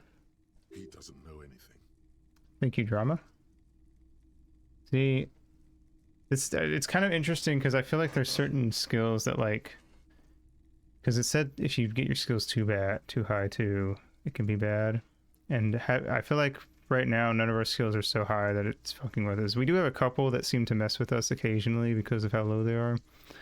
But it does seem like this could be a fun way to waste an afternoon. Not doing a full playthrough per se, but just like going in and being like, I'm gonna pick like these like three or four skills, and I'm just gonna make them like super fucking high. See like how it affects the gameplay and what they have to say when they chime in. Could be like an interest if I just had like a day where I needed to just waste the day away and didn't have anything to do. Not that I really get those now that I stream a lot, but you know, if I did. So I don't think he's gonna help us with the corpse. Have you been sold any guns? Someone else came here earlier today asking the same question. I promptly sold her the gun you pawned a couple days back. Fuck, I pawned my gun. This is a pawn shop, and it did feel as if you've met before. Oh God. The lieutenant shifts from one foot to another. Alert. Was the buyer a policeman too? She didn't seem like a policeman, although she kept referring to herself as a pig, which was odd. I found her interest in the gun a bit obsessive. The guy was just happy to get rid of it, and of her. Someone specific comes to mind when I think of referring to cops as pigs, but I might be off base. Truth be told, she was terrifying. But she wasn't particularly scary, so maybe we are off base. Right, so let me get this right. You sold your sidearm, issued by the citizens' militia, and now a civilian is running around the streets of Martinez with it? Tee-hee. Miraculously, his face does not reveal what's happening inside.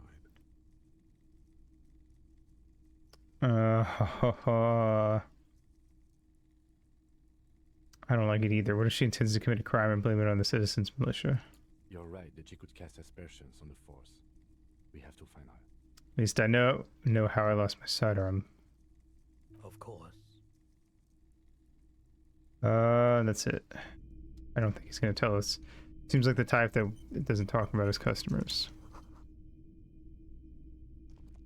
Alright, well I think that's about it then. I don't see any point in hanging out. It's locked. I feel like I'm obligated to check. We got some gloves. Fingerless gloves ups my electrochemistry. I don't think I have anything on my hands, so I could probably put them on. I'm not gonna say no to a free boost.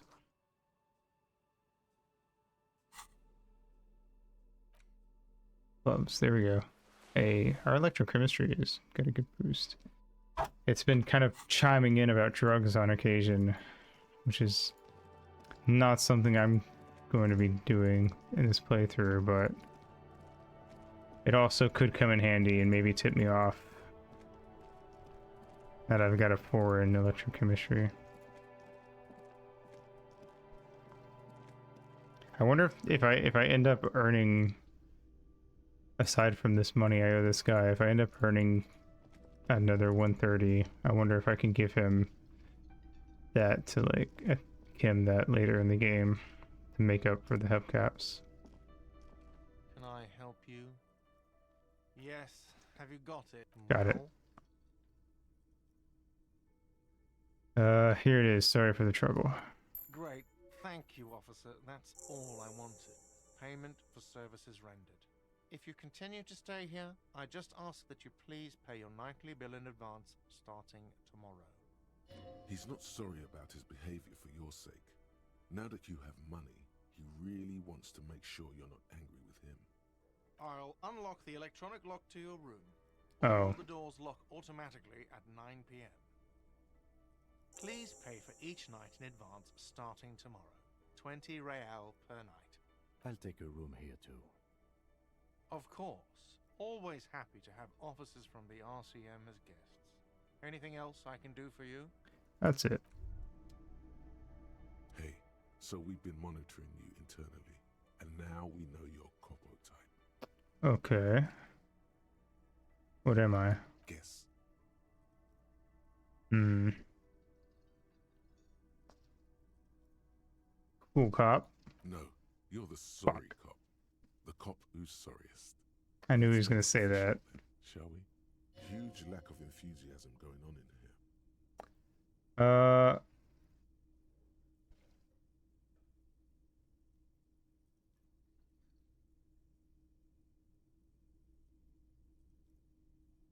Okay, but what are the other Coco types? Oh, you know, Apocalypse, Superstellar, the advanced interesting cop, Liquid Shadow cop.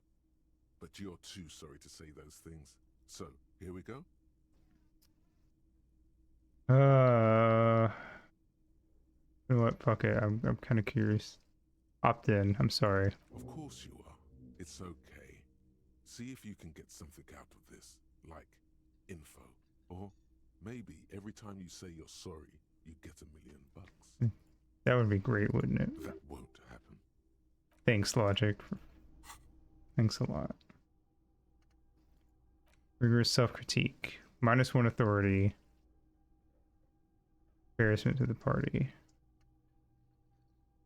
But what does it get me? It gives me a -1 to authority, but it could potentially give me something good if I Oh, do I have to? How do I unlock these? What does this give me? Learning cap for perception raised to 5. Speed gives 1. Okay. But I don't. Speed isn't the drug. I don't really care about sub-warfare. Forget. Oh, I have to use skill points just to forget it. Damn it. Okay, well then I won't worry for now.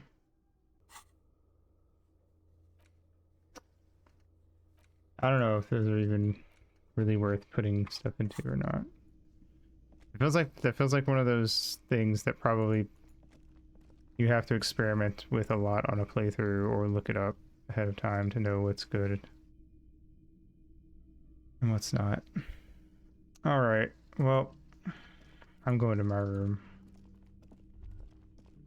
You should pick that fat, juicy cigarette butt. Electrochemistry, I'm gonna need you to chill the fuck out. And smoke the living shit out of it. No. I'm gonna go to bed. This is the door to the room you redecorated. Good night, Lieutenant. Just a moment. We should talk about our progress on the investigation. Okay. Let's go out to the balcony. Alright, let's go. Sounds like a great way to cap off the night and the stream. The air outside is brisk. The lieutenant is silent for a moment. He listens to the traffic hum. Then... Now then, we should talk about the investigation.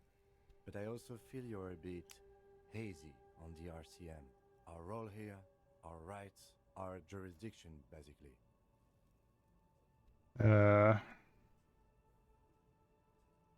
So what are our powers exactly, the RCM? They're quite limited, actually. The power officers of the Rebachol Citizens Militia exercise most frequently is imposing fines of up to 1,000 real for offenses, in accordance with an interdepartmental schedule. Okay, what else? We can arrest people, of course, but rather than bringing someone in directly, it's preferable to serve a station closely. It prevents confusion and overcrowding. How can you be sure the arrestee will show up? You can't. Those who don't show up become fugitives, though, and have fewer legal rights when they are eventually caught. It's about power projection. Thus far, they seem to mostly show up. When power calls you, you come. But power itself is a fragile trick of perception. I see, and if someone resists? As you may have gathered from the fact that we are expected to carry a record of our kills, like the one in your watermarks, we are permitted to use whatever force is necessary, and strongly admonished not to abuse that power. Hold on.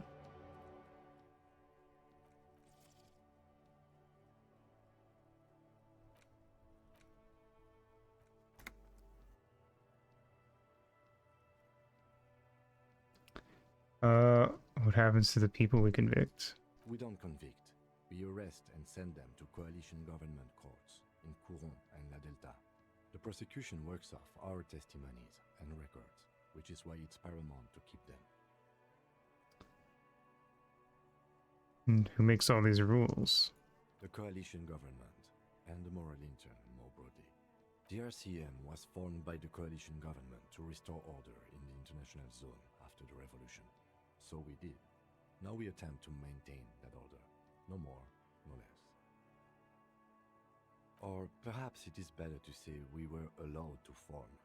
It's a point of contention whether the citizens of Revachol or the coalition government founded the RCM.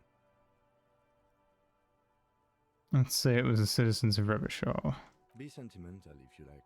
Either way, the moral intern leases us the right to keep the peace in this city, and they will take it away if we misuse it. Or if they think you do. You know you smoked, Kim. I have a cigarette every night when I go over my notes. It's something of a ritual. Oh man, he looks so devastatingly. Alright, listen, I don't like smoking, and I think it sucks, and it gives me a headache being around it. But smoking does look pretty fucking cool, and I'll stand by that. Characters in anime and stuff who smoke, automatic badasses. Anyway. How'd you get so cool, Kim? You mean this? This isn't cool. It's an unnecessary trial of will. Don't censor the ciggies. Yeah, I hate when that happens, honestly. I know why they do it. Kind of fair. But it's annoying.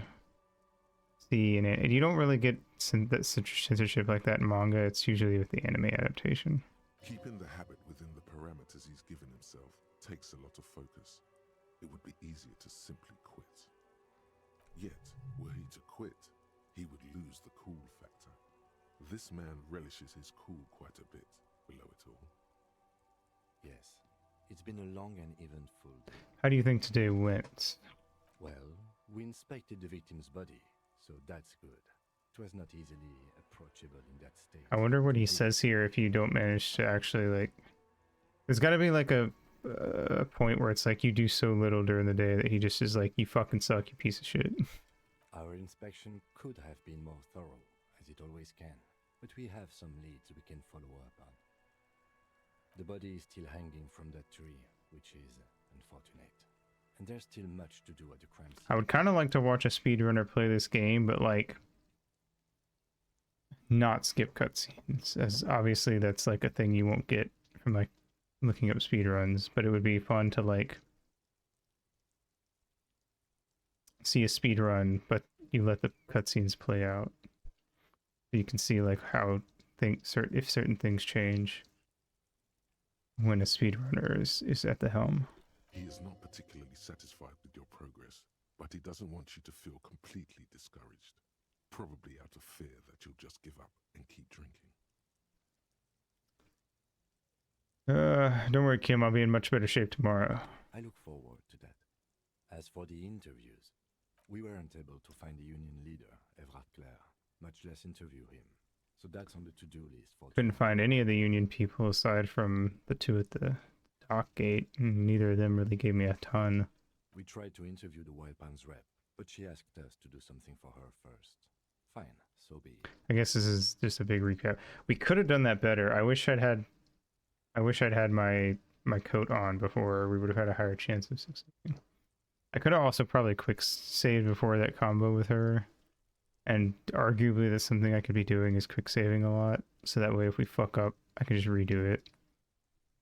Because there's a quick save button. But I feel like the way that this game is, I kind of feel like as much as I'm willing to cheat, I don't know. It's such a roleplay heavy game. It's like tapping into my like D&D sensibilities. And you know, I feel like part of the fun of role-playing is accepting your consequences too. Like when I'm playing a game where like the story is going to play out the same either way, then I don't really care. But when games like this that lean into the role-playing, I like to like be like, I fucked up and now I have to live with it. Because I feel like it's part of the fun. I don't know. If this was like Final Fantasy, and it was like all I did was lose out on like 100 gil, or what do they call it? Is it gil in Final Fantasy? I can't keep up. Anyway, I wouldn't care then. I have a feeling Joyce knows how dangerous the situation really is. We have to get her to talk to us. Oh yeah, no. Today's/tomorrow's stream, my main goal is to get the Union dudes and talk to Joyce, because I feel like that's going to be our main jump forward. 100 freedom books. So true. So true. If Kim is emphasizing something this much, it really must be important. Above all, though, today was exhausting. Honestly, I'm not gonna lie. I had fun with some of the stuff we did during day one, but I feel like there was a lot of stuff we did in day one that was totally optional and skippable. And if I had just like done stuff to waste the day until it was time to like sleep, we probably would have gotten more story done. But I just wasn't like totally sure if I should do that. Because like I had a hunch when I couldn't find the Union guys that maybe it was kind of like a Majora's Mask situation where it's like you can't do certain things on day one.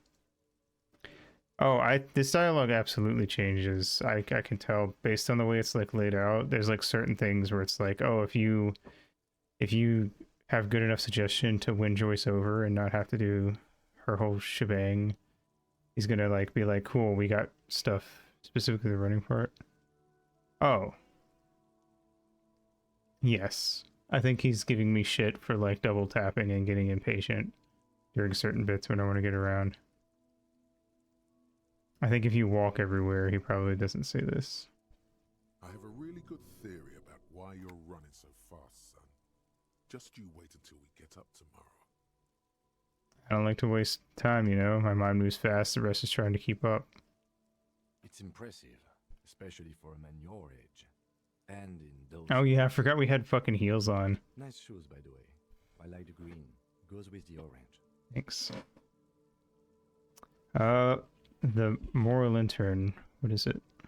The Moralist International are the world's largest political organization. You know who they are.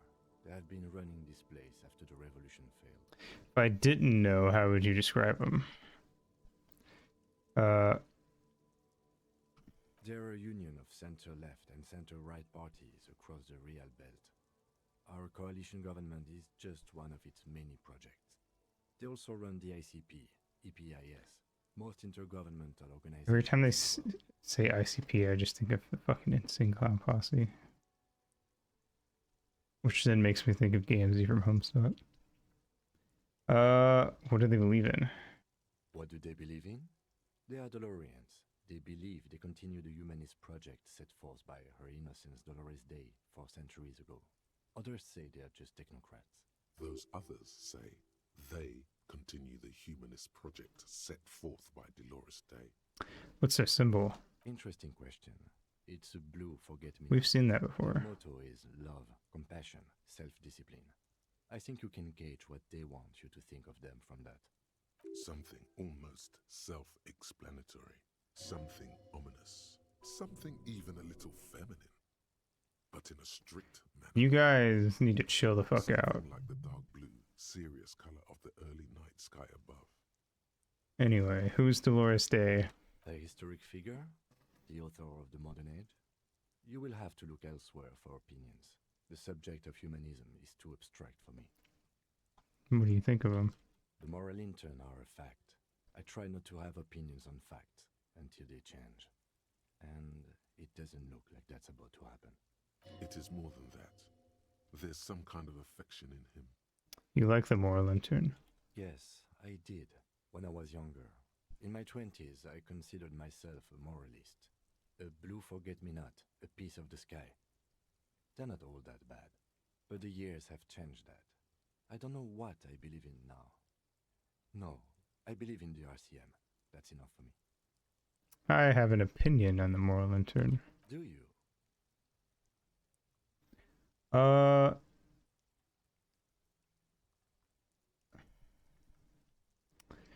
see.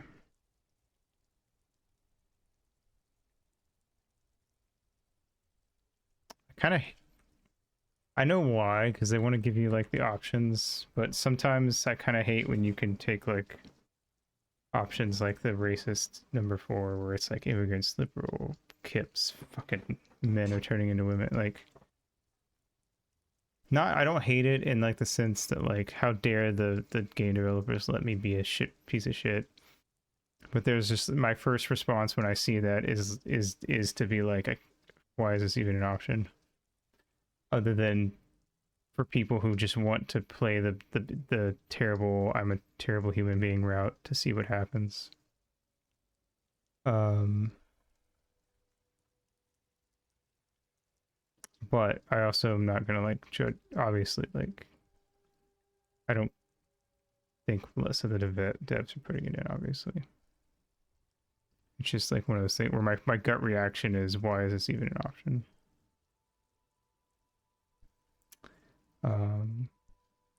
I do have to imagine that if you play that route, then Kim just fucking hates your guts and probably affects a lot of dialogue with Kim and how helpful he is in certain sections.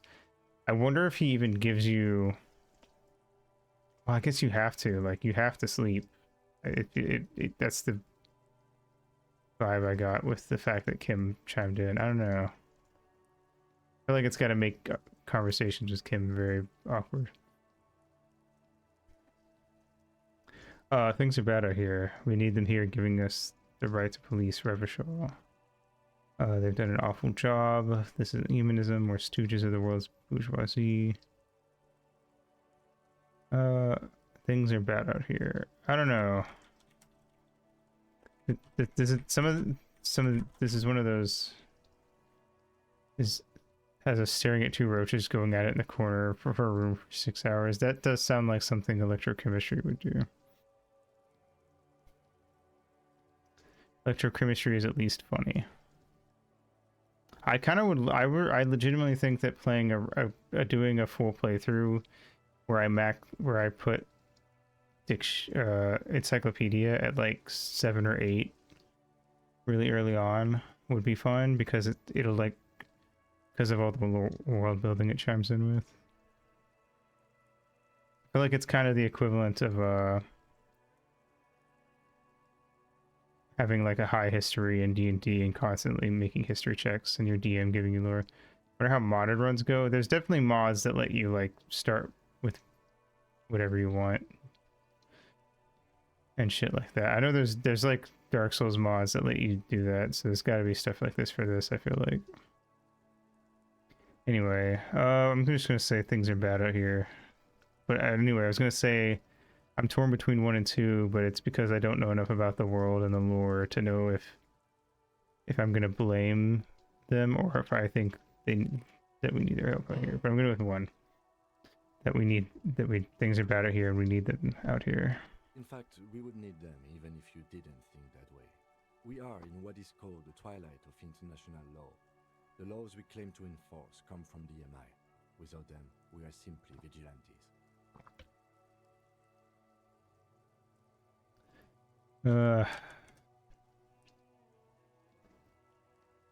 I don't hate vigilantes, but I'm going to. Yeah, vigilantes sound bad.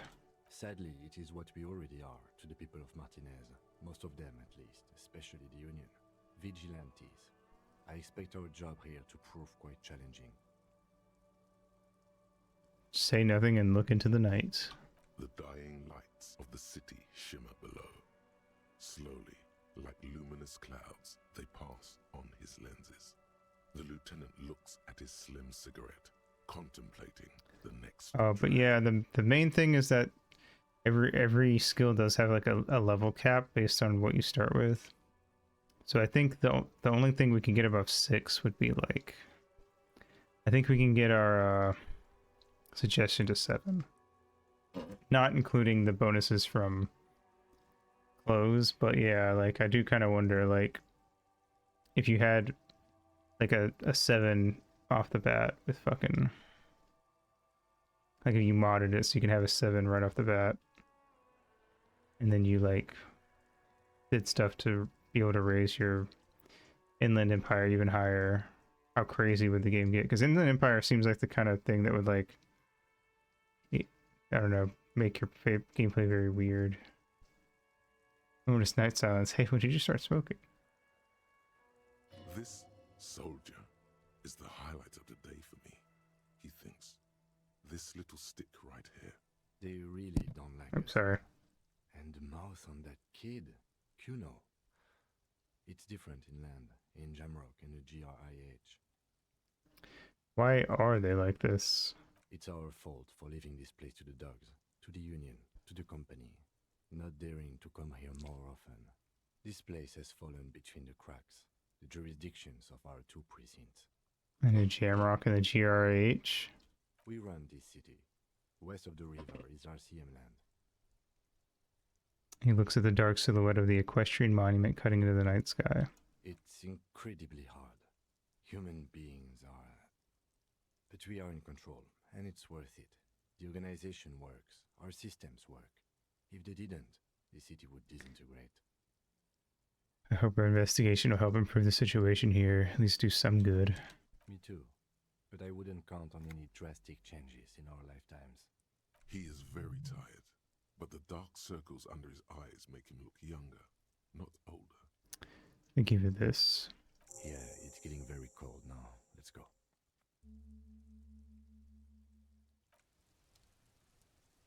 Level up. What should we do?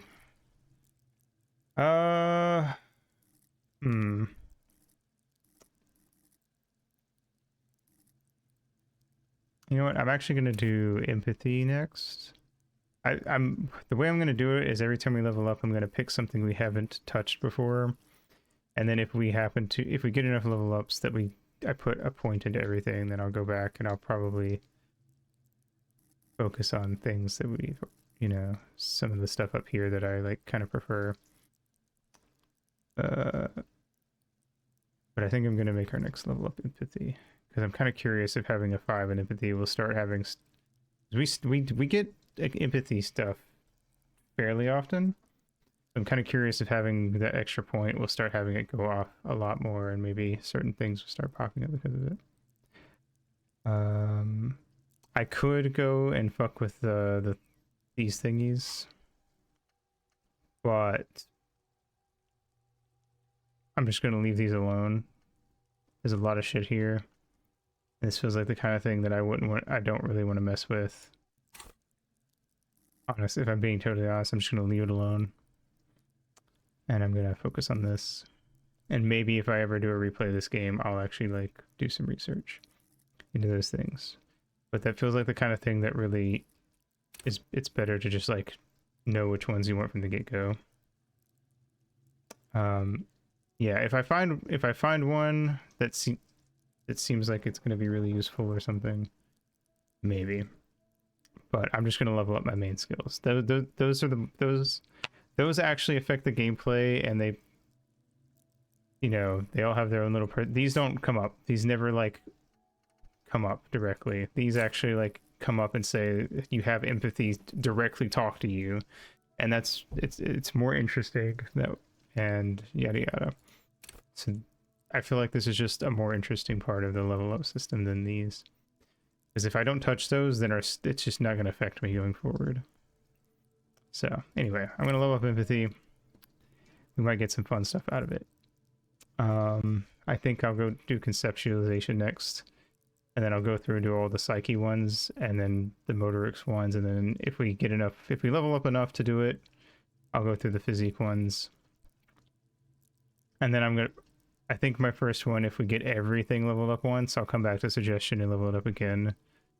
And see if popping it up to having a 7 in suggestion is enough to make it so that we start kind of being a little slimy. Anyway, let's go to sleep. You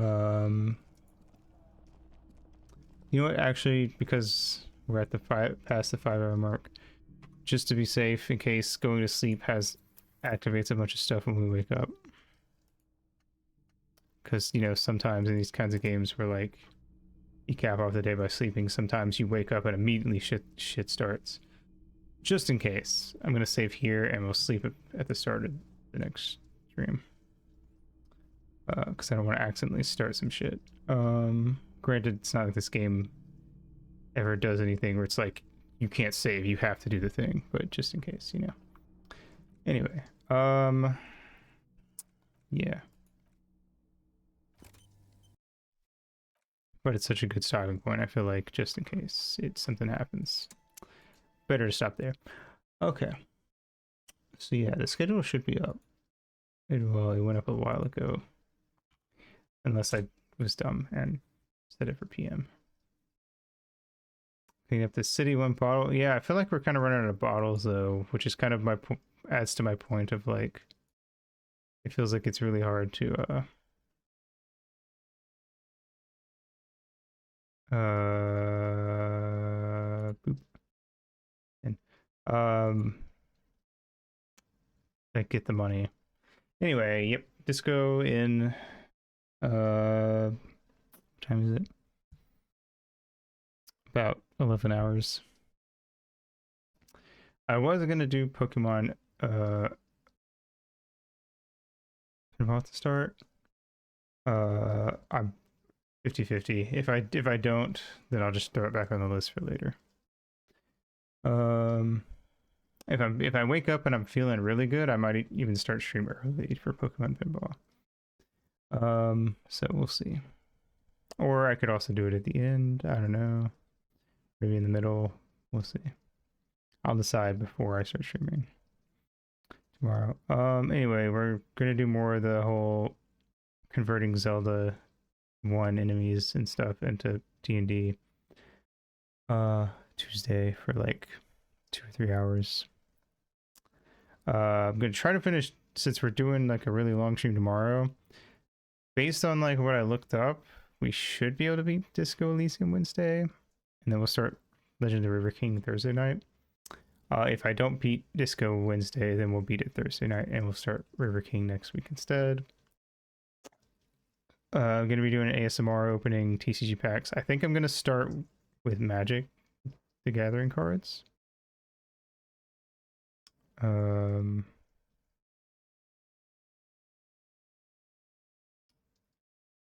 And Saturday, I'm going to be on Poke's channel again for more D&D. Sunday night, I'm going to be doing Game Awards. I'm just going to go over every game I played this week. Prairie King. I wonder if that's actually meant to be a reference. It probably is meant to be like a direct reference to River King. And then my affiliate anniversary is Friday. But what I'm going to do is I'm going to do an affiliate stream on January 1st instead. So I can do long stream. And I'm gonna like invite some people on. I'm gonna have like an open. I'm gonna be in like a whatchamacallit, open VC, and just be like, hey, I would like to invite certain people and tell them that they're free to jump in the VC during the affiliate stream. Now, I think I'm gonna do. I'm debating a couple of things. So I could either just a regular Majora's Mask playthrough, and we'll see how much we can get done during stream. B, Ocarina of Time rando, or C, Majora's Mask rando, because I usually do Ocarina of Time randos. But the Majora's Mask rando has been like stepping its game up lately. The Ocarina of Time rando gets gotten a lot more hands on it for the most part, so it's a bit further ahead. So I don't know which one I'll do. It's probably going to be one of the two randos. Yeah. I'm also debating how long I want to stream the stream to be, because part of me is like, let's do the Game Awards for an hour, and then play 24 hours of rando. And if I'll set the, like settings to a point where like hopefully it would take me a long time. Because like basically I guess I would go for like 100%, or if I did the 24-hour stream, I'd either go for 100% or up to the point where like we only had like an hour left, and then I'd go beat the boss. Ganon or Majora, depending on which game I played. But then part of me is like, I'm pretty confident that if I tried to do a 24-hour stream again, it wouldn't go as well. I think I just got kind of lucky with how well the last one went. I just happened to be like a day where like I had lots of energy and stuff. So it may just end up being like a 12-hour thing where I start at noon and end at midnight. We'll probably decide on that when I make the schedule Sunday. Then I will be like maybe I'll decide Friday and make the schedule before Friday stream. I don't know. I'll let you guys know. It's probably going to be a 12-hour. I think I want to do another 24-hour for it, but I just don't feel like I want to commit to another 24-hour. Because I just don't think I don't think I'm going to be able to handle it as well as last time. It's pretty tiring. Well, okay, to be fair, I actually wasn't that fucked up by the last one, but again, I'm pretty heavily convinced that it was like pure luck. Like a lot of things fell into place perfectly so that it just happened to be a day where I had just enough energy to do it, and yada yada. Yeah, I don't know. Yeah, I don't know. It just feels like one of those things where it's like I don't really see myself as someone who's good at staying up for 24 hours. Like I feel like I would at least need naps, and the fact that I got through that stream without, the only thing that makes me kind of think that it would maybe be easier is the fact that this time I'm inviting people to come hang out. But again, I don't know if I want to commit to another 24-hour stream.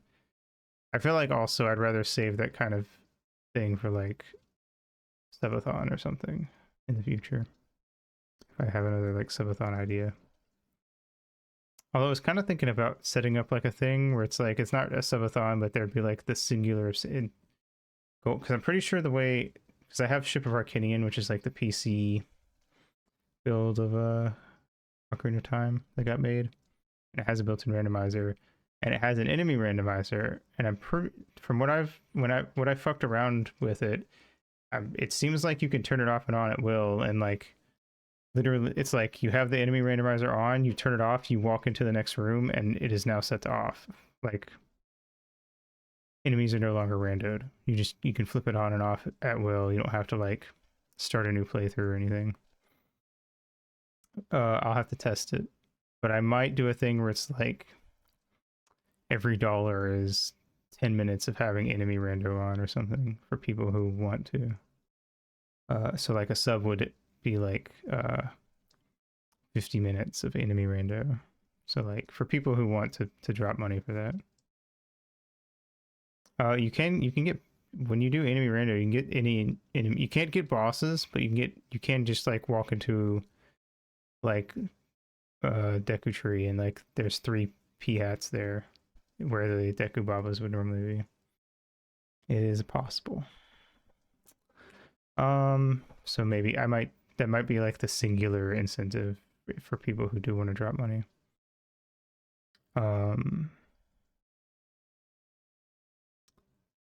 You know, might be interesting.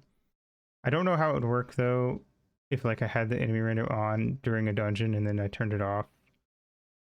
I don't know what loading zones count as like, okay, enemy rando is off, and what loading zones would still have like the settings set to like enemy randos. Oh god, the Lizalfo room would be terrible for P-Hat. That would suck. Anyway, but yeah, it'll probably be a 12-hour stream, starting at noon and ending at midnight.